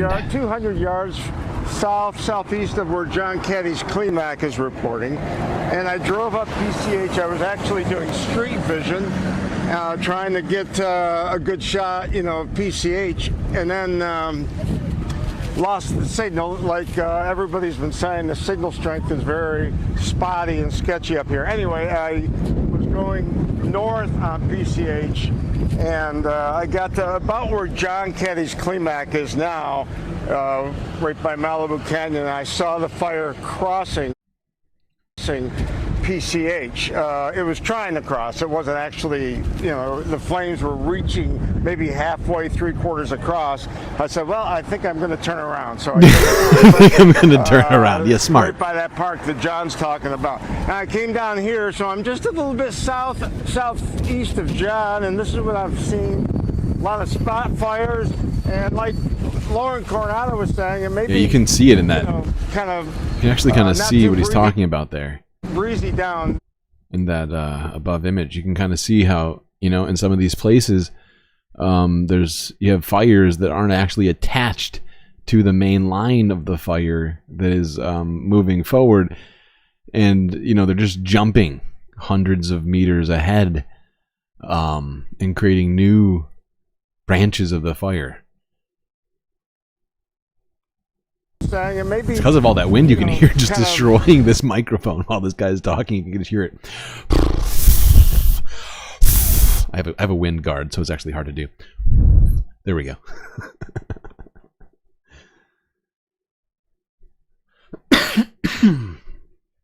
Thank you, Chief, and good morning to all of you, and thank you for covering this very important event.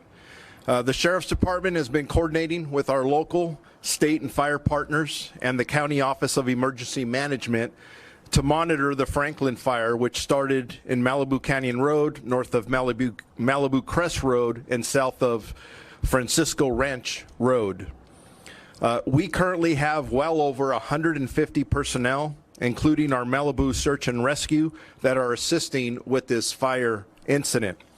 We currently have 18 operations that include evacuations, road closures, and security patrols. 9 of those missions are completed, and 9 of them are still ongoing.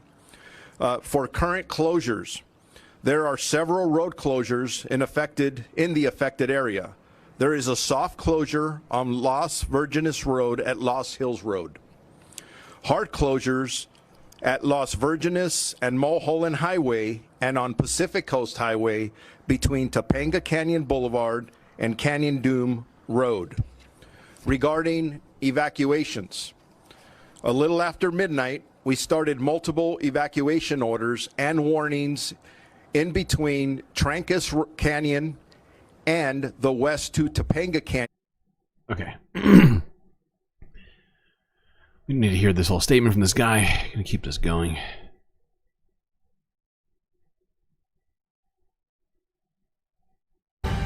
Happening now in Southern California, a large wind-fueled brush fire is forcing evacuations for people living in Malibu. It broke out last night near Malibu Canyon.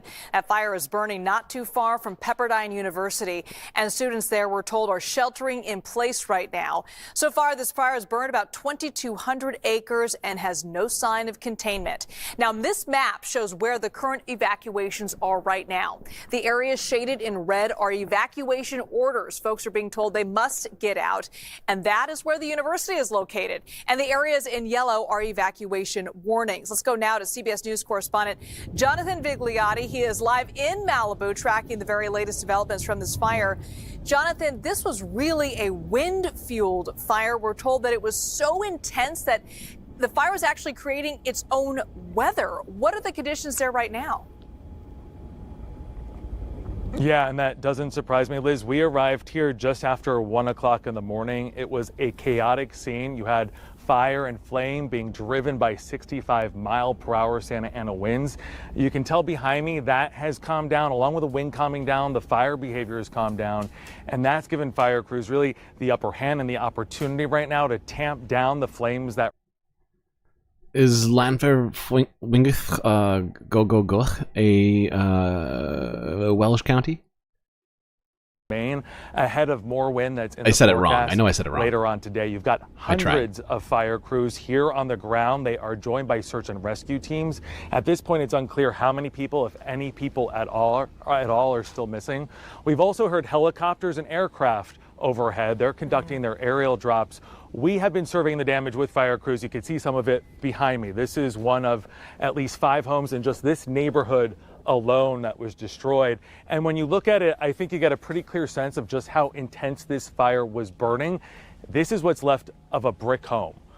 To give you some perspective, we are in the Malibu Hills, so we're overlooking the Pacific Ocean. You mentioned this fire started around 11 o'clock last night. In just an hour, it grew to 100 acres, and the second hour to 900 acres. A half an hour later, it doubled in size. It is now 2,000 acres, still growing. You had thousands of people under a mandatory evacuation. That still remains the case. And in fact, we've seen some of those expand to some other neighborhoods. So you've got a lot of people still wondering what they're returning home to. You've got fire crews warning.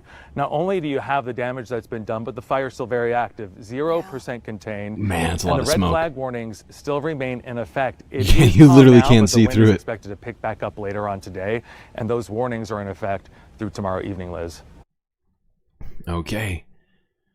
Thank you, Evan. I forget his name already. Thank you, sir. Keep it going. Got a lot to talk about still. That's still 2 days ago. This fire has been burning this whole time. We gotta get to current. We have to. we must bring the timeline current. Oh my god, I can smell the smoke. Wow. Oh, this is really bad.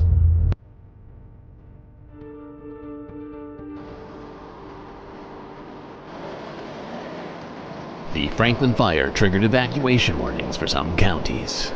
We could watch Communities. the glow get closer and closer. That's how you read. All of a sudden, the flames appeared over the top there, and you Jesus. can see all these houses. These light images up. are insane. It's mainly bush and all that between all the homes. It's, you know, unkept.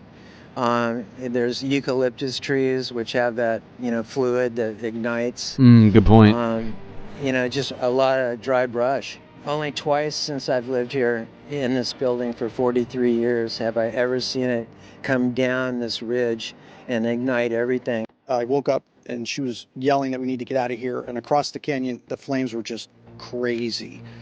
So we gathered our pets, you know, our essentials, and you know, living here for 19 years, you have a plan.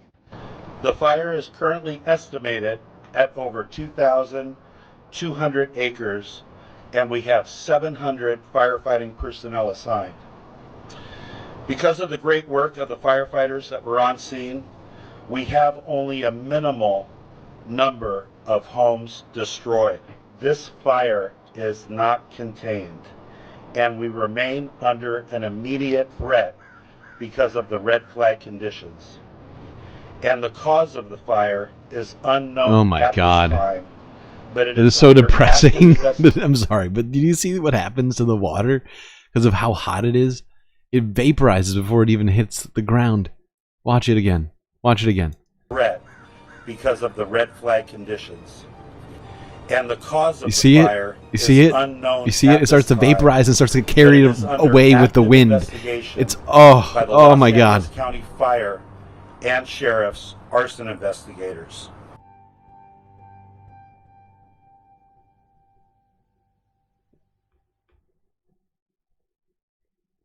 Oh, I'm sorry. I didn't mean to switch on you.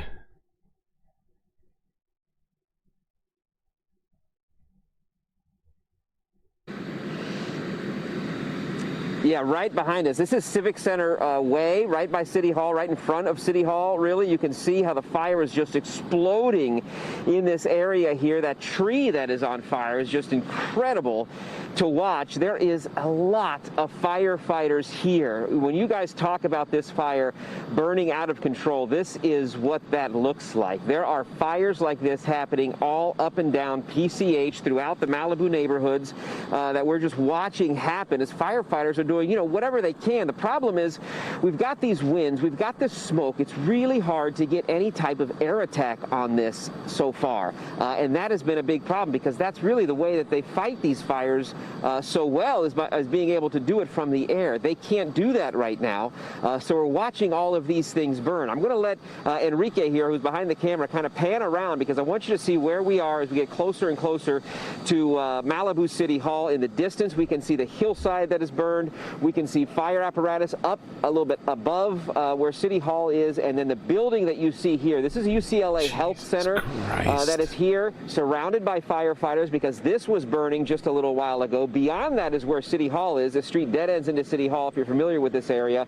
And then across the way here, more fires that are here. Oh we my heard God, yeah, they're just just a little popping up while ago everywhere. as you guys were getting ready to I didn't even notice them because of all the other bigger flames. So it sounds like firefighters are on the ground there, trying to get into these areas, break off these tree limbs to keep some of these embers from flying around. I can tell you the difference between where we were just a half mile from here, close to Pepperdine, to where we are now. The wind has really died down. It's very different from what we were feeling earlier this morning. So you're not seeing a lot of those embers flying around, but you still see the smoke coming up off the ground here. It does seem like the wind is less. You can see that. Water on the verticality of the smoke is much greater, right? Instead of being sort of sideways, completely sideways like it was, now it's kind of going at like an 80-degree angle. That's not bad. Areas, but what is burning now and how it is burning so quickly and massively and so hot, it is incredible to watch. It's concerning too because once we get daylight and we see the damage that is done, it's very likely that it's not going to be good news when we get that update at 7 a.m. But again, yeah, let's keep this moving here. We'll try and get to 7 a.m. at some point here soon. We are closely approaching. Remember trying to get a hold of another family member who is just, in this area, can't get a hold of them. It's just got to be daunting to get that, just to want to hear from them and make sure that they are okay. All right, we want to get to meteorologist. All right, we're gonna skip this one because it's like an hour long, and it was just like it was. I can't do it. Can't do it. I'm going to talk with Media Information Officer Matt Meyerhoff with the city of Malibu, joining us on the phone now. Matt, thanks for joining us. Thanks for having me. So we were talking a little bit about this morning about the evacuation orders and the evacuation zones. Are those still where they were earlier in this morning? Had those changed in any regard over the past few hours? Yeah, those orders are still in place. We have mandatory evacuation orders from about Tuna Canyon, that's at the eastern edge of the city. Although from this angle, it's I don't know if that was a live picture or not, but from this angle, that looks much worse than what it looked like in the other spot. It could just be the eastern edge of the that city. The winds are faster where they were, and maybe it's just a matter of geography. These winds, because I mean, look at that. That's practically flat against the ground. All the way westward to Puerco Canyon, and that's further towards the middle of town. And then from Puerco Canyon to Trancas Canyon is evacuation warning.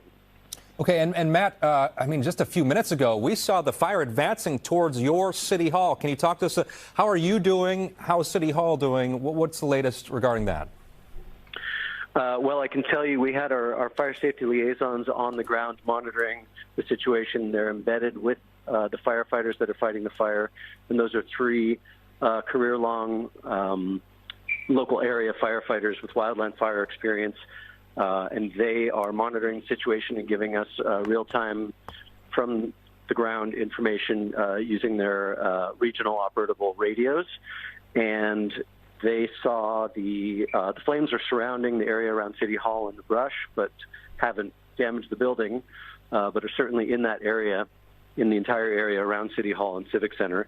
But because this was a middle of the night event, we activated our EOC virtually, and very shortly after the fire started, we were unable to be in City Hall, so we continued working virtually, and now we are setting up our EOC in Calabasas City Hall. So we continued.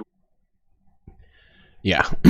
So, as you can tell from what this guy's saying, the situation on the ground is very fluid, and they are trying to get set up in places that are safe while still being able to address this fire. NBC4 News at 11 a.m. All right, this was the 11 a.m. update. I woke up and she was yelling that we need to get out of here. And across the canyon, the flames were just crazy. Breaking news right now at 11 a.m. A wildfire burning out of Wednesday, control in Malibu since last night. 2,200 acres have been burned in the Franklin fire. This is from fueled Wednesday. by strong Santa Ana winds. And we remain under an immediate threat because of the red flag conditions. Homes have been lost. Actually, this one's an hour long too. We're not doing this. We are not doing this. Fuck that. Oh, God. All right, now let's turn to Alex Rosier, who is live near the Malibu Colony Plaza Shopping Center. Alex, what are you seeing out there? Annabelle, I'll tell you from our vantage point that things have cleared up a bit. You know, we've noticed throughout the day the fire's been burning in a good portion of the canyon by very few homes. But I want to step out of the way here and show you behind us. Look at some of those dark patches, and you can see just how close that fire burned to several properties on this hillside early this morning. So it has been an anxiety-filled day for people who live on and around Pacific Coast Highway. As the Franklin fire scorched thousands of acres in Malibu, Bobby Lemcool hoped for the best. Our business is right here. Bobby owns a real estate firm and apartments on Pacific Coast Highway, where the fire prompted a mandatory evacuation this morning. My business partner woke me up, and then we woke up everybody else in our unit. I stayed behind just putting out embers that was coming up over the hill. Luckily, daylight broke, and these firefighters and the helicopters started dumping, and this would have probably all been gone already. Though Bobby is thankful his apartments and business survived the first close call, he knows they aren't in the clear just yet. I've lived here through decades of fires, and they can come back, and when you think you're safe, you're never safe until these are completely out. I was here in the '93 fire when we lost a house right here in this canyon, and yeah, here we are again. And as we bring you back out live here, you're looking at what it looks like now from our vantage point on Pacific Coast Highway. You can see that heavy plume of smoke, but on the opposite side there you can see the blue skies. And I will tell you that we've seen it clear from, again, our vantage point on Pacific Coast Highway. It has cleared. Well, he did mention that things can start right back up, didn't he? I think he did.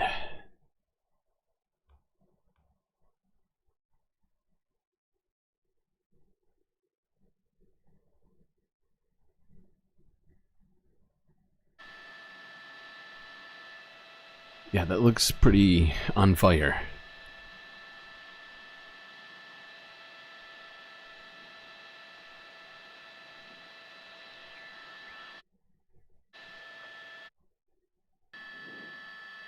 In fact, I would say it looks very on fire. Like, that whole side of that mountain looks like it's on fucking fire. And holy shit, is that a big mountain. Like, that thing is probably thousands of feet in the air.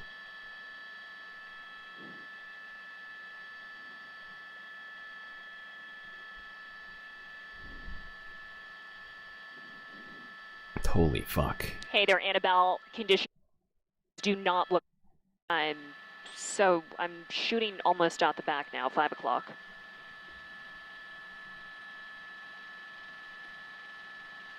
Right there is good, right there is good. Yeah, thank you. Okay.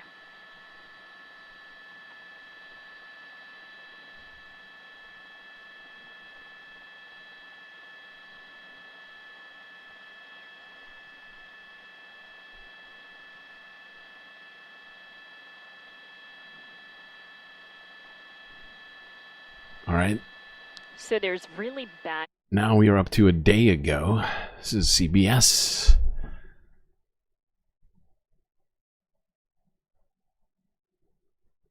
Now to Southern California, where a fast-moving wildfire is raging after destroying several homes and thousands of acres in less than 24 hours. Thousands of people have been ordered to evacuate. CBS's Jonathan Vigliotti reports tonight from Malibu. Malibu engulfed in flames overnight. Unusually low humidity and powerful winds fueling the inferno. You can hear just how ferocious this fire is. John. These flames at times easily reaching 20, 30 feet in the sky. There's a home on the other side of this hedge. And if you look around, you can see the embers. They are starting to spark Dude, fires. What do you mean? The Franklin fire started shortly before midnight. He's talking about it while there's an actual fire burning directly next to him. It's not just sort of next to him. He's basically standing in a burning tree doing a fucking news report like a psycho. This guy has lost all sort of ability to assess these. He's been in front of too many of these fires at this point. He's lost his objectivity here. Come on, buddy. Spark fires. Let's get safe. The Franklin fire started shortly before midnight and within hours exploded to over 2,500 acres. It almost looks like a volcanic eruption. Students at nearby Pepperdine University captured the wall of flames as they sheltered in place. About 700 firefighters fought the blaze overnight, today trying to bring it under control. Rest assured, we are going to have a coordinated air and ground assault on this fire for as long as it takes. Linda Michelle manages this property and fled in the dark. Ambers were like flying everywhere in front of us. It's either die or live at that moment. And I just said, let's just get out of here. Nearly all of Malibu's residents were under an evacuation warning. Michelle's neighbor, Alec Gellis, stayed behind to help. There was so much fire, it looked like every house burned. Look at this. They took us back to the property and saw that the horses left behind were safe. You saw the horses? Yeah, they're good. Oh, you made it, girl. I bet it gives you a new appreciation for life. It sure does. Very blessed today. At least the horses survived. All right. Let's go here. NBC News from a day ago. Fire blows up in Southern California, destroying homes and forcing thousands to evacuate.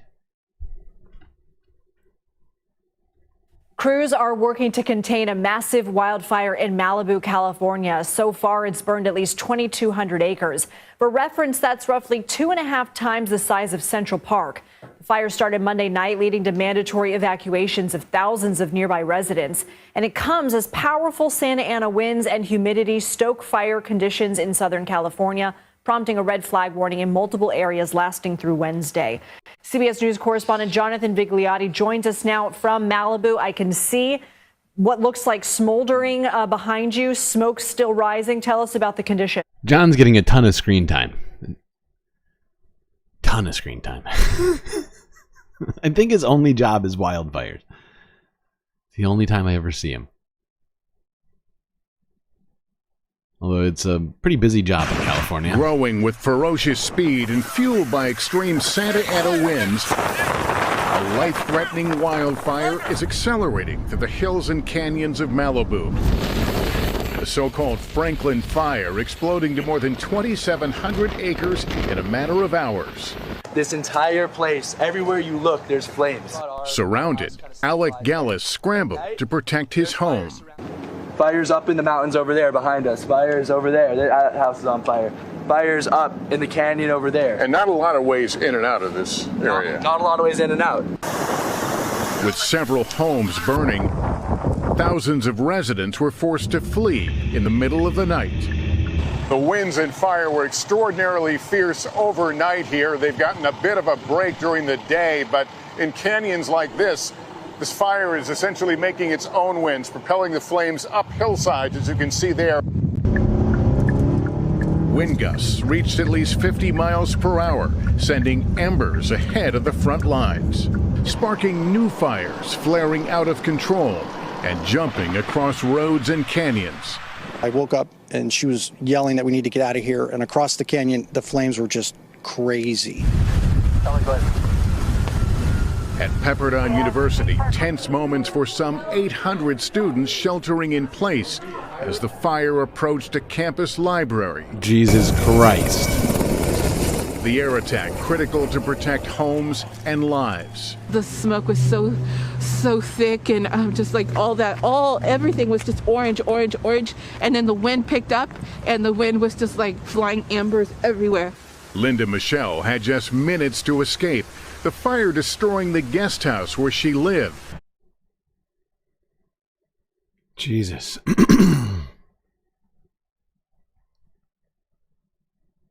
Federal, state, and local agency aircraft were assigned to the fire, and a number of those aerial resources will remain flying throughout the night. A small number of homes in the affected area have been destroyed and damaged. The exact number is currently unknown. We do have preliminary reports that 7 structures are destroyed and 8 structures are damaged. This was from an aerial view that we were able to look at. Damage inspection teams have been assigned to the incident, and they will assist with a more accurate accounting of incident losses tomorrow. The safety of residents and first responders remains our top priority. The entire fire area remains under threat. Some of those homes as are long just as the enormous. current red flag conditions persist. Strong winds and low humidities will continue to challenge firefighters on the line and in the air as they struggle to contain the stubborn fire. I would like to end with another acknowledgement and thanks to our responding partner agencies, both fire and law enforcement, for the assistance they provided in the early morning hours and throughout today.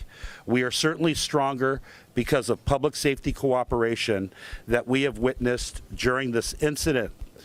Thank you. I would now like to invite up our Los Angeles County Sheriff's Department Captain Jen Situ up to the podium to provide a law enforcement update.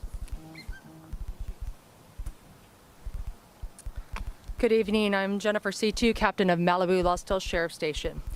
The Sheriff's Department has been coordinating with our local, state, and fire partners and the County Office of Emergency Management to monitor the Franklin Fire. Oh my God. Which started in Malibu Canyon. Oh my God, look at that photo. They look like clouds. It looks like the clouds. It's so vast. Wow. Just wow. North of Malibu Crest Road and south of Francisco Ranch Road. We currently have our IMT, our incident management team, with 4 squads assisting with this fire incident. We currently have 32 operations that include evacuations, road closures, and security patrols. There are several road closures in the affected area. There's a soft closure on Las Virgenes at Lost Hills Road. There's a hard closure at Las Virgenes at Mulholland Highway and on PCH between Topanga Canyon and Canaan Road. There's also a soft closure, residents only, on Topanga Canyon Road. Wow. That fire is huge. And really, it's like, it's really just the cover of the smoke, and it's just moving so fast because of this wind.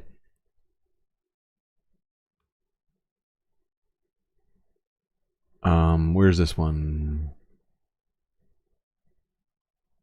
Yeah, KTLA 5. The Franklin fire has exploded in size since it erupted late last night near Malibu Canyon Road. The fire has burned more than 2,800 acres. At this point, there is zero containment. 8,100 homes and other structures are currently threatened, affecting some 18,000 people. We have live team coverage. Meteorologist Vera Jimenez is tracking conditions in the Weather Center. And Angelique Hockaday is in Malibu near Pepperdine. But we begin with Chris Wolf with the latest on the firefight. Chris. Yeah, good evening, Cher and Micah and everybody. We are talking about the Franklin fire here in the Malibu area, and it appears the eastern flank of this disaster is most active right now. We just received an update here at a lifeguard station in Zuma Beach from fire and law enforcement officials. The main messages coming out of this news conference: the Franklin fire is still a major threat as long as the red flag warning is in effect, with conditions conducive to wildfire. Wow. We're talking about strong winds, dry brush, and low humidity. Residents are urged to stay alert and vigilant and follow all evacuation orders and warnings. Right now, about 20,000 people are affected in the Malibu area with the Franklin fire, which started late Monday night north of Pepperdine University. Cause still unknown. Power outages and a lack of cell service only make matters worse. Authorities say if you're cut off from communication and the media and you decide to stay put in your home, think about getting a battery-powered radio to keep up on the fire situation. A few homes have been damaged or destroyed. That's a helpful tip. I don't know how helpful it is in post, but I guess maybe you could find some place with an open, where they're open and are selling hand radios. It's really kind of a thing of the past. Who owns those? Not a lot of people. Keep this going. Let's talk about those students who've been hiding out in the Pepperdine Library. Pepperdine? I've always called it Pepperdine, but they're saying Pepperdine, so I guess we'll go with Pepperdine. West right now, where the Santa Ana winds, as we talked about, quite literally added the fuel to these fires. The Franklin fire broke out. It was late last night. It was right around 5 acres, but because of that wind, the speeds we just talked about, 95 miles an hour, allowed it to surpass 2,700 acres as of right now. That blaze was burning close to Pepperdine University, which was under a shelter-in-place order for part of the morning for those at the Tyler campus or the Payson Library. Imagine how frightening that is for those on campus at the time. And that sentiment was shared by my next guest, who was actually in the library when the power went out as the fire continued to spread around. Let's get the read on all of this. Melina Velez, a junior at Pepperdine University in Malibu, California, joins me now. Melina, can you kind of walk us through your experience last night? I mean, you had left for dinner, right? You came back to the library when the power went out around 11 p.m. From that moment on, walk us through what happened. Yeah, I had just walked into the library. I just came back from dinner. It's finals week, so everyone is really stressed, and the library was the crowdest it's ever been. And everyone is sitting down, focused on their work, when all of a sudden all of the lights go out, which has never happened. At Pepperdine, we rarely ever lose power, and so everyone was really scared. And then the power was out for not just like a second, but for a while, and it freaked everybody out even more. And then when the lights came back on, they didn't fully come back on. You could tell it was as if it was a generator. And one guy just says, "Oh, there's a fire," and everyone just kind of looks at him like he's crazy. And then suddenly people start following him because he's like, "You can see it," and then all of a sudden, we're all just walking up the stairs to the window, and there you see it, the fire. It was absolutely terrifying. Yeah, we're looking at video right now. I mean, it doesn't look far from you at all. Kind of go through that communication process. I mean, how long ultimately were you trapped in the library? Because I mean, it looks like they're completely surrounded by fire. I don't know why they're still there. It's very strange to me.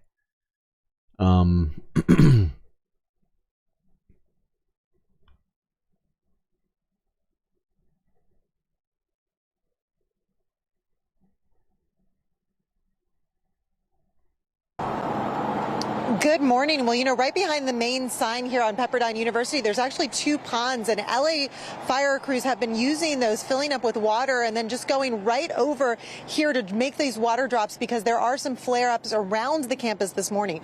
Fortunately, we're not seeing the fire itself next to the campus anymore, but there are still some widespread power outages here, and that's why the university asked students to shelter in place overnight at both the library and the campus center. We have some images. Well, thankfully they managed to put out much of the fire around the campus, which is good.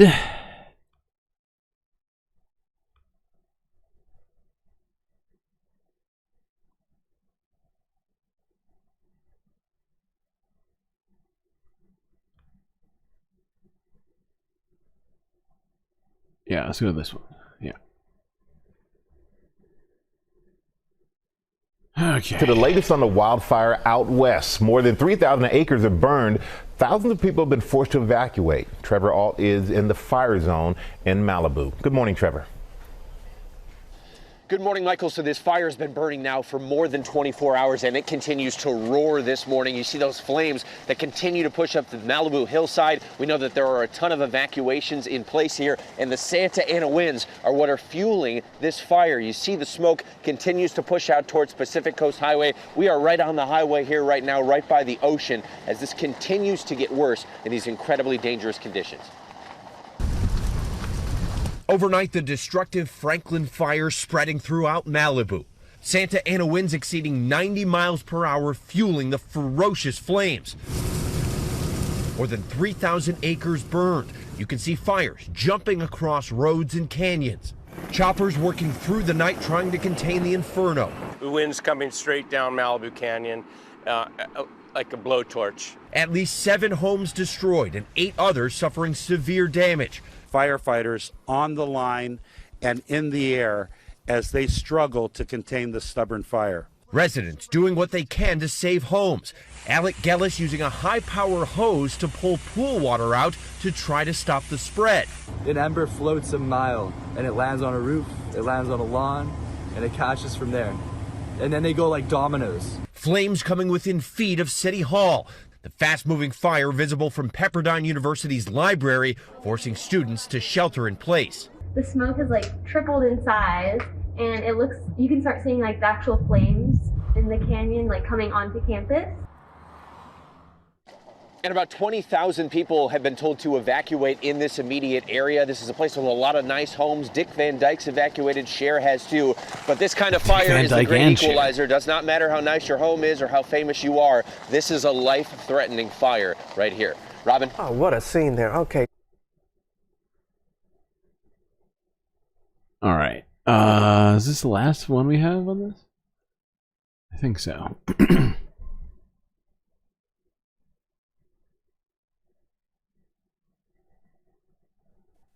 Emergency officials say the Franklin fire burning in Malibu, California grew 39% overnight as it shifts toward the western part of the state. The fire has torched more than 4,000 acres, roughly 1/10 the size of Washington, D.C. As of Wednesday evening, the fire is 7% contained, with thousands of nearby residents under continued mandatory evacuation orders. CBS News correspondent Carter Evans joins us now from Malibu. Carter, how was this able to explode in size? What conditions are fueling this? You know, it was these red flag high wind conditions, and we knew they were coming. The forecasters were talking about them days before they arrived. So they were able to warn people that, hey, you know, the conditions are going to be perfect for a large wildfire to spread very quickly. And they had winds gusting up to 50 miles per hour. And when you've got that fanning the flames and brush like this behind me, that fire can move very, very fast. And that's exactly what it did. And it happened late at night. You see, that was a big problem because a lot of people were asleep already. I spoke with one woman who basically said she saw the fire coming over the hilltop and she realized that there was no sheriff coming by on the loudspeaker telling everyone to evacuate. So she got up, she ran outside, started knocking on neighbors' doors to wake them up so they could get to safety themselves. Carter Evans, thank you. Okay, now I need to take a break because holy crap. It's been like 2.5 hours since the last one. Still got more to talk about, but we're done with the fire. For now, we'll probably be talking about it tomorrow. But still, then we're gonna put a pause on the Franklin fire.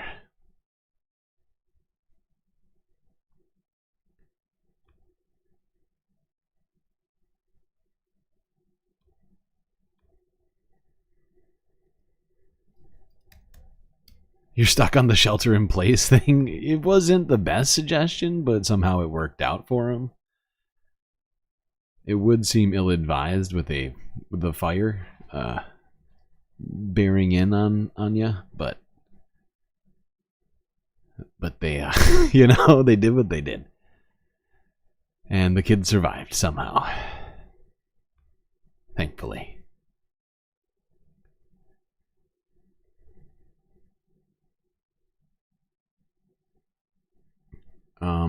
Alright, I'm gonna play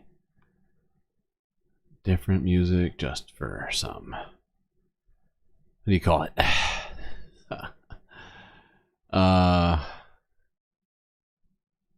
Just some variety. We're always listening to the same thing on the breaks. I'm like, let's change that up.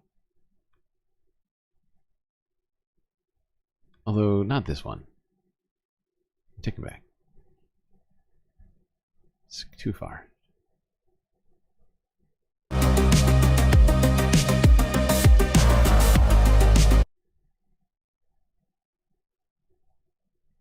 Yeah.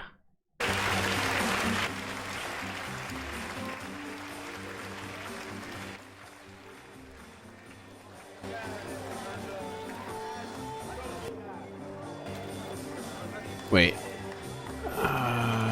Actually, no. This is what I want.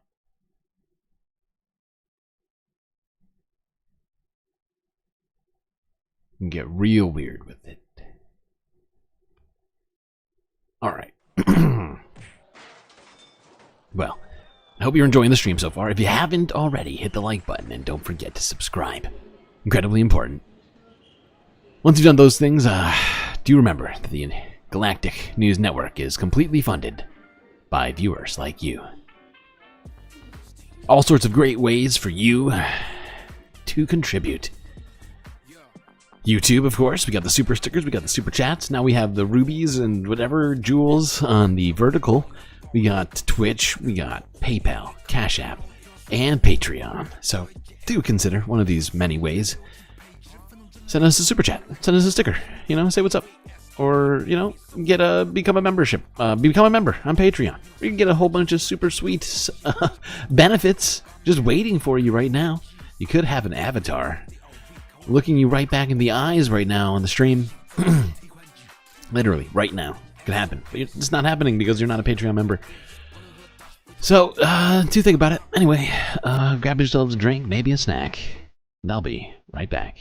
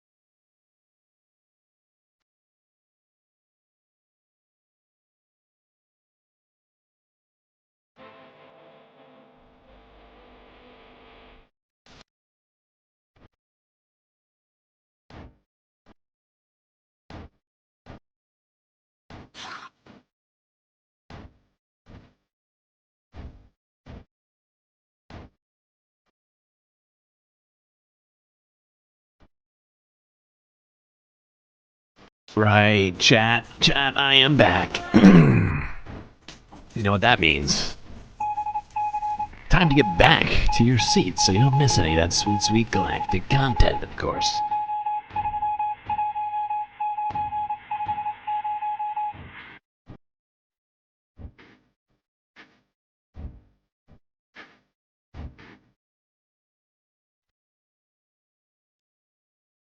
What the fuck is this stream? This is the stream. This is the Galactic Stream. The Galactic Stream of the Galactic News Network. Hosted by me, GalacticStreamLord. Of course. Thank you for asking.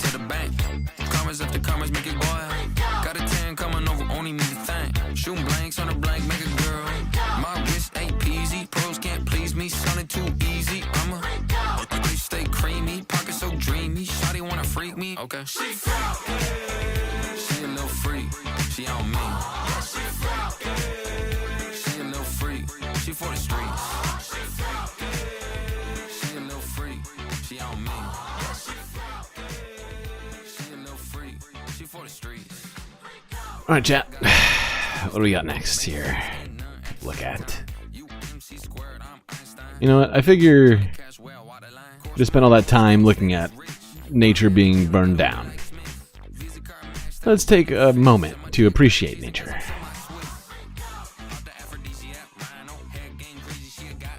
In all of its beauty. Oh, we have no volume. That's not helpful. Brian knows grebes better than just about anybody else.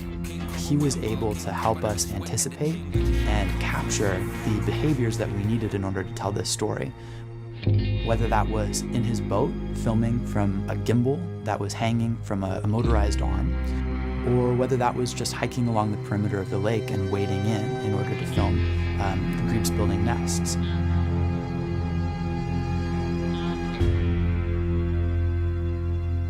Roy Toft is a San Diegan who's also one of the best wildlife photographers in the world.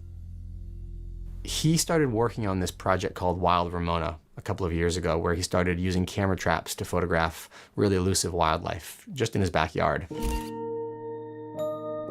And he was capturing all this amazing photography. And when we started working on this project, we reached out to him because we really had to include it in our story.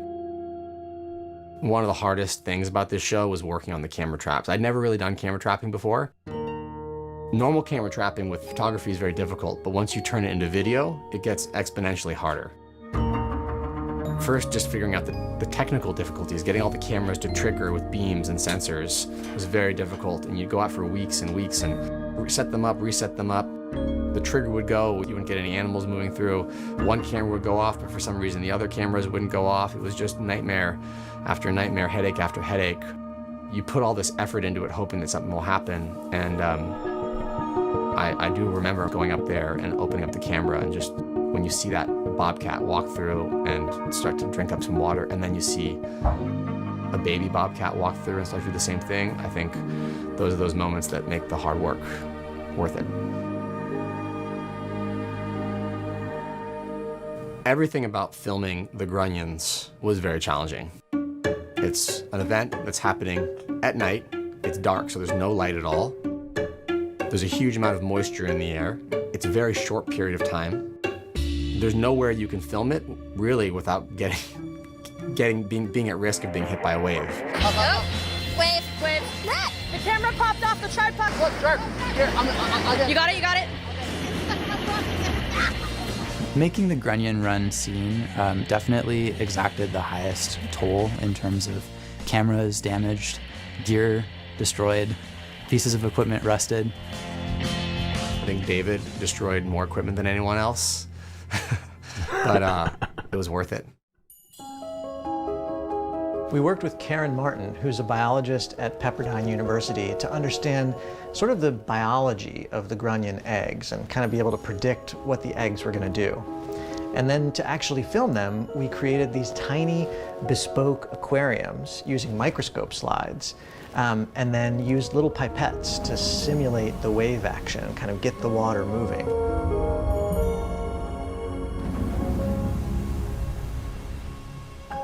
Anybody can go to any park in San Diego and basically observe almost all the things that we filmed with the squirrels above ground. But it's very challenging to understand what happens below ground, which is where the squirrels spend a ton of their time. David teamed up with another talented filmmaker named Alex to create these really complicated underground sets. And they spent basically months collaborating with the Humane Society to film these really remarkable underground scenes where you can sort of see the squirrels behaving underground, I think from a perspective that has not been filmed before.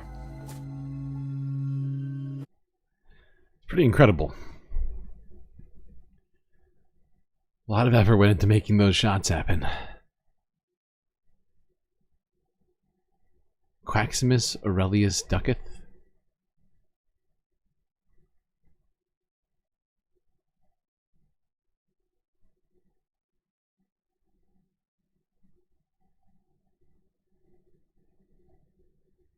Okay, Quaximus. All right, what else do we have to talk about? All right, we're actually really going to go straight into the third half because this is insane. I put too many things in this thing. I thought, you know, there was a chance we could get through all of this, but there's not. There's not. Not unless I switch to the third half stuff now. So we're going to start with space news, people. It's space news time. We're going to get into a particular space topic that, well, I think you should prepare yourself for. Very serious.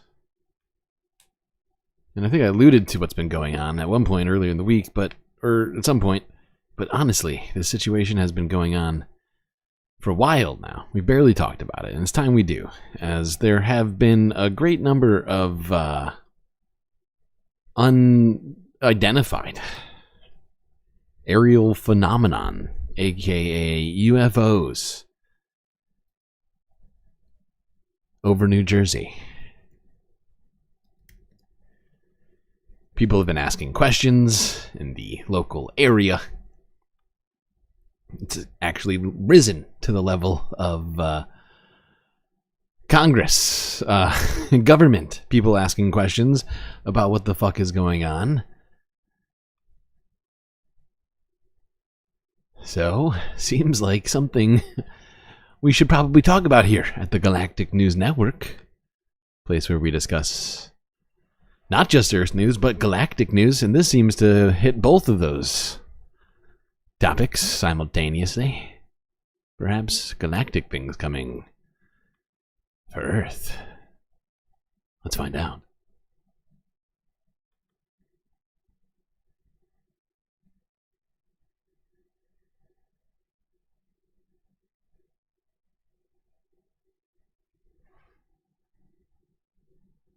Mystery in the sky now. Drones sighted all over the Northeast. The FBI is asking the public for help. Janae Norman is in Kennett Square, Pennsylvania, with that story for us. Good morning, Janae.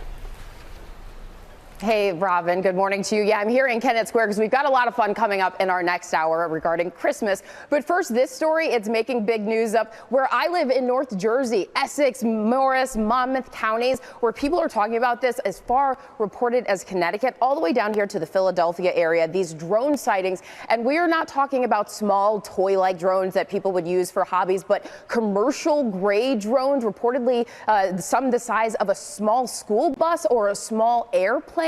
And neighbors are reportedly seeing these drones flying at night or in the early morning hours in flocks and at low altitudes. Neighbors reported being woken up by a buzzing sound, and officials don't have any answers. That is not an airplane. It's the latest in a string of mysterious drone sightings posted on social media that has residents worried, and this morning the FBI is investigating. They're just pacing back and forth, going very slow.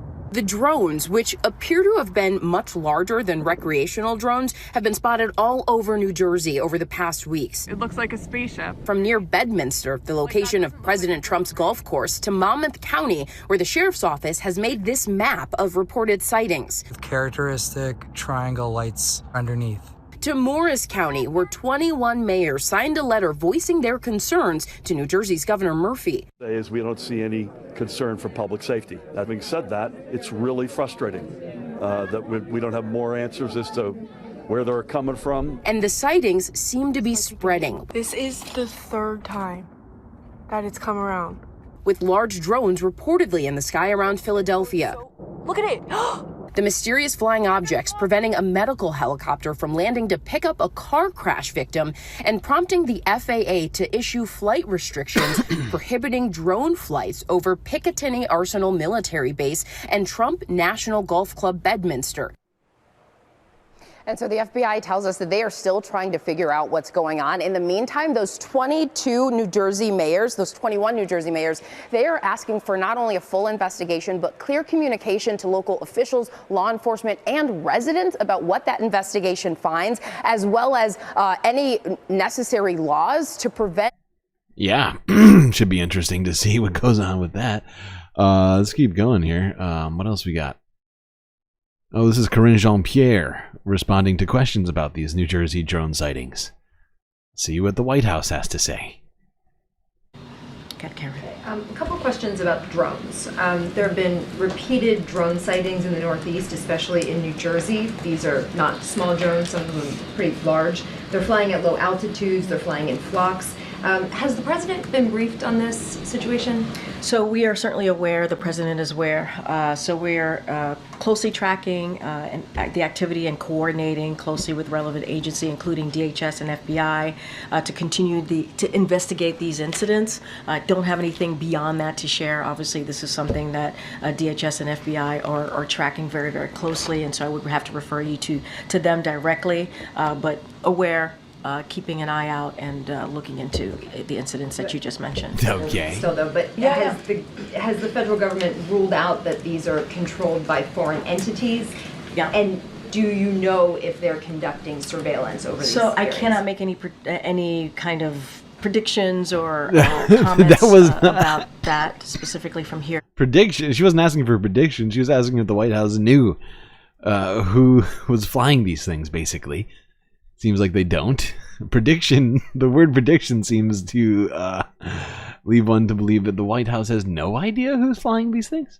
That DHS is looking at and FBI, so I would have to refer you to them. I don't have anything beyond that. We're tracking this very closely. Obviously, we're all aware of the incidents that have been reported. I'm not going to go into what they could be or could not be from here. That is something that obviously is being looked at as those respective agencies that I mentioned. When was the president briefed on this? I don't have a timeline, but he certainly has been made aware of this. And his the New Jersey governor said, it's frustrating that there aren't answers about where these are coming from, that people are very concerned about this. What's the White House message to the people up there who are frustrated that there isn't any information right now? And obviously, we hear them and we understand that. We are closely tracking this. We are monitoring the incidents that have been put forward and certainly made public. And we have two agencies that I've already mentioned that are looking into this, working closely with folks on the ground, trying to get to the bottom of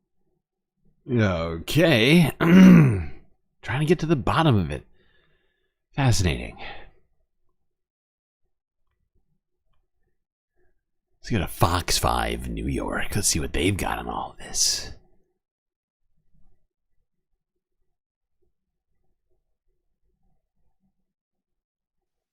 Well, it's been the talk in New Jersey lately. Mysterious drones flying above multiple counties, and no one really seems to know exactly what's going on. So this has caught the attention of many. Fox 5's Richard Jacobs takes a look at the latest sightings in the sky. These are all drones in the sky. It may look like videos from the TV series The Unexplained, what appears to be mystery drones flying over some New Jersey communities. I can see 3 drones. From down at the shore all the way to the Army facility in Morris County. They just hover. A little bit over there, a little bit over there, a little bit, but they just hover back and forth. Wharton, New Jersey resident and Terror Talk podcast host Michael B. has spent the past 2 weeks attempting to see what these peculiar-looking light-up moving dots are in the sky with a drone of his own. But so far, he hasn't had any luck. The other night, there was, right here over Picatinny, there was a drone just hanging out. I put my drone up in the air and went towards it. I had full battery life. Not 3 minutes into the flight, I lost control of the drone. Warning on my screen, lost control, and my drone started going down, dead battery.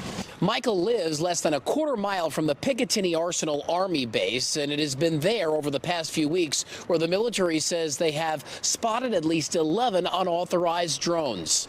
Governor Phil Murphy says he now needs federal help in finding out where these are coming from. It's really frustrating that we don't have more answers as to where they're coming from and why they're doing what they're doing.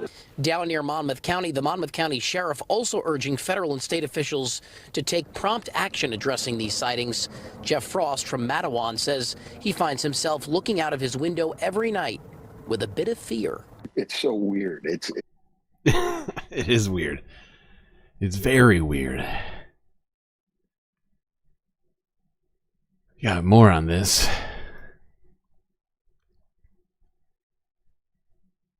Excuse me. There we go. This is from 2 days ago. Eyewitness News, ABC 7. The latest now on the growing mystery surrounding those drones over New Jersey. The devices have been spotted nearly every day over the last 3 weeks, and now mayors from municipalities across the state are set to discuss this matter with the Department of Homeland Security. New Jersey reporter Tony Yates live this evening in Belleville with the latest on this growing investigation. Tony? And Sandra, we're now getting a sense that some lawmakers know a little bit, but most lawmakers know nothing at all. And even after this big meeting tomorrow, we're told it's going to be held at State Police headquarters. After that meeting, will anybody come out and tell the public, tell the media what's going on with these drones? That we've done states of emergencies when it's about to snow out. Now we have people freaking out because the drone the size of an SUV is flying over their house, and everybody's going, yeah, we're not sure. We don't know. It has now become a full chorus of concern. The question is, will lawmakers finally be told at tomorrow's meeting what these drones are doing, who's flying them, and why all the secrecy behind their obvious presence?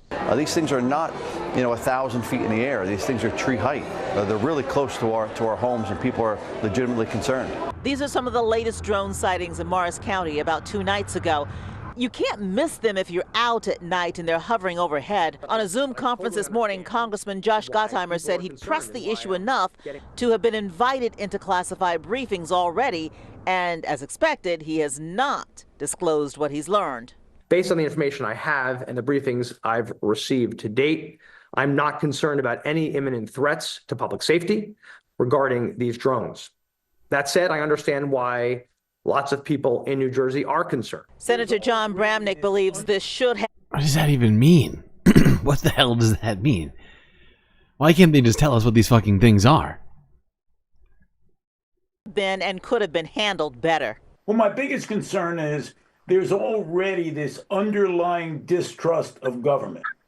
This does not help the situation. It exacerbates no kidding. This ongoing belief that government is not transparent. Especially with what has already been allegedly documented, according to Mayor Mellon. Talking to some local law enforcement agencies, neighboring communities, they do. And the fact is, the more I look at these things, they don't appear to be what I thought they were initially. We talked about the story, I think, one time last week.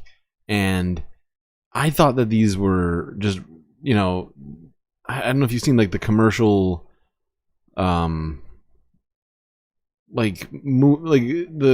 basically the flying cars, right? The drones with human-sized cabin attached to the bottom of them. But the more I look at them, the more it doesn't quite line up. And so I keep trying to figure out what the fuck these things are. But if they are like a military drone test or something like somebody in chat here is suggesting, you would... For them to be flying right over people's houses and stuff, doing military tests, it's kind of fucked. Not to tell people about it.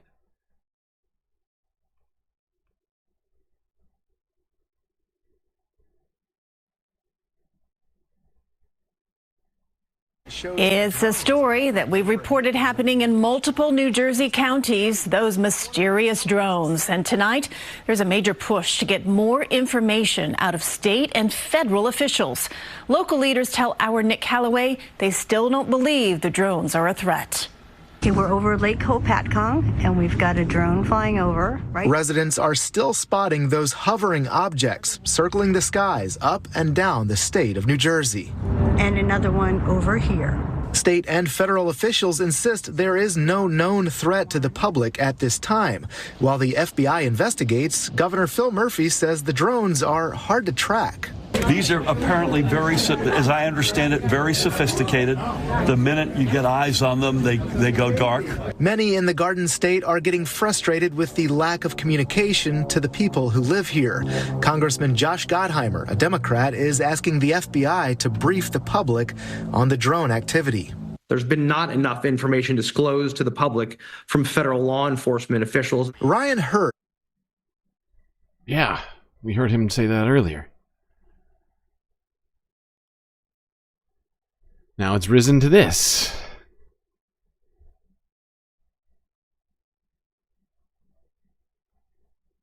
You're telling me we don't know what the hell these drones are in New Jersey are? Is that correct? That's right. It's crazy. I mean, that's crazy. That's madness that we don't know what these drones are. Sir, the FBI and our Newark field office, along with the state and local partners there,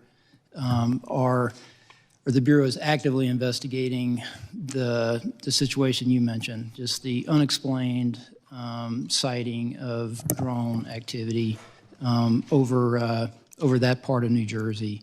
We do not attribute that to an individual or a group yet.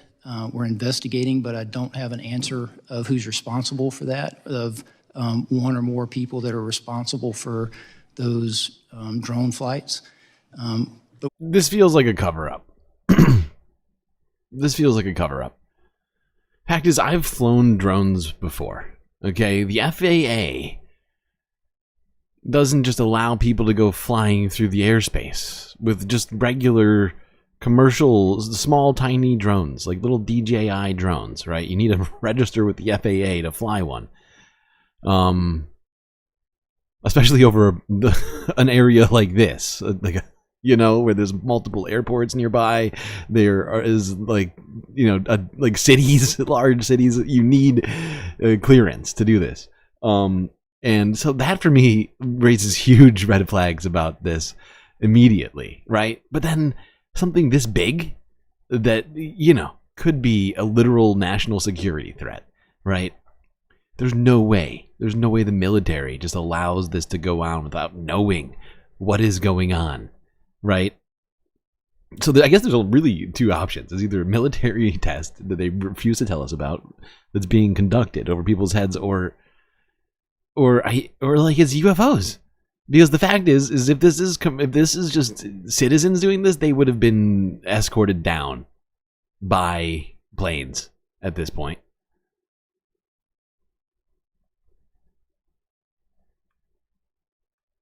Actively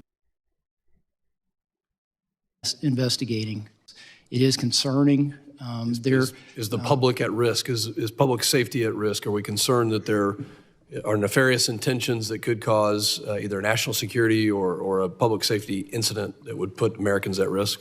There's nothing that is known that would lead me to... There's nothing that is known that would lead him to believe that, which means that they know things. They know things about these drones that they're not telling us right now. There's nothing that is known that would lead me to say that, but we just don't know, and that's the concerning part.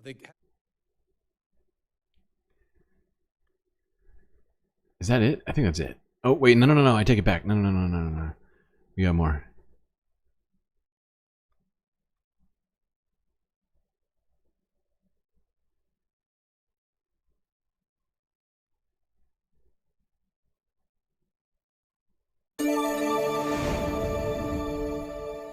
I'm Christine Frizzau on Capitol Hill, where lawmakers are looking into new threats to the homeland, with dozens of reports of unauthorized drones flying in the skies of at least 2 states. New warnings about the threat, with still little information about what these unmanned aerial systems are doing and who's controlling them.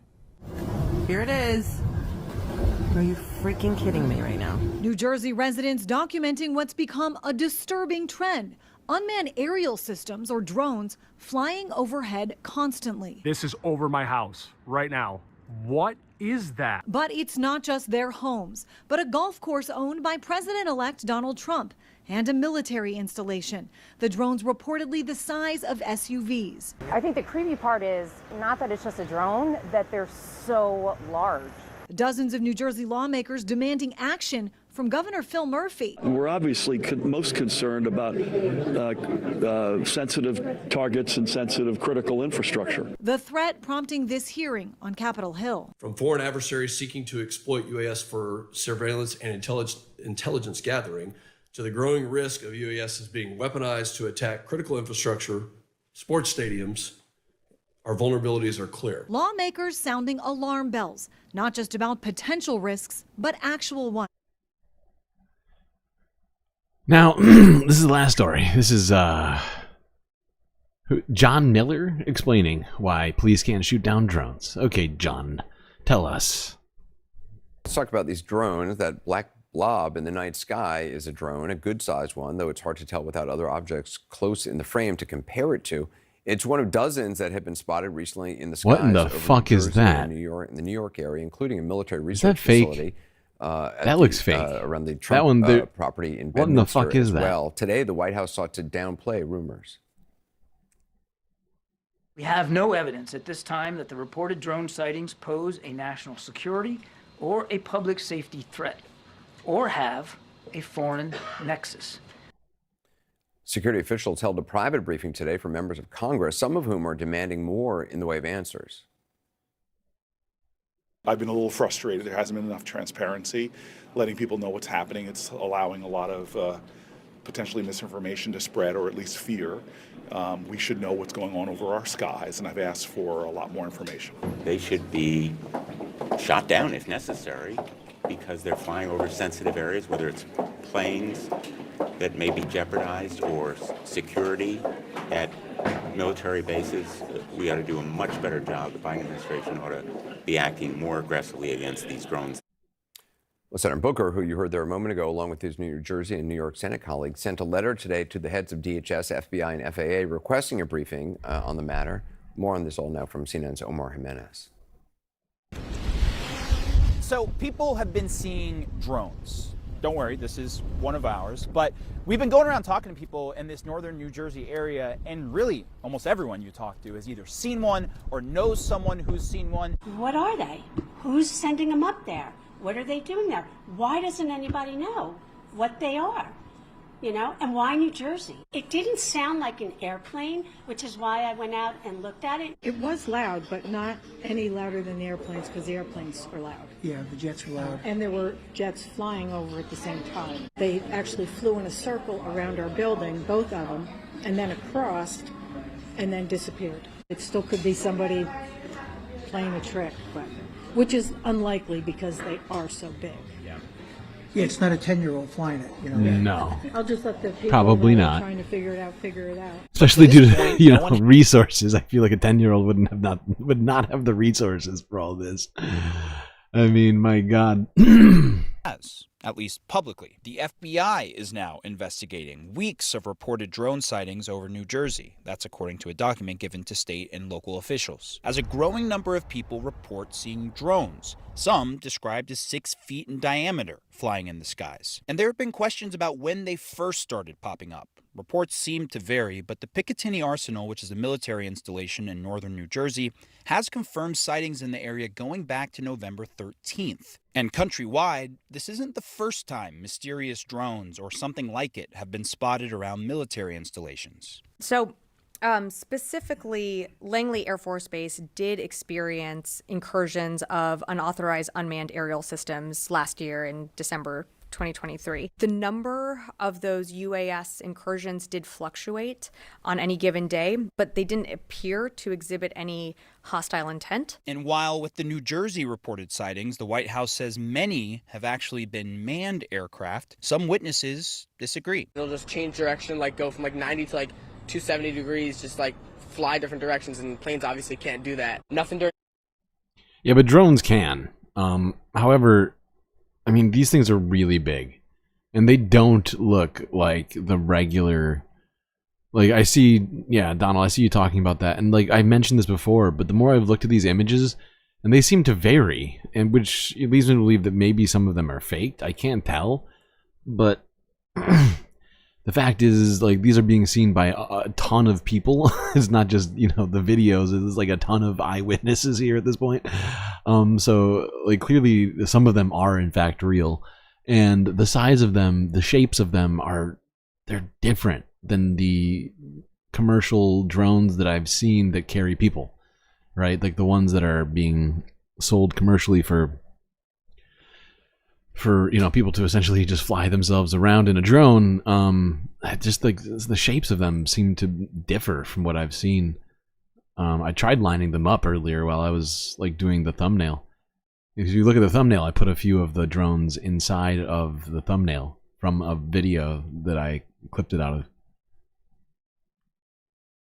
Day, just completely at night. It's odd. And public officials are starting to get frustrated. They're creating so much fear and uneasiness in the public. There's no excuse for us not to know at this point. Now is not the time to mess around. It is a time for action. We're past the point of let's pretend it's not a big deal and try to keep everybody calm while we figure it out. It's really concerning. And quite frankly, it's not acceptable.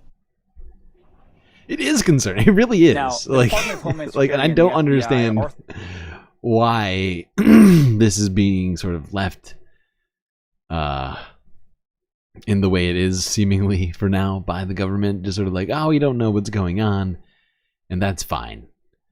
It's like, what? Since when? Don't we have to go through body scanners at the airport?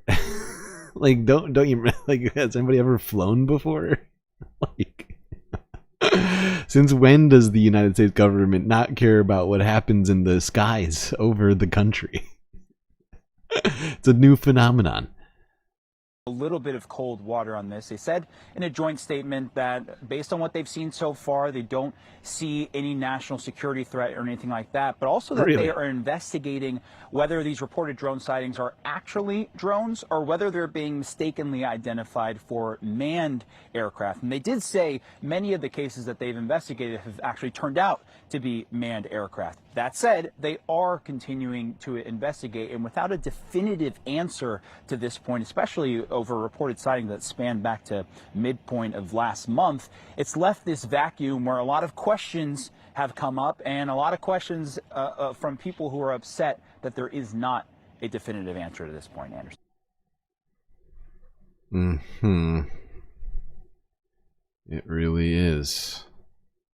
All right, Omar Jimenez, thanks very much. John Miller is back. Also joining us is CNN Senior National Security Analyst Julia Kayyem. She's a former Assistant Secretary for Homeland Security, currently a professor at Harvard's Kennedy School. So I've been skeptical of this whole thing. All right, we're done. We're done with that. That's it, people. But we do actually have, I'm going to hold off on this one just because of how much stuff we have to take care of today. We'll hold this space news for tomorrow. All right, let's go to the Earth news. And we'll start in South America, in Brazil, where President Lula has been rushed to the hospital for emergency brain surgery. And 2 days ago, this report came out from Reuters saying that I think this was a report from the Brazilian government themselves saying that that Lula was stable,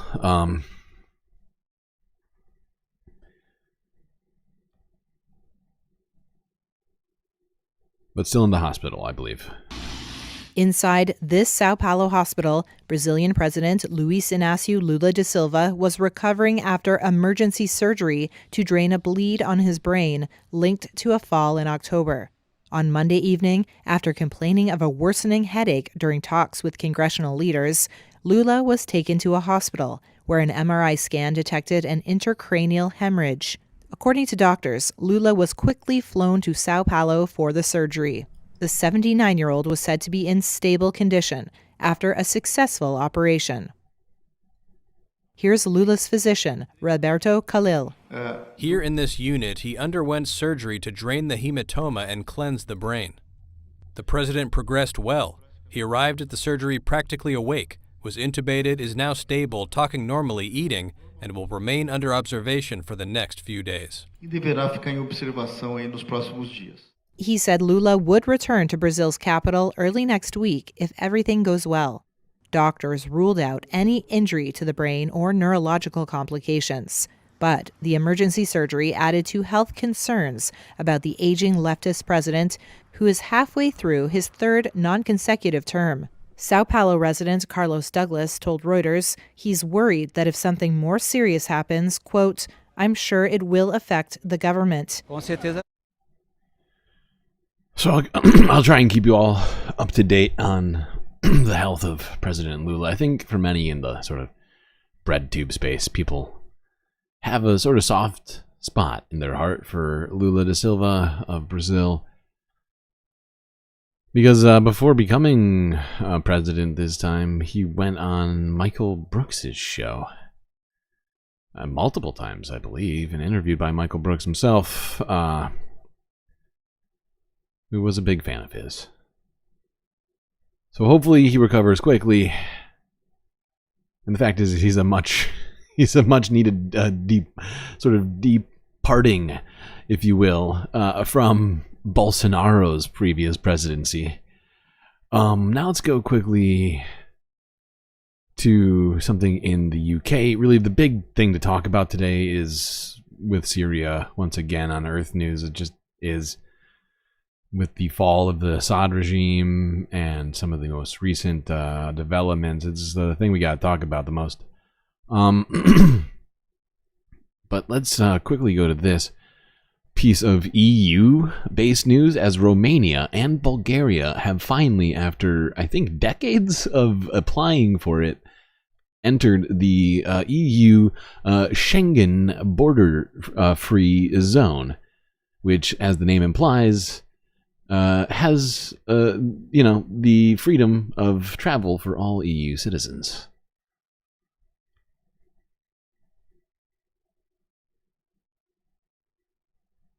The UK Prime Minister there talking about Sarah Sharif. Now, the European Union has approved Romania and Bulgaria as full members of its Schengen area of free movement. The countries partly joined Schengen in March after an agreement with Austria, which had initially opposed their joining on the grounds they needed to do more to prevent illegal immigration. The deal has been years in the making. Romania and Bulgaria joined the EU in 2007 and have been trying to enter Schengen for more than 10 years. Their full entry to the zone would leave Ireland and Cyprus as the only EU countries outside it. There are currently 29 countries in the Schengen area, which allows 400 million people to move freely between them. Our correspondent Nick Thorpe is on the border between Hungary and Romania for us. Behind me, this is normally very busy. People wait for hours, especially in the summer months, but even today in December, there's been a long people waiting. Sometimes the trucks sounding their horns in impatience. That doesn't seem to make any impact, of course. So it's a huge physical, people will save hours of their lives waiting at these borders, but also psychologically for Romania and Bulgaria, it means they finally feel they're full members of the EU. They've finally been... Yeah. This is a huge part of being in the EU, from my understanding. So yeah, that's a great development for people in Romania and Bulgaria, and for the EU to have two of its countries become truly full member states. Now let's quickly go to this, as earlier this week, Nihon Hidankyo, Nobel Peace Prize winner, the only, I think, living survivor at this point of the bomb which hit Nagasaki, called for the abolition of nuclear weapons.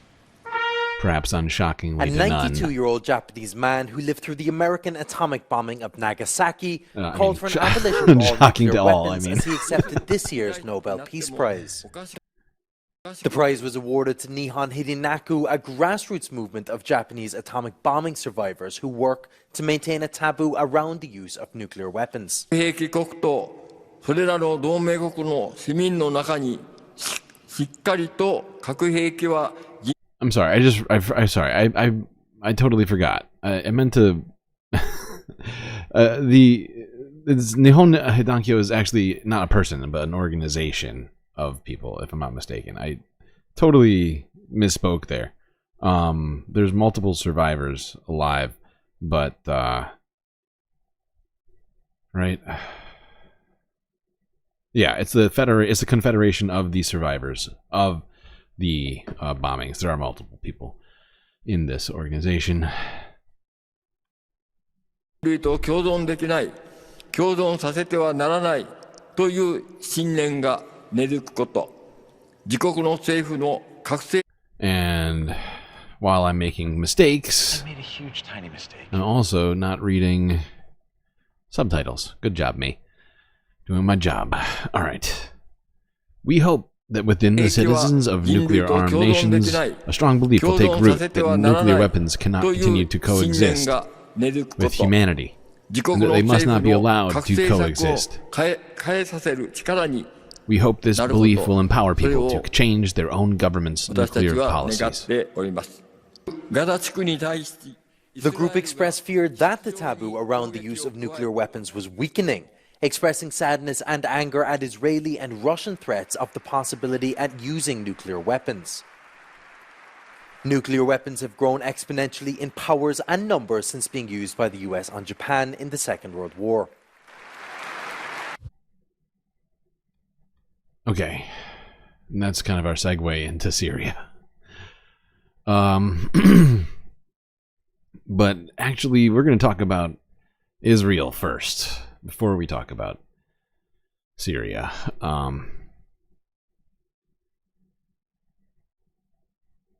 Because they are intrinsically linked to that situation, that discussion, especially in light of recent events. If you haven't heard, you will, well, certainly see what I mean shortly.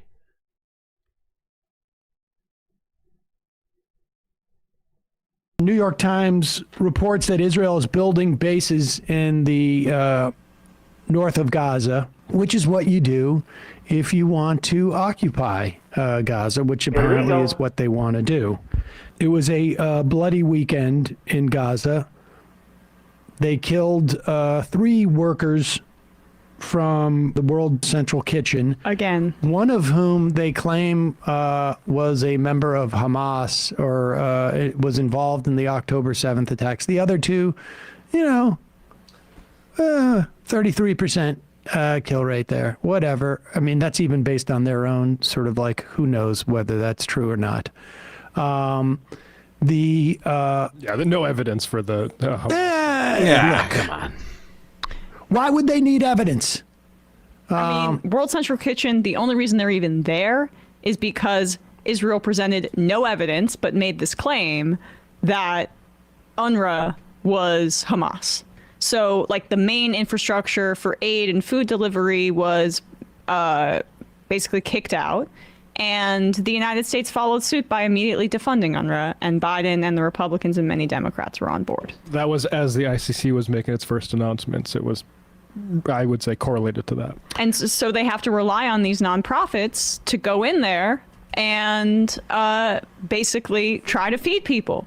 And now this is, the third time that this particular nonprofit, at least the second time, but I think there was a third instance, of this particular nonprofit being targeted. But most importantly, at least in terms of the news over the past couple of days, this is going to come as something that's very difficult for people who have been complaining about the idea that Israel has been engaging in acts of genocide in Gaza.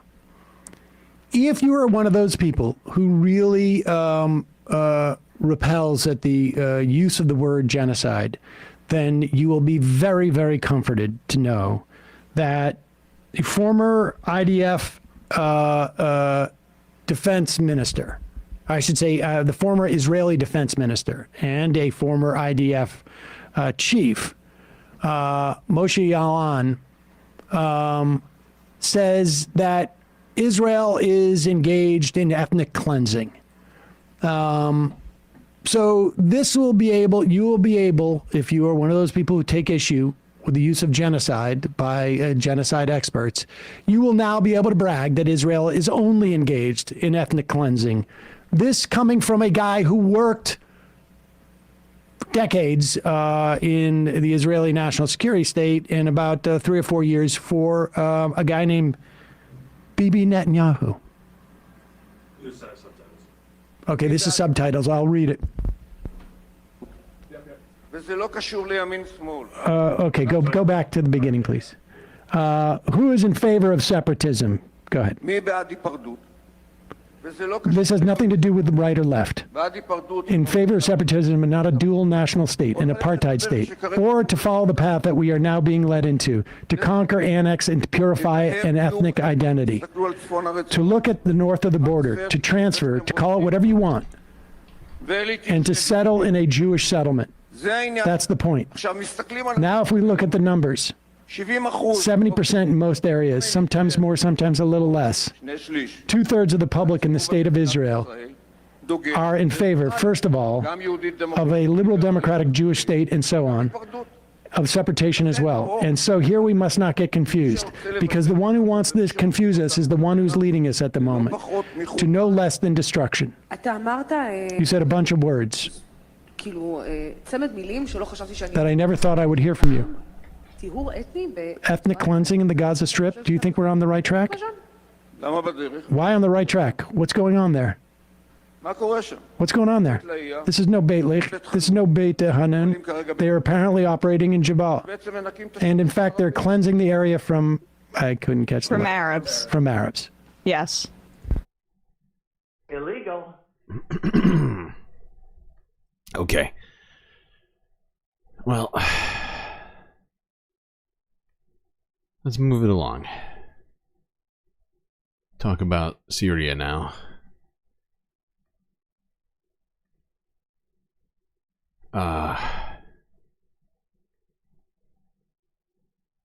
Actually, before we do that, let's go to this.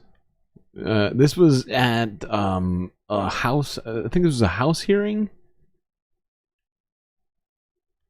I think this was during a House hearing earlier on Thursday morning, where Anthony Blinken went to speak and was met with sort of an unwelcome surprise. Negotiating a interview. Where does it start? Where does it start? It starts like around here, I think. Mr. Chairman, Ranking Member. First of all, let me just say I have very much appreciated working with you these past 4 years, working with the Ranking Member. I think we've done good and important things together.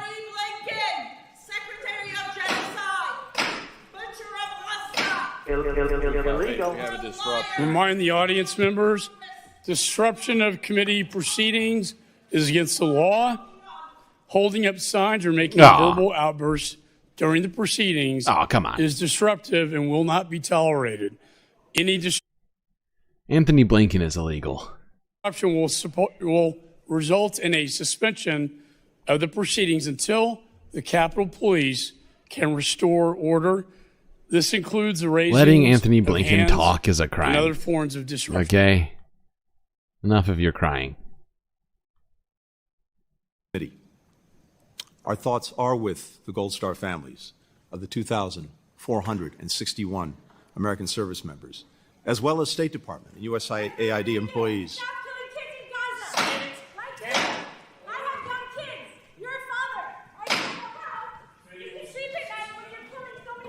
Committee will suspend while the Capitol Police restore order No. to this committee. What? Do you It's science. I don't want reality. not want reality? Come on.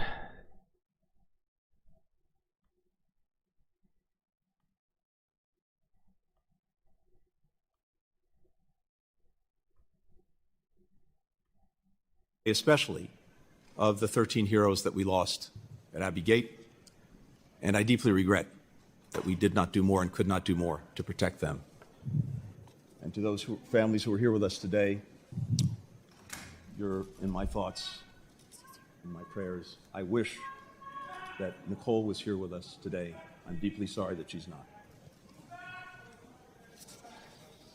I'm also deeply grateful to the dedicated professionals from the State Department, from the Defense Department, from across the government, from civil society, other partners who did so much to support the people of Afghanistan over those 2 decades. Committee will come to order. Committee will suspend while the Capitol Police restore order. Committee will come to order. The gentleman sounds upset. I wonder why. Could it be Anthony Blinken has been sort of the front man for this goddamn genocide for all Americans, essentially? And has been sort of playing lawyer to Israel for a while now, like a year and a half. Now let's go to Syria now. And the EU has apparently suspended all applications of asylum when seeking to asylum, Syria. It helps to have friends in high places. Bashar al-Assad's application in Russia approved, personally, quickly, by his friend President Putin. But for 47,000 Syrians who fled the Assad regime, seen here crossing into Germany 9 years ago, applications are now on hold. The country has over 1 million Syrians, the most in Europe, making immigration the big issue in February's general election, where these people, the far-right AfD party, are hoping to do well. But not everyone is booking their flight back to Damascus. Anas, now a German citizen, arrived from Syria in 2015. I don't think it's a good idea that so many people on the AFC side are now saying that the Syrians have to go back as quickly as possible. The situation hasn't improved yet. Every person can decide for themselves whether they want to go back or not, but as of me, I don't. Yeah, that's a great point. But unfortunately, the EU is denying all new applications of asylum to Syrians, specifically in the light of the fall of the Syrian army and Bashar, the Ba'ath Party's regime, essentially, the last 50 years, well, 70 years, technically. But let's go here.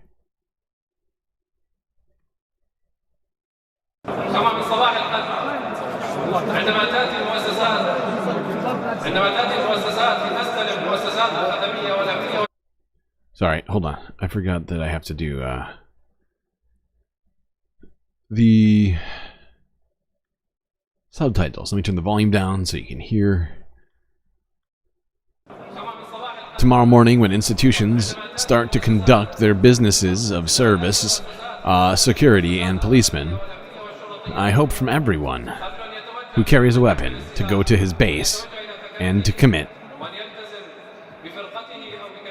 to his division, battalion, or brigade. We will not allow except the chaos of arms appearing or firing on the streets.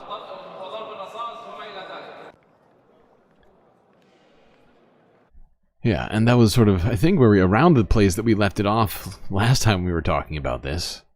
But now we've got, 3 days to talk about of what has transpired in Syria since the fall of the Assad regime. And it's been a lot, more than I thought, but really much of it could have probably been predicted. But yeah, let's go here, talk the Ba'ath Party and the Assad family's regime. Here's South China Morning Post with a sort of a historical wrap-up. After leading a coup in 1970, Hafez al-Assad became president of Syria The following year, the former Air Force commander had a strong network in the military and his socialist Ba'ath Party. Hafez quickly turned the Syrian government into a one-party dictatorship. Now, the Ba'ath Party was in power before this, and there was a leader in power, I think, for like 15 years or so before Hafez al-Assad seized power. I can't remember his name. He portrayed himself as the savior of the nation and created a cult of personality around himself and his family. The Ba'ath Party integrated the Assad family cult into its doctrine and official state ideology. Hafez implemented a socialist economic system and nationalized key industries. He relied on divide and rule tactics that exploited ethnic, religious, and political divisions. Half of that sounded good, the other half sounded horrifying. Hafez used secret police, mass arrests, and torture to maintain control. One of the most brutal episodes occurred in 1982. Thousands were killed when the regime crushed an uprising in Hama.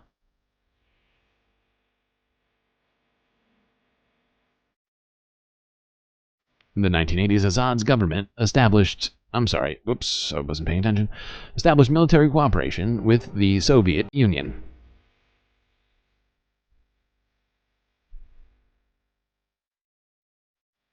When Hafez began looking for a successor, his first choice was his brother, Rafat.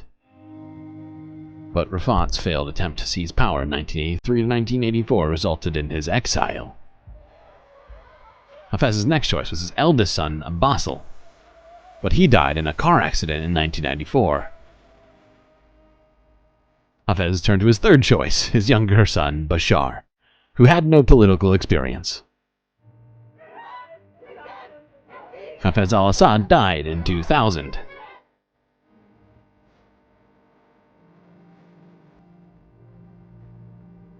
Bashar al-Assad became Syria's 19th president. He was confirmed by a referendum that saw him win 97% of the vote. Bashar at first promised reforms and a more open society. Hopes for change soon crumbled as he mirrored his father's authoritarian style.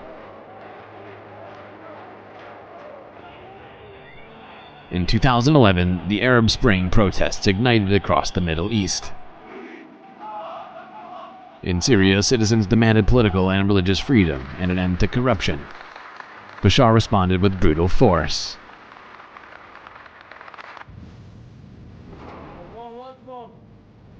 The Arab Spring protests quickly escalated into a full-scale civil war in Syria. It gave rise to factions including rebel groups, extremist organizations, and Kurdish forces.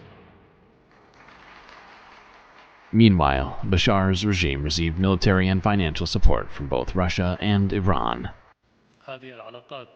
These ties are strategic and important, not only for Syria and Iran, but for the entire world.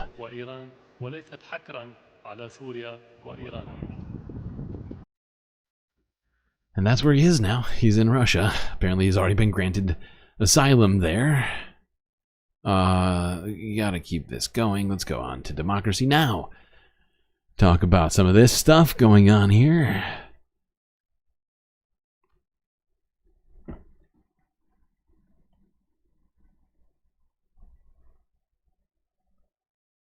This is Democracy Now!, democracynow.org, the War and Peace Report. I'm Amy Goodman in New York, joined by Democracy Now!'s Juan Gonzalez in Chicago. Hi, Juan. Hi, Amy, and welcome to all of our listeners and viewers across the country and around the world. We begin today's show with Syria and the aftermath of the historic collapse of the Assad regime. Israeli forces are continuing to attack key military sites, airports, and army air bases in cities across Syria, including the capital Damascus. In just the last 48 hours, Israel's carried out 340 airstrikes, according to the Syrian Observatory for Human Rights. A resident from Qamishli in northeastern Syria described the strikes that took place Monday night. The strikes happened at night. We went out after hearing the sounds and we saw a fire there. Then we realized that Israel struck these locations. We didn't get a break from Turkey, and now Israel came. Israel has been striking the area for a while now. Turkey and the United States have also continued to strike targets in Syria since the lightning offensive led by Hayat Tahrir al-Sham, or HTS. In a message posted to Telegram Tuesday, the rebel commander, Ahmed Shara, vowed to hold senior officials in the Assad regime accountable for, quote, torturing the Syrian people, unquote. As different factions of armed groups vie for power and their international backers defend their interests, Syrians are grappling with the enormity of what has happened to their country and what comes next.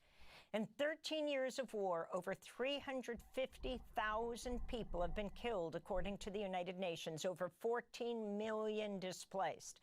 President Bashar al-Assad has now fled to Russia, where he's been granted political asylum with his family. Syrians are adjusting to the new reality of life after 50 years of rule by the Assad family, Hafez al-Assad and his son, Bashar. Today we don't give our joy to anyone. We have been waiting for this day for 50 Shit, years. just realized the sound's way down. Silence and could not speak out because of this tyranny. Today we thank and ask God to reward everyone who contributed to this day, the day of liberation. We were living in a big prison that was Syria. It's been 50 years during which we couldn't speak, nor express ourselves, nor express our worries. Anyone who spoke out was detained in prisons, as you saw in Sidonaya. For more on the dramatic changes in Syria, we're joined by Omar Dahi, Syrian-American economics professor at Hampshire College, director of the Security and Context Research Network, where he focuses on political economy in Syria and the social and economic consequences of the war. He was born and raised in Syria and involved in several peace-building initiatives since the conflict began. Professor Omar Dahi joins us now from Amherst, Massachusetts. Professor, welcome to Democracy Now! First, your response to Assad's departure, him fleeing with his family to Russia, and what this means for Syria. Hi, Amy. Thank you so much for having me. Yeah, I've been watching, like many others from outside the country, in shock and disbelief in this past 2 weeks, and with mixed emotions in many ways. First, shock and disbelief at the collapse of the Syrian regime and the way it happened after 13 or more years of conflict, where there were front lines that were frozen for the past several years, but suddenly they disappeared. Of course, incredible joy at the personal level, and also for millions of Syrians who were directly hurt by the regime, both through the violence of the war, the displacement, the killings and tortures that were taking place, as well as previously, before the war. It's been incredible watching the scenes of the liberation of prisoners from prisons like Sednaya, which have been referred to, I think correctly, as human slaughterhouses. It's been incredibly moving to see people celebrating in the streets, people saying that they can finally go home, they can finally speak their mind. So all that has been really a joy to watch and witness as we kind of see the sequence of events unfold with the, Bashar al-Assad fleeing to Russia. Thankfully, this process, which we can talk more about, happened finally with as minimal bloodshed as possible, even though there was plenty of bloodshed over the past years. But in the way it had happened, it actually provided a possibility for positive change, at least at the moment. But this joy is also tempered with lots of other feelings as well, primarily the costs at which this happened. And I would say the costs are the human costs that you outlined, which may be even more in terms of the people killed. Entire generations had been destroyed. There is a generation of Syrians that grew up in displacement in refugee camps. The destruction that happened to the country, all the human cost and the physical cost, I think it's hard to say that it was not too high. It's impossible to say that it was okay that all this happened. There are other costs, of course. The other cost is the loss of sovereignty of Syria, which has been a process ongoing for 10 years. Syria was occupied and invaded by the United States, by Turkey, on the opposition side, and on the Syrian government side. It drew on its allies to defend itself, Russia and Iran, which came to place the regime in a position of dependency. So there were multiple foreign types of occupations in the country, which we see what is happening now in the Israeli airstrikes as a continuation of that law. Yeah, and we'll get more to the Israeli airstrikes and the, all of that very soon. I'm going to skip ahead now to some of the other things that have been going on here since the fall of the Assad regime. Let's just go to this. This is some footage of people inside of the palace.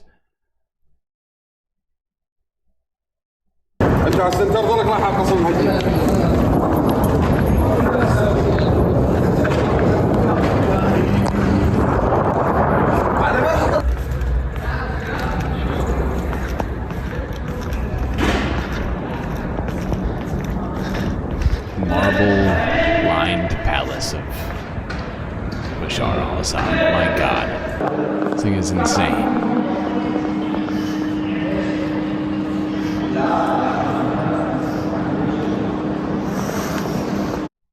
So shortly after this, Benjamin Netanyahu came out and said this. He saw a moment, an opportunity, if you will, and decided, oh, geez, we could take some land that's not ours. This is a historic day for the Middle East.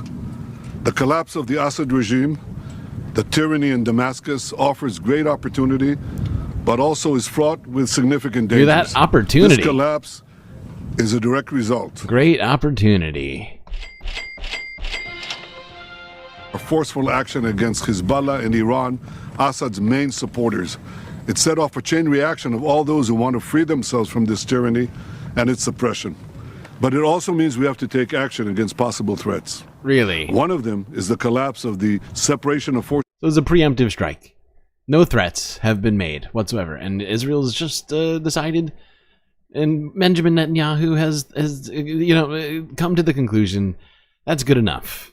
I can see a threat in the future. Nobody's threatened us yet, but might as well pre-bomb them. Preemptive attack. Agreement from 1974 between Israel and Syria. This agreement held for 50 years. Last night it collapsed. The Syrian army abandoned its positions. We gave the Israeli army the order to take over these positions to ensure illegally that no hostile force embeds itself right next to the border of Israel. This is a temporary defensive position until a suitable arrangement is found. Temporary illegality. Equally, we send a hand of peace to all those beyond our border in Syria, to the Druze, to the Kurds, to the Christians, and to the Muslims who want to live in peace with Israel. We're going to follow events very just carefully. The ones that want peace with Israel. Okay, all right, cool. But till then, you're going to bomb them. Is that what you're saying? Until you're sure that, yeah, interesting, fascinating.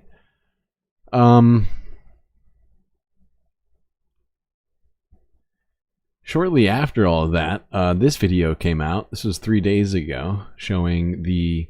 I guess we watched this one too, technically, didn't we? It's whatever. I just trying to get us caught up here. All right. Let's go here. This video shows people entering Syria, returning to Damascus after having been kept out of it. It just what appears to be like tens of thousands of people, maybe more. Hard to tell. Just all lined up, heading back to the capital of Syria. The former stronghold of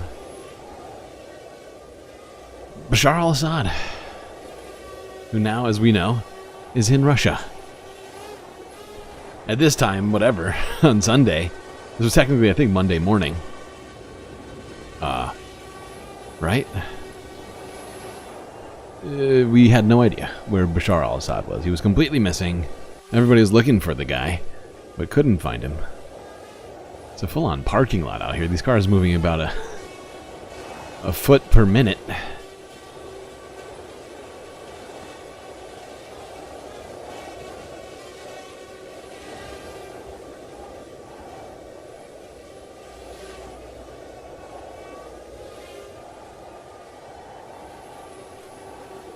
It's truly an incredible sight to behold.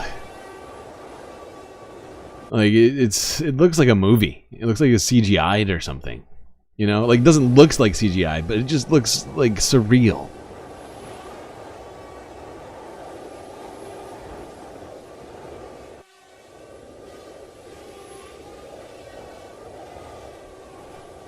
It's like an internal exodus inside of Syria, or return. It's like it's the great return. It's insane how many people this is. I have no idea what it means. I mean, it could be like 100,000 people all moving. I mean, there's been millions of people displaced for years, internally and externally. We just talked about it. What was it, 15 million people displaced since the war started over 10 years ago?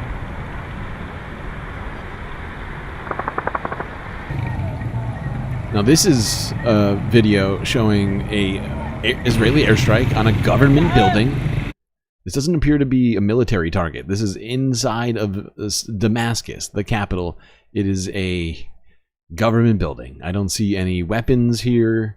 Doesn't seem to be like a place you would keep weapons. This is really, like it says, immigration and I assume passport something. It looks like the sign got broken by the bomb. But yeah, Ministry of the Interior. This is not where they keep weapons.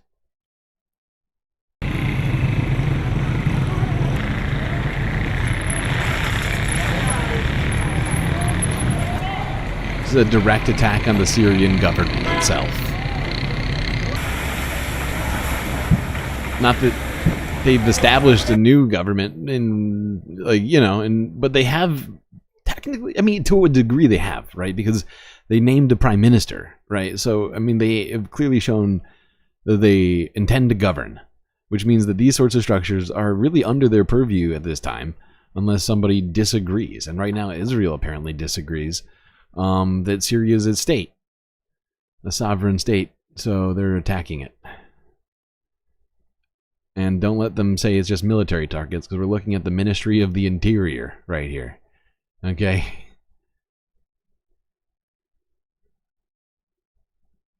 And they will be telling us that here soon. So let's get to some of that. But first, let's look at some of the celebrations that were happening inside of Syria around the same time.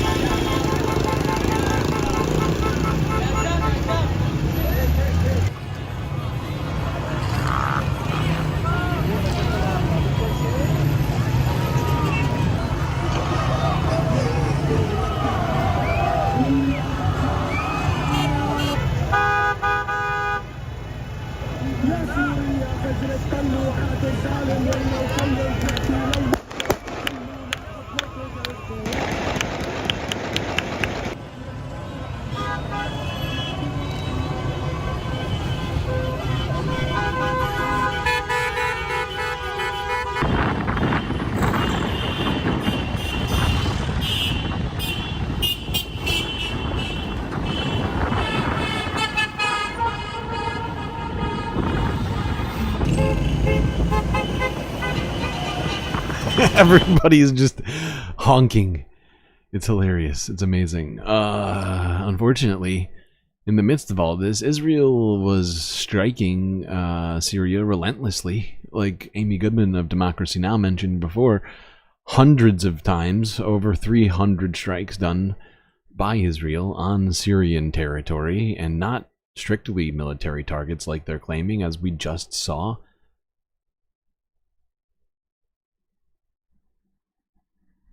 Israeli airstrikes on Damascus and elsewhere in Syria are further challenging a fragile situation.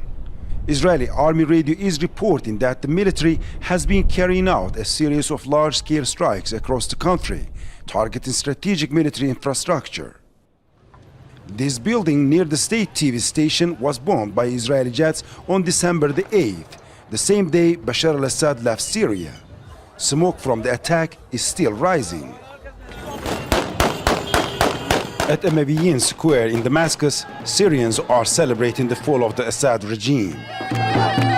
They have endured the pain and losses of a civil war that lasted for 13 years. We're happy. We've been waiting for this moment for a long time now. My husband was killed by the regime 7 years ago. It's impossible to describe my feelings now. For many, the scars of the past still hurt. Assad family was in power for more than half a century. That, however, is not. Okay. I should consider doing a fun half instead of a sad half at the end. I get it. But I do have a secret sort of fun story for us to talk about at the end. And I have slightly changed the format of things. It's not, the Middle East isn't actually the end anymore. Technically, we've been doing the rest of Asia as well at the end instead. Just as a way to do exactly what you're suggesting, not go to bed as angry. You know, I do what I can around here.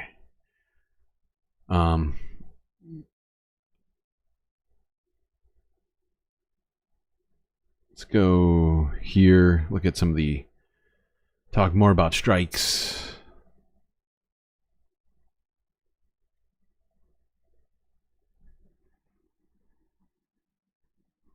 Tonight, with Syria convulsed in revolutionary chaos, its neighbor Israel taking decisive action.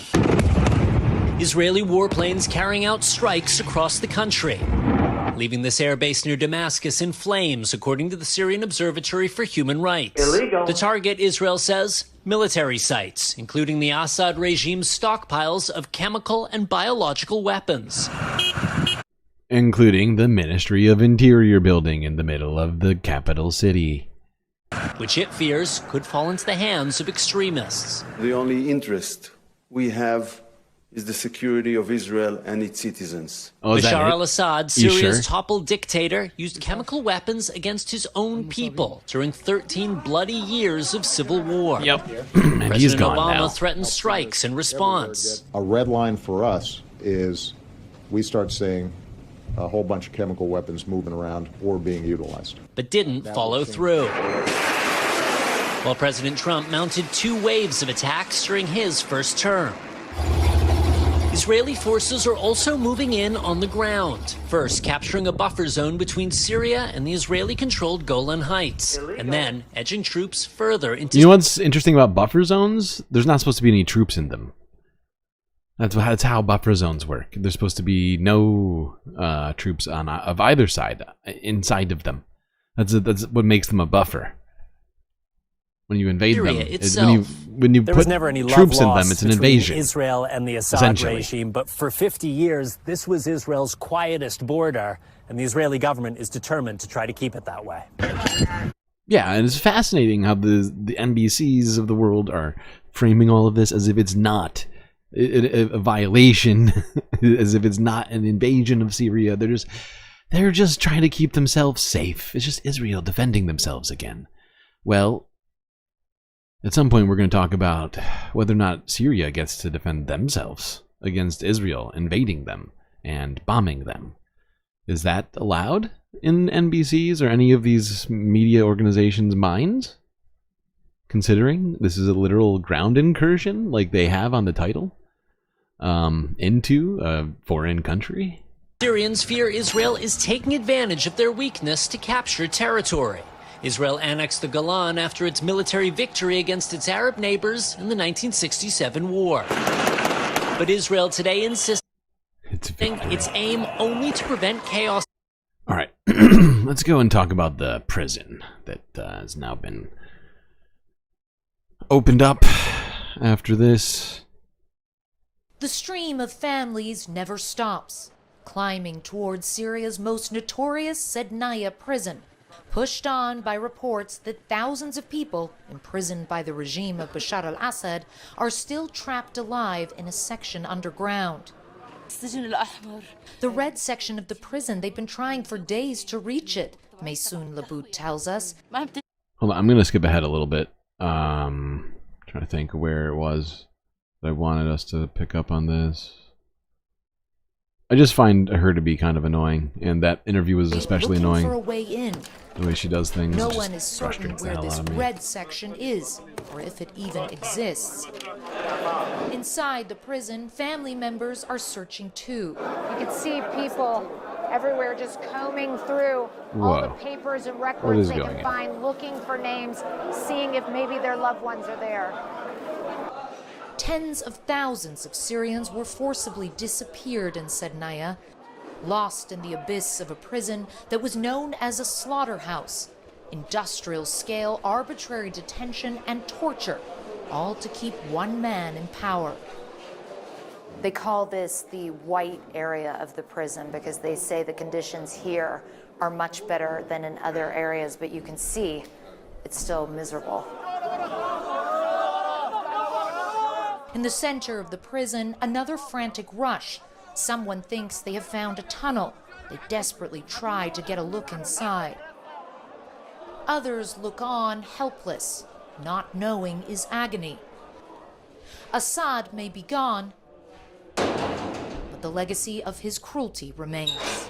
There are still conflicting reports about Sednaya and whether this so-called red section of the prison exists. A group that calls itself the Association of Detainees and the Missing in Sednaya put out a statement on Twitter saying that basically this was incorrect, that all people who were being held in Sednaya had been released by 11 a.m. on December 8th, and yet we are still seeing media reports as recently as an hour ago saying they believe once again they may have found this so-called red area. Clarissa Ward reporting for us. Thank you so much, Clarissa, and your team for visiting the prison. By the way, the Association for Detainees. Keep this going. This discussion of this prison here. Let's go to this AP from 3 days ago. Sednaya prison. Syrian search for their loved ones.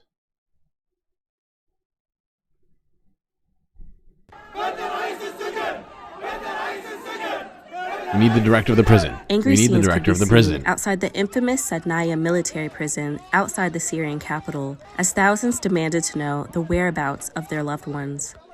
As insurgents swept across Syria to bring an end to the Assad family's 50-year rule, they broke into prisons and security facilities to free political prisoners. Civil defense workers dug holes in search of hidden cells and underground chambers. The prison, known as the human slaughterhouse, is one that has horrified the Syrian people. We came here, but we didn't find any detainees. Inside, we found refrigerators, burners, crushers. We would press them and put them in the burner. They are gallows and corrosive acid. Jesus Christ, Syria's that's prisons disgusting. have been infamous for their harsh conditions. Torture is systematic, say human rights groups, whistleblowers, and former detainees. According to Amnesty International, dozens of people were secretly executed every week at Sednaya. They are all gangsters. They're all gangsters and they will be held accountable.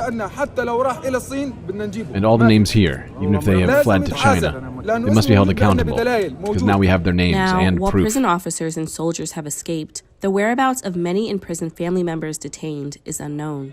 The release of prisoners and the end of the Assad family's rule is a historic moment in Syria's story. Wow. This is all really escalating quickly in so many different ways. They now have a list of war crimes and war criminals. My God.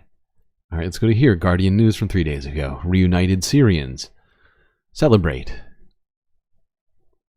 with their families.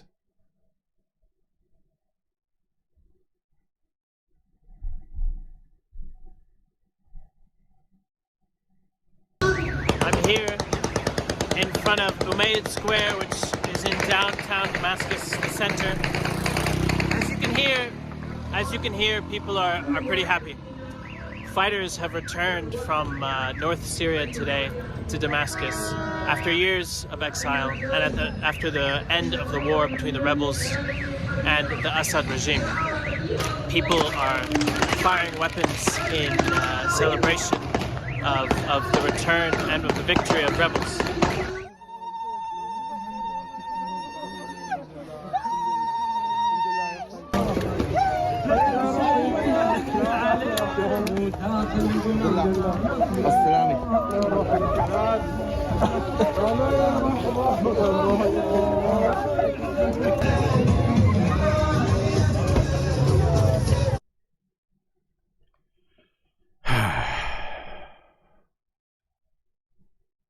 Well, Israel did strikes the first night, and then they did strikes the second night.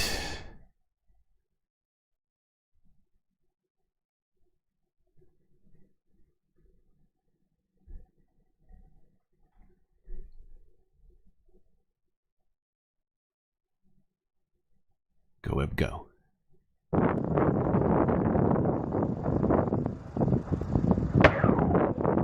Jesus Christ. This one is clearly a military target. The fact that you see these missiles shooting off, these projectiles shooting off from this site. I mean, the fact is, like, that's got to be what this is. And you see the projectiles are just randomly firing in all sorts of directions. I'm sure there's possibility for, civilian casualties from this strike.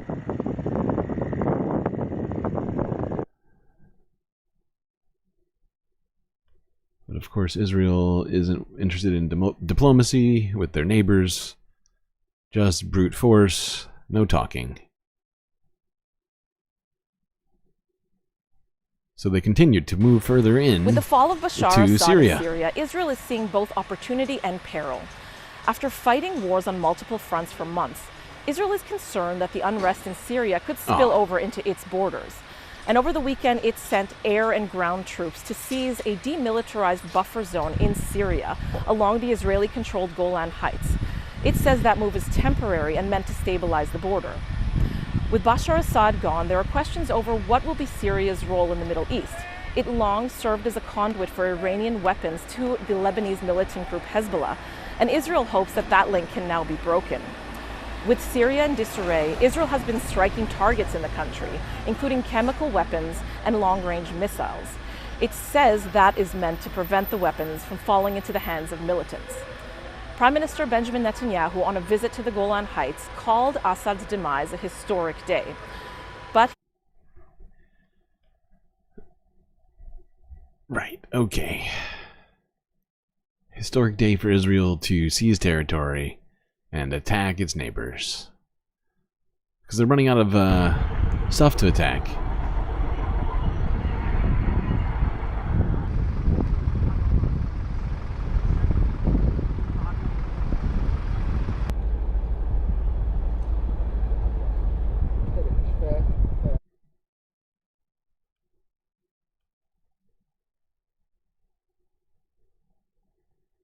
This is showing footage of more Israeli tanks crossing into the buffer zone where they're not supposed to be.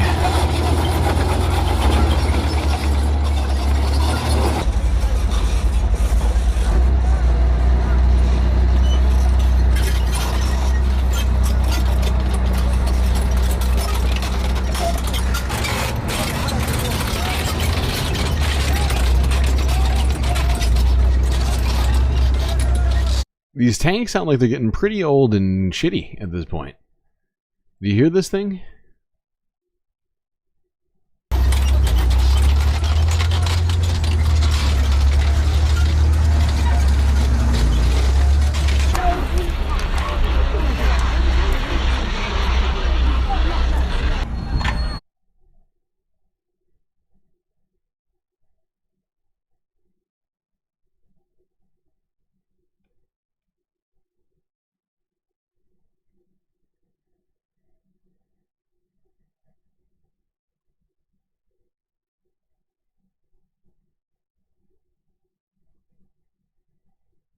Got a team standing by to cover all of this. We are going to start with NBC News international correspondent Raf Sanchez. Raf, good morning. All this happened so fast. Just walk us through the events of the last 24 hours and the reaction we're already getting out of Syria this morning.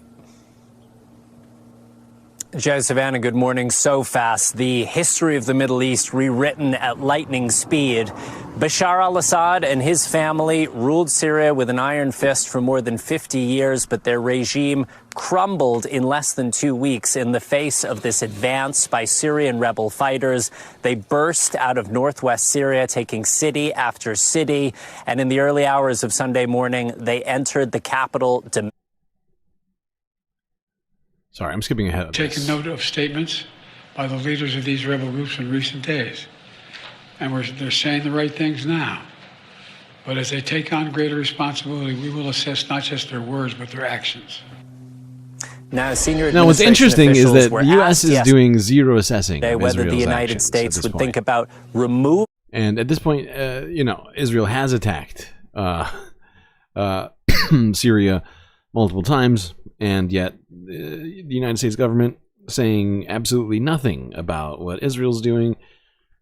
Seemingly zero concerns about any of that, even though they're at the same time sort of celebrating the fall of Assad, media celebrating the fall of Assad, and talking about how great it is for the civilians. They get to go back home and they get to, live their lives and have democracy. Meanwhile, the supposed democracy of the Middle East is actively attacking that country and those people. Let's see if Anthony Blinken has anything to say on the matter. This is from, 3 days ago, so I guess Tuesday. Before Maybe I get Monday, to the maybe. subject at hand, permit me to speak briefly about the situation in Syria. It's impossible not to be moved by the scenes of jubilation, the scenes of relief. Absolutely. Coming out It of is Syria. moving. Totally. People dancing in the streets. Civilians. Families weeping as they embrace children, husbands, wives, who've spent years locked away in the Assad regime's prison. It's horrible. And now they're being After bombed by Israel. 14 years of conflict and decades of brutal repression under the Assad regime, Syrians finally feel hope for their future. The overwhelming majority of people in Syria have only known life under the iron fist of the Assads. Now, they will know something else.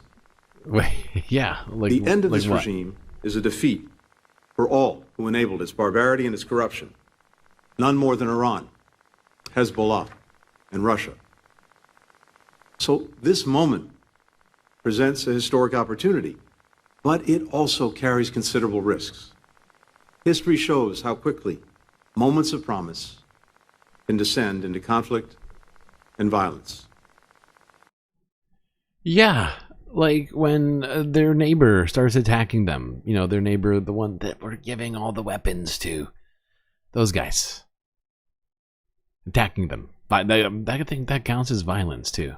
If I'm not mistaken.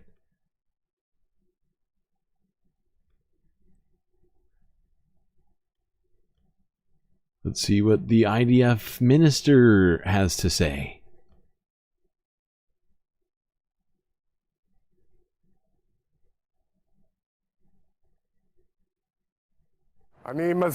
From here, I warn the rebel leaders in Syria. Whoever follows Assad's path will end up like Assad. We will not allow an extreme Islamic terrorist entity to act against Israel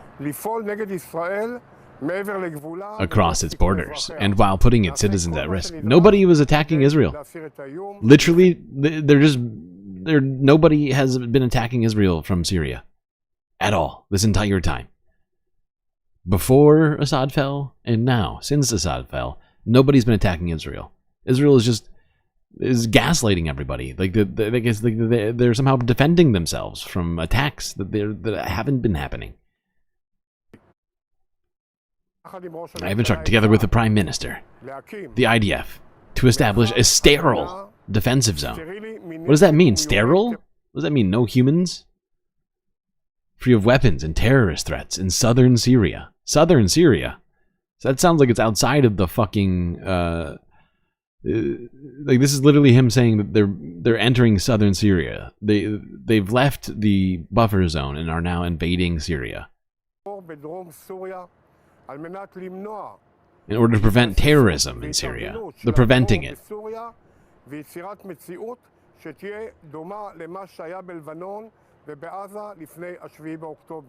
Disgusting. This is disgusting.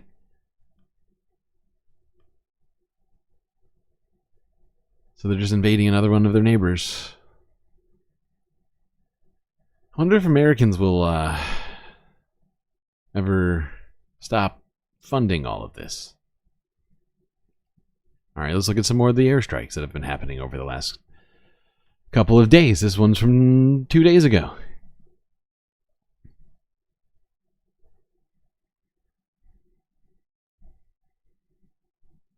In Syria tonight, new shockwaves after the fall of the Assad regime. Israel conducting airstrikes on military facilities to keep them from falling into what they consider the wrong hands. And tonight, an up-close look at what most Syrians were never allowed to see: Assad's abandoned palace and his most brutal prison.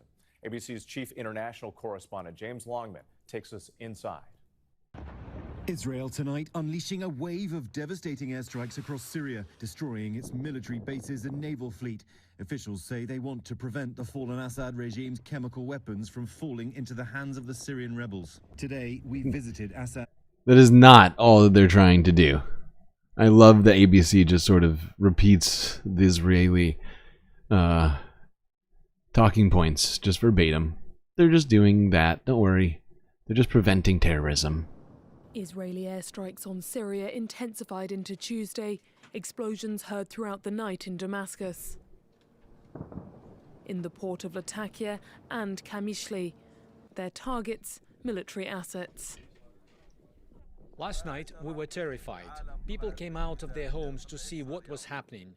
There were shells above our heads and shrapnel flying. Although Israel has welcomed the fall of Bashar al-Assad, they say they are realistic about what the new regime will look like, and as such, aim to destroy any armaments within Syria's borders that could be used against them. Meanwhile, on the ground, Israeli tanks entered the Golan Heights buffer zone for the first time in 50 years on Monday, a 3-kilometre-wide demilitarized zone created under a 1974 ceasefire agreement after the Yom Kippur War.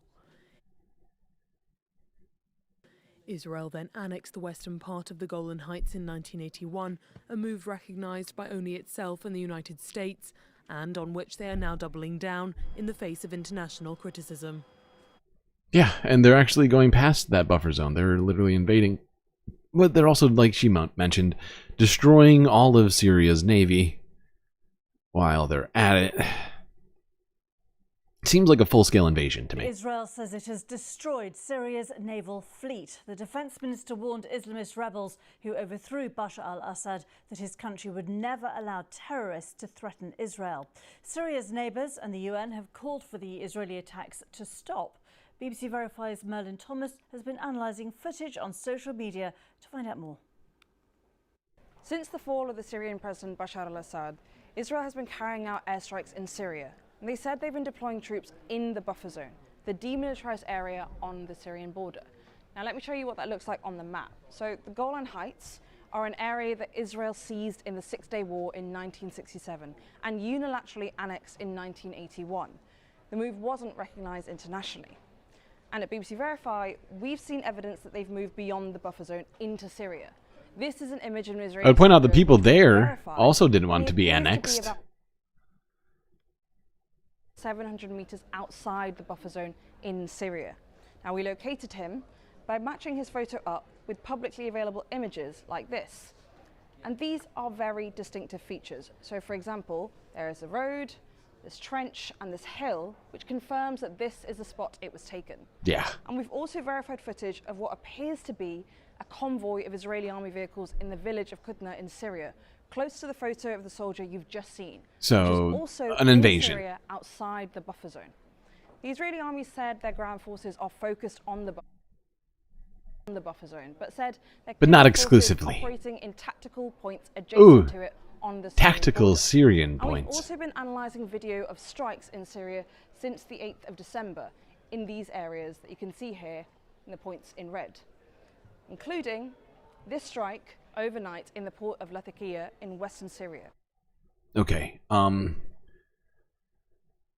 Yeah. Let's see what the UN envoy said recently. This was also from a couple of days ago. Oh wait, I'm sorry. We got one more here. Associated Press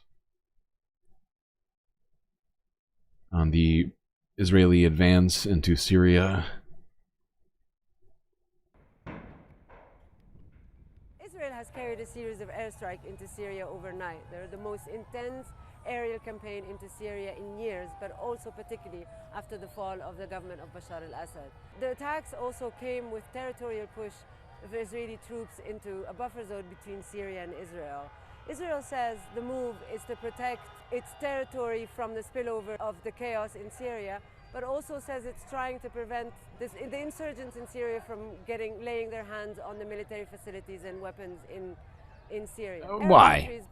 That's not a justification. It's not a legal justification. The disarray in Syria, but also a violation of international law.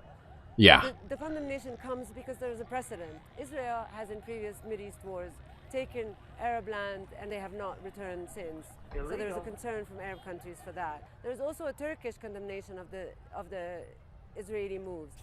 Turkey is one of the main backers of the Syrian opposition that have managed to oust Bashar al-Assad in a historic shock offensive that lasted only 11 days. Turkey says it didn't condone the toppling of Assad regime, but it definitely, such an offensive could not have taken place without Turkey's green light.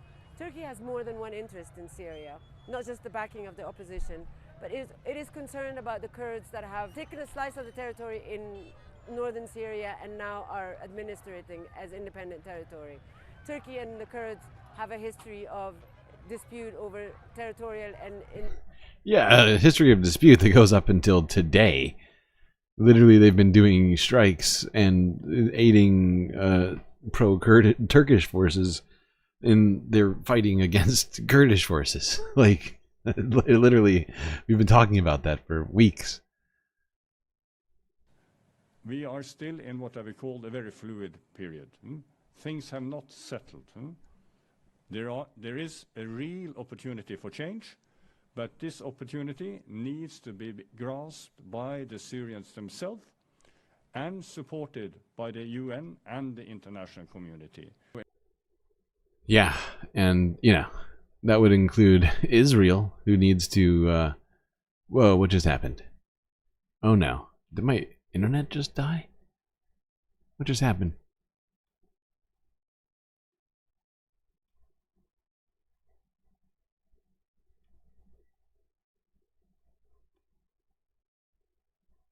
Hold on.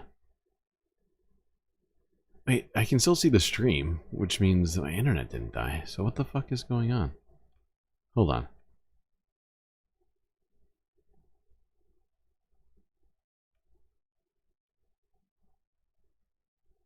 We are still in what I would call a very fluid period.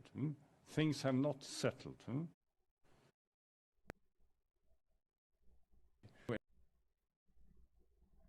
What in the fuck is going on?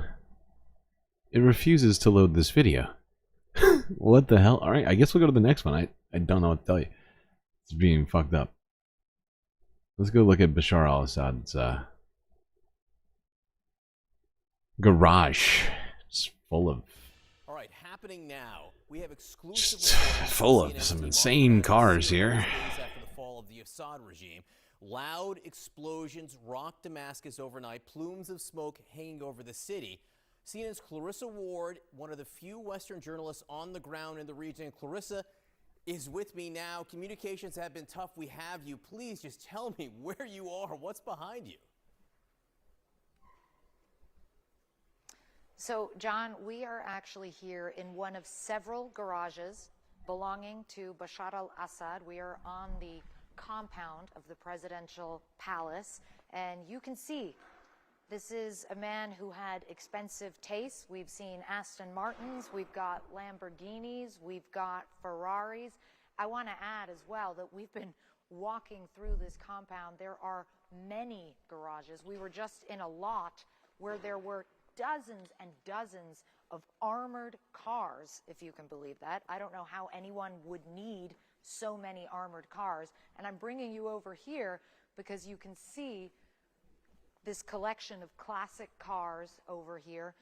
And the reason this is all significant, John, the reason that we're talking about this, that we're showing you this, is because really this is indicative of the deep, deep corruption of the Assad regime, which is a big part of why this whole uprising started in the first place back in 2011.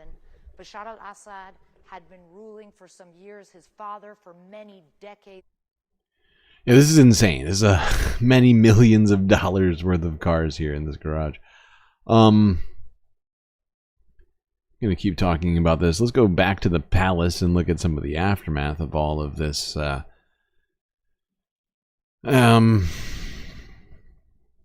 Yeah, ABC.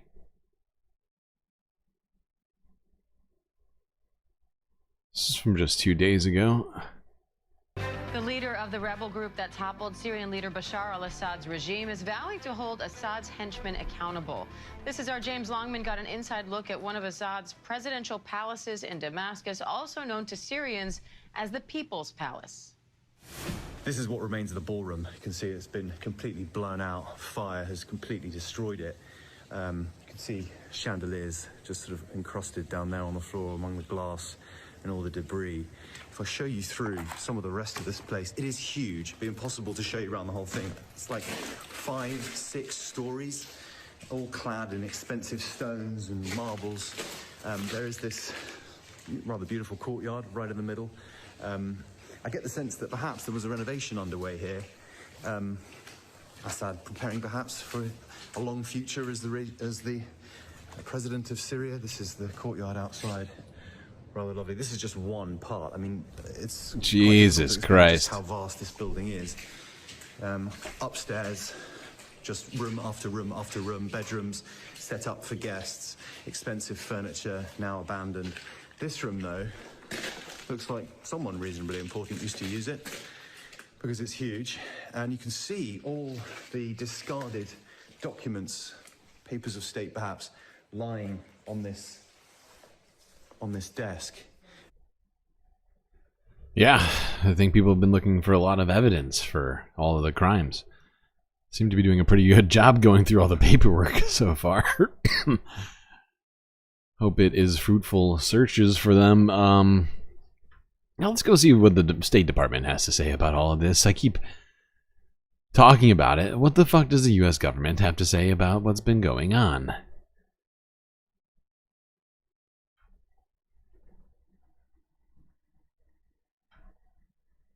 Yeah, thank you. I have a couple of questions, Matt. First, what do you think about the Syrian new prime minister that Julani has appointed? Did someone talk to him, or will someone from the administration call him? I don't have any comment on his appointment. We have not had any communications with him as of yet. We started to see on social media some reports of human rights atrocities in the streets of Syria. How are you following these reports? We're following very closely, and it's why you have heard everyone in this administration, starting with the president on Sunday, emphasize that the protection of civilians must be of the paramount priority. Really, it must be the paramount priority. Fascinating. Thanks, Matt. Seems like Israel's not doing that super good right now. All right, let's go here. Got another clip.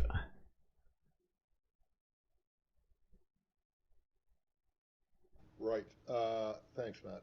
I have one thing. I just want to ask you about this statement that came out just before the human rights ceremony about the authority for visa bans against people who are officials, authorities who are involved in the wrongful detention of people. Don't you have the authority to do that already? This was outlined. Reality. We had under a different authority to do it in some circumstances, but this was kind of refining and expanding our ability to use those authorities with respect to wrongful detentions. I'm happy to get you a more detailed. Please do, because I just don't understand why adding a layer. It refers to the way We exercise those authorities under different provisions of the law, and I'm happy to get you a technical expert to talk about but that. I mean, it just seems kind of refines. Does sound exciting. You already have this authority. There is You've used it before, and so I don't understand why you. I can guarantee you this was explained to me. It's a very detailed. It is a very detailed technicality. Thank God. I want to go to Syria. I'm just. Can you explain to me this whole idea of when you say you're prepared to recognize a new Syrian leadership that does these specific things that you outlined? Whatever happened to the old, what had been a previous, a mantra for decades that you don't recognize governments, you recognize states. And what does it mean that you would recognize a new leadership that meets these criteria? Yeah, do we recognize? I'm qualified to speak to a State Department mantra that dates back decades, since I've not been here for all that time. Oh, yeah, you wouldn't want to do that.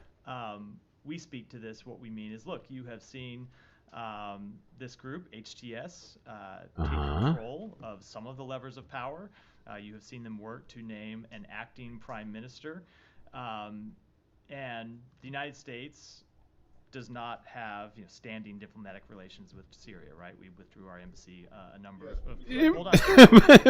You've been working with the rebels actively. We have not recognized the HTS as the governing authority in Syria. We have not recognized them as the government of Syria. And so what we are making clear. Who is the government of Syria? A government of Syria, a particular government. Okay, so we're just. These are the steps that we think are important. In my opinion, I think that what we're doing here is intentionally obfuscating who and if anybody rules Syria so that we can essentially ignore what Israel's doing on the territory right now with their invasion of southern Syria and their strikes. It's convenient for us not to recognize a government currently while our ally is committing crimes. Because there's no government, if it's not a country, then hey, can there be war crimes committed against them? Technically, yes. But, it's easier for the U.S. government to pretend like it's sort of an amorphous situation. To be followed. Okay, and what does that what would that recognition entail? Reopening the embassy? So I don't want to get ahead of the process. We're obviously not there. This isn't something that's going to happen overnight. There's needs to be a Syrian-led process that plays out over the coming weeks. But we thought it was important on behalf of the United States because we do have a number of authorities that we have exercised with respect to Syria over the we have authorities over Syria? Especially with sanctions, but also with our diplomatic relations. We thought it was important that we make clear what we think are the principles that should be upheld during this transition process and during the formation of a new government. I'm sorry, but did you just hear me? Did I hear Matt correctly? Anybody? Did he just say that the United States government has authorities over Syria? A foreign country that we technically illegally occupy right now. Right? We have outposts in Syria fighting ISIS with no real jurisdictional authority. We declared it, but it's not. I don't think anybody else declared it, if I understand it correctly. We just said it's. We're now declaring we have authority. Where you recognize the state, but you don't recognize the government, other than perhaps Venezuela.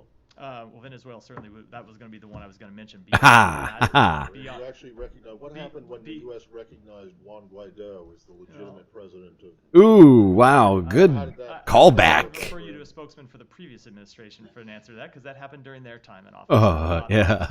Okay. I'm asking you what recognition. So funny. I mean, that recognition of Guaido as in Venezuela didn't result in the reopening of the embassy. No. It didn't open. It didn't result in the reopening. It's a very different situation because you had. Is it? That is a different situation when you have a figure who we recognize as the government, but actually isn't in control of the levers of power. You would have a different situation potentially here, where you have an entity that is controlled in. Wait. So they are in control of the levers of power right now. So they are the government. It's almost like he's recognizing that they're the government. He's like, this is different because Juan Guaido didn't get elected and actually didn't have any access to power.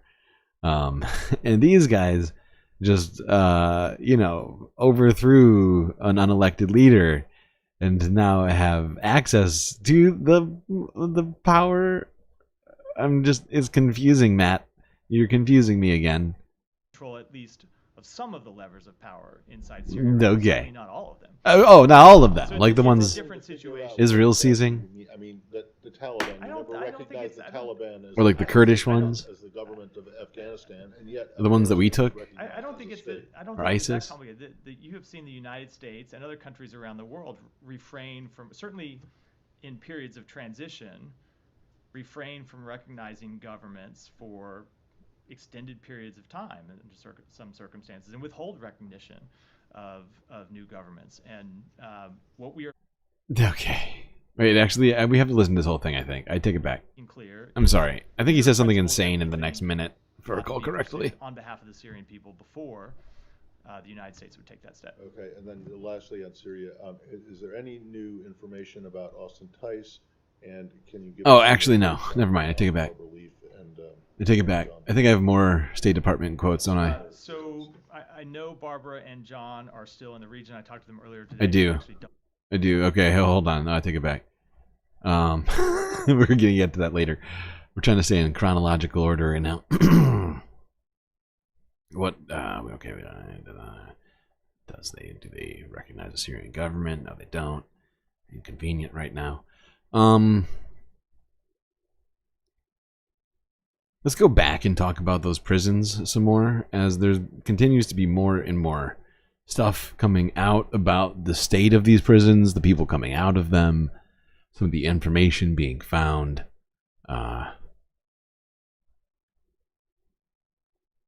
Bring back Sean Spicer.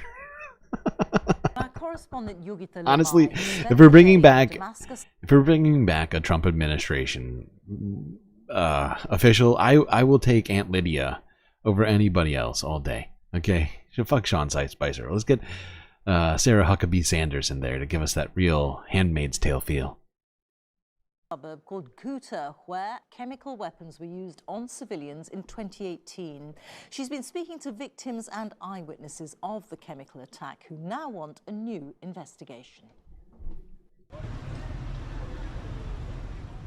The horrors that Bashar Assad's regime tried to hide away from the world's view, their full scale is now being revealed bit by bit.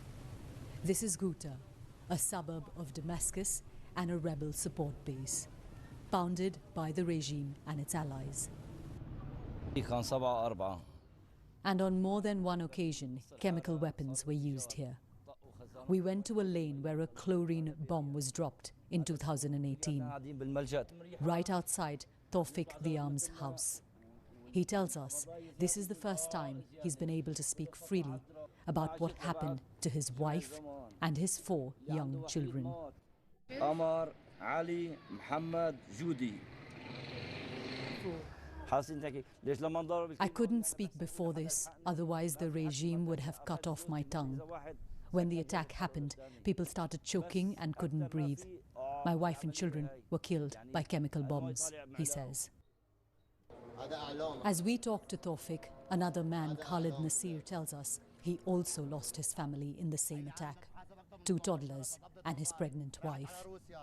Anger that he's had to suppress for 6 years, spilling out. We want fresh investigations. The whole world knows that Bashar Assad is an oppressor and a liar, and that he killed his own people. For a people who for so long have not been able to talk freely, the minute we came out here, everybody had a story to tell us. And what we've heard here about the chemical attack is just a fraction of the brutality inflicted by the regime of Bashar al-Assad on the people of his own country. Not far from the site of the attack, Tawfiq and Khalid took us to a mound by the side of a road, where they believe their families are buried in a mass grave. Today is the first time they've set foot here. Tawfiq says that if they had tried in the past, they would have been executed. Illegal.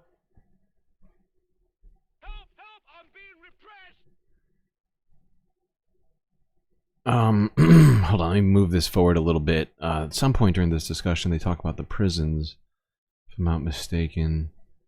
Oh wait, am I getting these mixed up? God, so much going on with this. Actually, let's go to this one. This one is actually definitely about the prisons. I think that one was more about just the regime. I'm getting them mixed up. That's what happens when you have like 160 videos to keep track of for one stream. It's on me. I made a huge, tiny mistake. Tonight, Israel says it has destroyed most of Syria's military capabilities, calling it a necessary step to prevent weapons from falling into the hands of terrorists. Yeah, right. Okay. Group, which has taken control I forgot. This is fucking CBS. CBS, I am so sick of them. They so consistently spit out the fucking worst narratives about this shit. They piss me off so fucking much. Oh god. And the fact is they do a little bit of good reporting and then they just like lay on the worst talking points that are honestly like unverified. And if they took a little time, they would know that they're lies. We just saw a video of them attacking the Ministry of Interior, a non-military organization inside the capital that doesn't hold any chemical weapons, you would assume. It's fucked.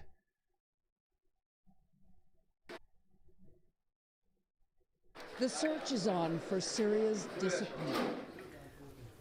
But when it comes to talking about the atrocities, like what's insane is when it comes to talking about the atrocities of Bashar al-Assad, they got no problem. But when Israel starts doing them, it's like they oh my god, it's the biggest blind spot for Israel. Prison is literally a black hole. Horrible. Dark, damp, smelly, cold. In squalid cells, the Assad regime locked up its critics. Their families were told nothing, and thousands were never seen again. Syrians called Sedna.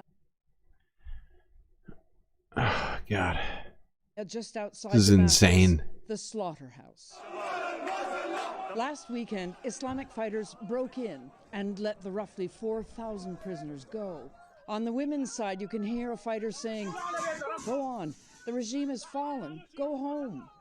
Sednaya is now empty. But every day, families stream through the gates. They come with photos and memories of brothers, sons, husbands, hoping against hope to find a secret dungeon that might hold a loved one alive. That's unlikely. 2 days ago, the White Helmet Rescue Group carried out excavations but found nothing. The Syrian Observatory for Human Rights estimates the regime had imprisoned over 100,000 people since 2011. Were these really for execution? Okay. Let's keep talking about these prisons, or this prison in particular, the Sednaya prison. Which is apparently some sort of a horrifying hellscape for political prisoners. Of Bashar al-Assad and the former dictator fled to Moscow, where the Russian state media reports he and his family were given asylum. The Biden administration says it will recognize a new Syrian government under certain conditions. In a statement, Secretary of State Antony Blinken says the new government must respect the rights of minorities, facilitate the flow of humanitarian assistance, prevent Syria from being used as a base for terrorism, and ensure any chemical or biological weapons are destroyed. Yeah, but that doesn't permit Israel to do what it's doing. I feel like the way these statements are being worded, they're intentionally meant to sort of give Israel the sort of green light on this stuff, right? It's gross. It's really gross. And you know what? We're going to skip past this video. We don't need to watch this. Let's go listen to here. I think this is, was this John Kirby? No, it's the other guy, I think. What's his name?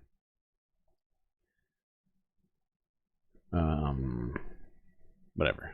State Department. This is Matt Miller again. Great. Expressed such as Syrian-led smooth transition, unified Syria, although we are seeing it being dismembered before our eyes and so on. But nobody speaks of the Israeli attacks. 300, they struck 300 military sites. So why is that? Why are you not talking about what Israel is doing to Syria, what it has done to Syria in the last 24 hours? destroyed the Navy, destroyed all the Air Force. They did all that. Is the purpose, and that's my question, is the purpose to have a demilitarized Syria? So disarmed Syria? I will let Israel speak to its own operations. And Jesus Christ. Wow. Say that on behalf of the United Why? States, we're going to discuss them, This is insane. These matters with them privately before I opine on. I'm so sick of hearing them say that Israel gets to speak to their own operations. We do not do that in any other cases. Russia strikes Ukraine, we don't let Russia speak to their own operations, okay? We got opinions on that shit. Them publicly. I would say that broadly speaking, we of course don't want to see any action that makes a Syrian-led process more difficult, and we ultimately want to see a peaceful process forward, not an escalation of the conflict. So yeah. What you're saying is that what Israel is doing, whether it's conquering the rest of the Golan and so on, the attacks that it's conducting, it is like 35 kilometers from Damascus and so on. That is a private matter? So is that a private matter? Is that an Israeli decision? No, so first of all, let me just point out, with respect to the location of Israeli forces, and I'm not attesting one way or the other. I know there are conflicting claims about where they are, and they have strenuously denied. Hey, thanks for the super sticker, So Life. Much appreciated. I think that's the first super sticker of the whole stream. 7 hours, no stickers or chats. Beautiful. Much appreciated. It's a fantastic little lime, sort of cheering me on, I feel like. I do need the... I need the... what's it called? The motivation right now. Little lime's giving me the I need. One way or the other. I know there are conflicting claims about where they are, and they have strenuously denied that they are close to Damascus. They have said that they are in their forces on the ground are in the buffer zone. And I spoke to this at length yesterday. Yeah, interesting. He says that because we just got done looking at multiple stories in which multiple people and multiple outlets were talking about how Israel had left that buffer zone, and they had done some amount of efforting. I think France 24 did a bunch of effort. Was it BBC? Might have been BBC. It was a European network, I know that. And they basically broke down how Israel had actually left the Golan Heights and gone into Syria, and so there's actual evidence showing it. I wonder how Matt Miller, spokesman for the State Department of the most powerful government in the world, somehow just doesn't know about all this. But when it comes to their operations, I think it's appropriate for us to speak to them privately first. Oh, that's they're doing. Yeah, let's just hang out together and talk quietly into each other's ears. And that's what we're going to do. Yeah, but just one more on this. So, is it the wish of the United States of America to see a Syria that is disarmed, that does not? Yeah, see that is exactly what they think. That probably has militias like this. Is that the purpose? We do not want to see that probably has militias. Is that what you said? No, I'm just saying. Wow, Matt, come on. That one's easy. We do not want to see a Syria. This dude is such a slimy fucker. So you laid out the principle, and one of the things that you heard us say is we want to see Syria that's not a base for terrorism. It's not a base for terrorist organizations. Not to say that every militia, of course, is a terrorist organization. But no, Said, let me give me a second. We have outlined the principles that we think ought to guide Syria as it goes forward. Beyond that, these are questions for the Syrian people to have to answer as it relates to what type of government they are going to form, what type of military they are going to maintain. And when it comes to the actions that Israel has taken over the past 24 hours, like I said, let us have these conversations with them privately. I know that this is obviously not our last press briefing that we are going to hold in the Department of State. We will have more to say at a later time. Last question on this point. Would you call from this podium or any other podium on Israel to cease and desist from its military attacks on Syria? Saeed, this is basically the same question you asked me in another form. Saeed, let me answer the question. Oh, yeah, answer. You are going to get the same answer. That's how it's going to go. I do think it's appropriate this time for us to have that conversation with them, find out what it is actually that they are trying to accomplish. Wow, this is pathetic. Still unwilling to call for any action from Israel publicly.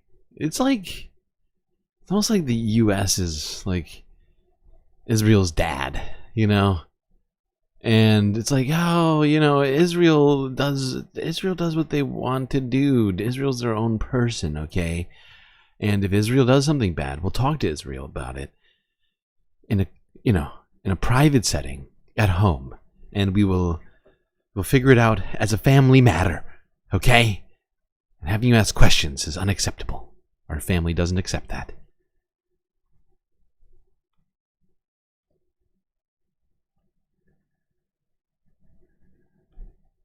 All right, now let's go and see how people are reacting in Damascus. This is from yesterday, France 24.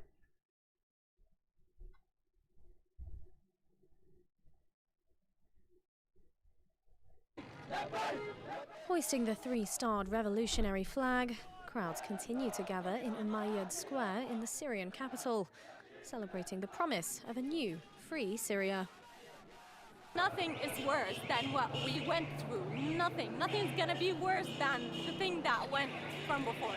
We really want to like no wars, I'm sorry, but did you see this guy? I just loved that. We have to go back. We have to do this together. Watch this man's face behind her, over her right shoulder, nodding along with what she said. New, free Syria. Nothing is worse than what we went through. Nothing. Nothing's gonna be worse than the thing that went from before. We really want peace. We want peace. Nothing like no wars. Nothing like we just want peace. We really we just want to live like a normal life. You see that? This is just so good. That guy was like, yeah, exactly. He sat there listening very thoughtfully, and then when he decided that he agreed, just started vigorously nodding. It was just amazing. Forbidden to travel, to work, everything was forbidden, and now, thank God. As a free young woman, what can I say? We used to live in fear, but that's over now. We are free now, you understand? Now I just want to be safe and live my life. That's all I want. Following the end of over half a century of unchecked rule by the Assad dynasty, Damascus is stirring back to life. Private banks reopened for the first time, and shops in the ancient Hamidiye market are seeing customers return. But despite the rapture filling the streets about the new era, there is also a twinge of trepidation over whether the country's new caretakers could deliver on that dream. And it will be seen. HTS was formerly Al-Qaeda affiliated, and they've made a lot of claims about what they want the future of Syria to look like. We've talked about some of those, and I honestly hope that those multilateral, sort of democratic, multicultural, multi-religious visions with institutions and all this actually come to fruition. On those airstrikes over the weekend, categorically then you're saying that the US only targeted ISIS military assets. You did not target any Syrian military assets. We target the strikes over the weekend that happened on December 8th, targeted an ISIS camps and leaders that were operating in the Badia Desert. And since then, you're not targeting Syria. I have no other strikes to speak to today. Giving to Israel as it targets Syrian military assets and invades Syria. So I would let Israel speak to wow. Operations. Jesus Christ. Is the operations that they're conducting to eliminate what are threats to their security, which include the existence of Syrians, chemical weapons, missiles, rockets that were that the Assad regime controlled. They have legitimate security concerns. They have a right to self-defense. It is their own operations. We're not giving them any support when it comes to those operations. So Sabrina just claimed that Israel's preemptive strikes were defensive operations, and somehow bringing in the right to self-defense on this. They're not being attacked. They were not being attacked, and they still aren't being attacked by Syria. I don't understand what the fuck that's supposed to mean. I can't believe that they're making this claim. It doesn't hold even the remotest amount of water. Not even slightly. It is the one neighbor that Israel has had this entire time throughout, since October 7th, that has not been attacking Israel in any way. That they haven't been fighting in any way. Aside from Israel attacking a couple of times.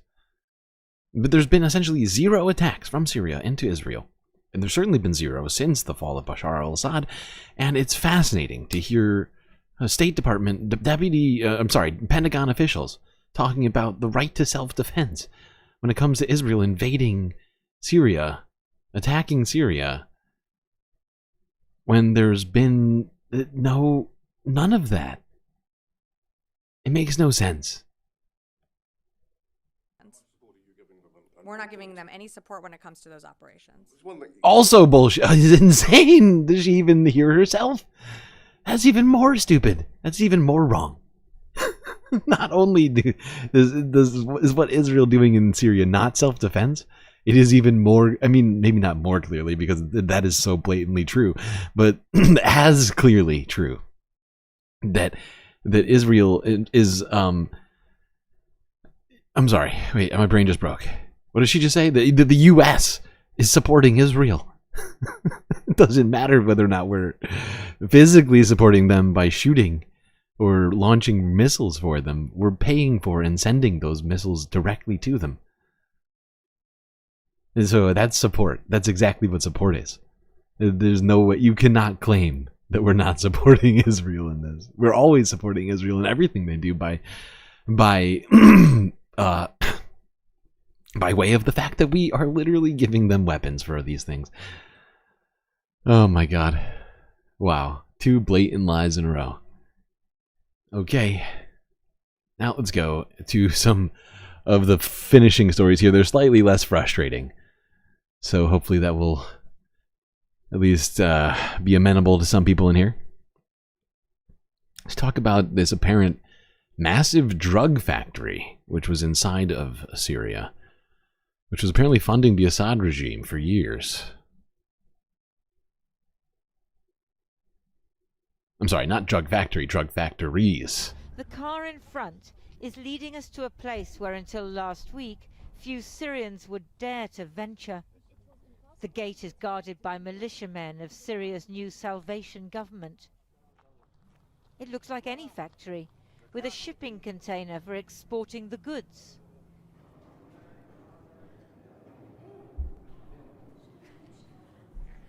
This is amazing. We've been brought here by a man who doesn't want to show his face. He says that before, this was a factory making potato crisps. But after Bashar al-Assad's brother Maher seized the premises, it was used for more sinister purposes. My God. Captagon here. This one is Captagon as well. I mean, what I'm looking at now, this is the mainstay of the Assad economy, these drugs.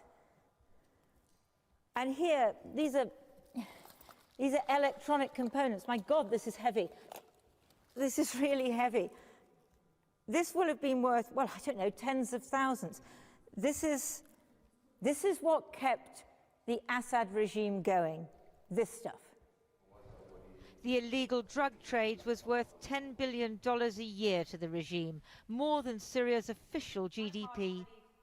2 interlocked half moons on each pill show it's Captagon, an amphetamine manufactured for a few cents, retailed for $25 a pill.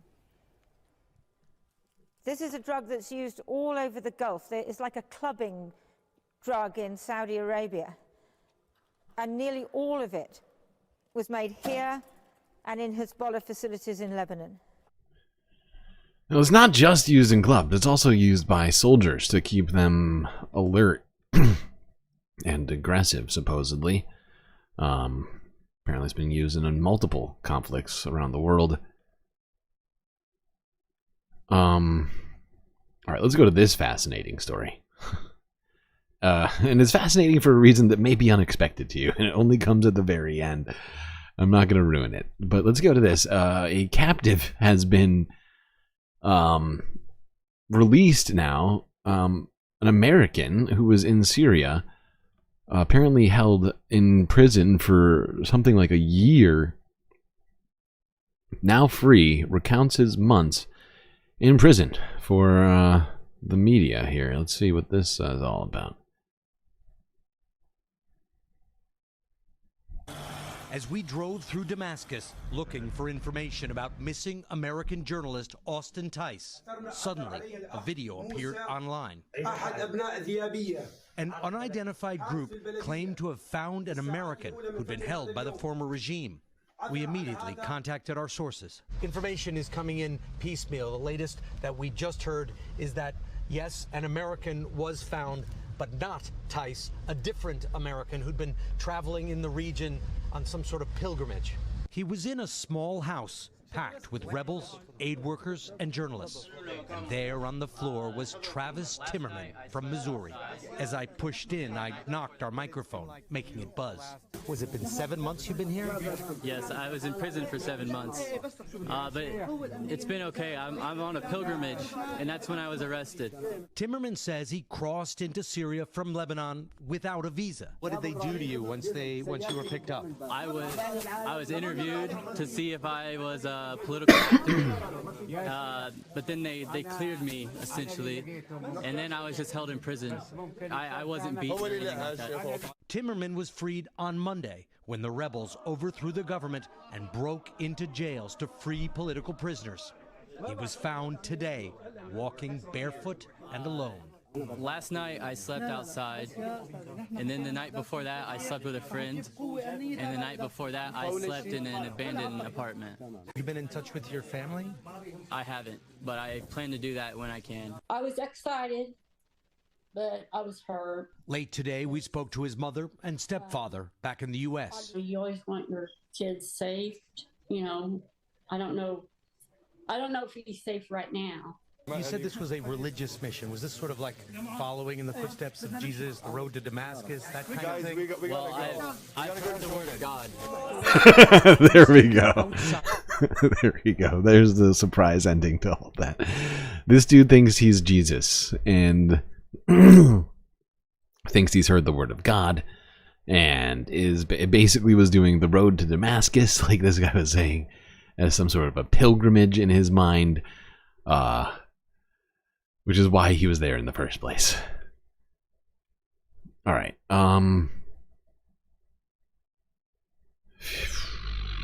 3 more stories left. We're getting real close here.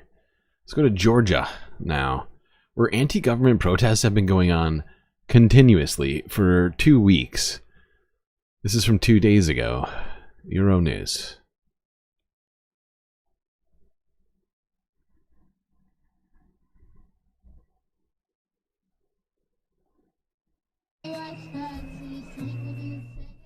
Protests in Georgia entered a 13th day despite arrests and physical attacks against activists and opposition figures.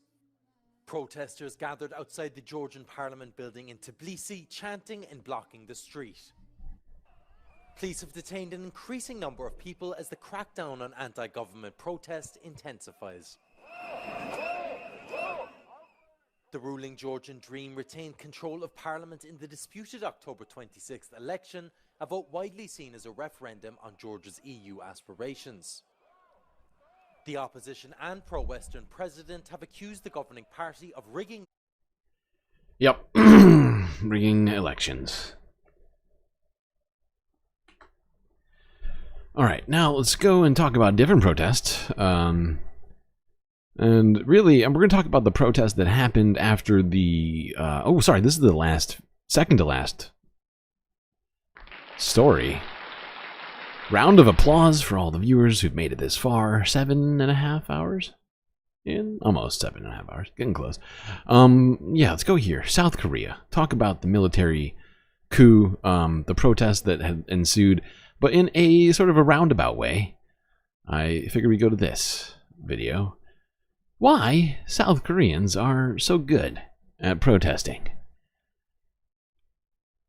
Or maybe not why, but let's look at it. Let's just look at it. This was not from the most recent protest, but from many years ago. I think 8 years ago or something like that, 9 years ago. Yeah. South Koreans are really good at protesting. You're looking at some of the largest demonstrations in this country's history. They've pushed the president to the brink of resignation. After reports of widespread corruption. Here's how they've done it. They go big. God damn, they go big.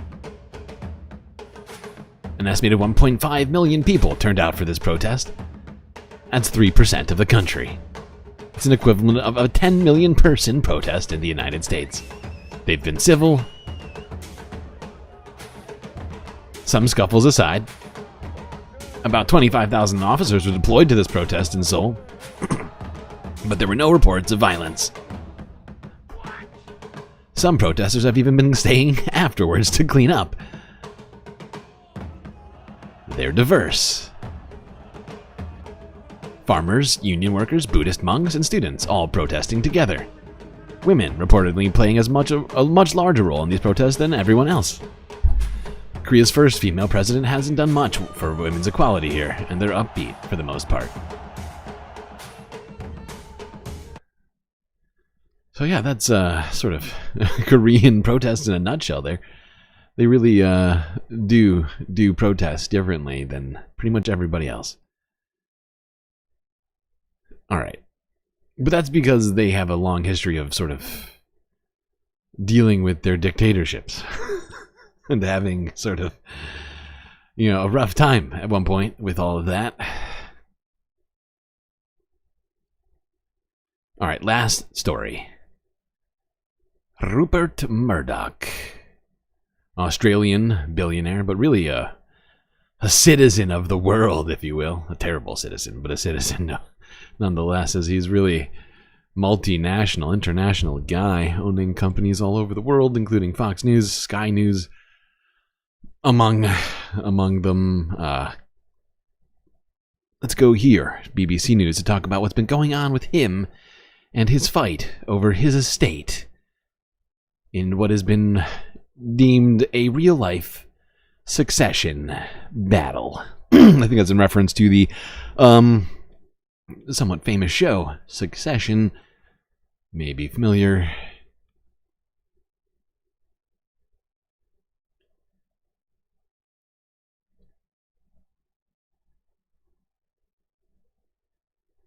And a real-life succession battle for Rupert Murdoch's media empire has ended with a Nevada court denying the billionaire's bid to change a family trust and give control to his eldest son. The case pitted the 93-year-old against 3 of his children over who would gain the power to control News Corp and Fox News when he dies. The trust splits control of the media empire among his 4 children. The leaked court ruling stated that his attempt to change it was in bad faith. This is a case that has played out behind closed doors. Rupert Murdoch tried to amend a 1999 family trust to give his son Lachlan more control over the family media empire, bypassing siblings Prudence, Elizabeth and James, who don't necessarily share his conservative views. Now, this ruling, guaranteeing a say for all of the children, could change the editorial stance of the Murdoch family's many media assets. These include controlling stakes in the Times and Sun newspapers in the UK, and perhaps more significantly, Fox News in America, the powerhouse conservative network that's had a huge influence on Republican politics and right-wing audiences. A Nevada commissioner ruled that Murdoch and Lachlan acted in bad faith, according to a leaked court ruling. James, Elizabeth and Prudence welcomed the decision, saying in a statement obtained by the BBC that they hope to move beyond this litigation to focus on strengthening and rebuilding relationships among all family members. Despite the ruling, the case can continue. A district judge must ratify Mr. Gorman's decision, according to the New York Times, and Rupert Murdoch can challenge it. Our thanks to Michelle Fleury. So let's... Okay. There we go. Unfortunately for Rupert Murdoch and his most conservative son, they're not going to be able to transfer more power to him over the trust and the trustees. That's the thing about a trust. It's different than a will. There are some stipulations that go into it, the processes and all this other stuff. And, you know, for now, the other siblings of Lachlan Murdoch will be able to rest easy in their stake in the news media empire that their father built. Follow the rich white man.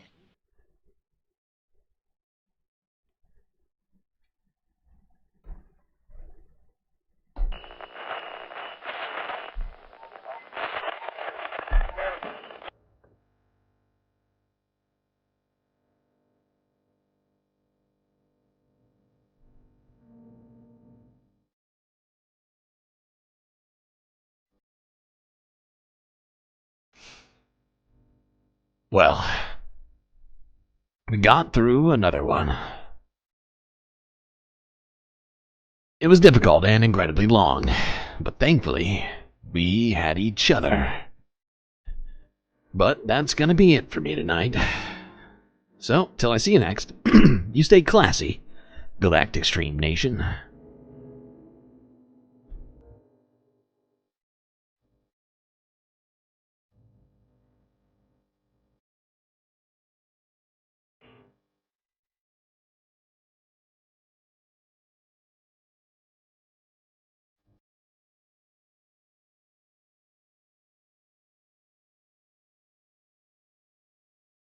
Oh shit, where's the file? Aw, damn it.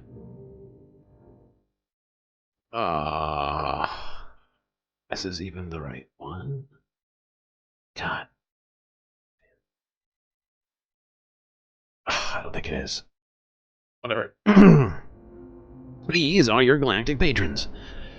Gabby, Goth Dogs, Aaron W, Schmegley, PB, Mitty, Afroponics, Narwhal by Nature, Interplanet Janet, Techno Puck, Robot Cat, Disco Wolf, Callie Braiding, The Anti-Corporatist, Obsessive Audio, Moanoab, Nadia, Chogi, Mrs. Jen, Omegastar, Sasha G, Pitchforks Dragon, Vincent Morales, Donald James X, and D Cypher, who is not on this list because I can't find the right file, but that's my bad. I made a huge tiny mistake. By the way, you too can produce the show which your eyes and ears just got done enjoying for just a few US dollars a month on Patreon. Link is in my bio on both YouTube and Twitch.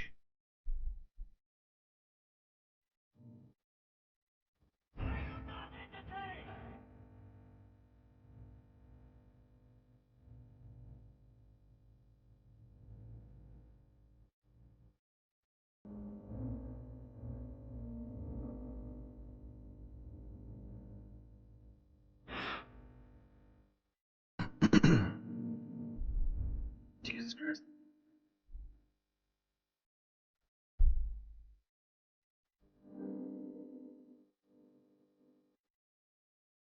Alright, we're just gonna do the world's shortest super secret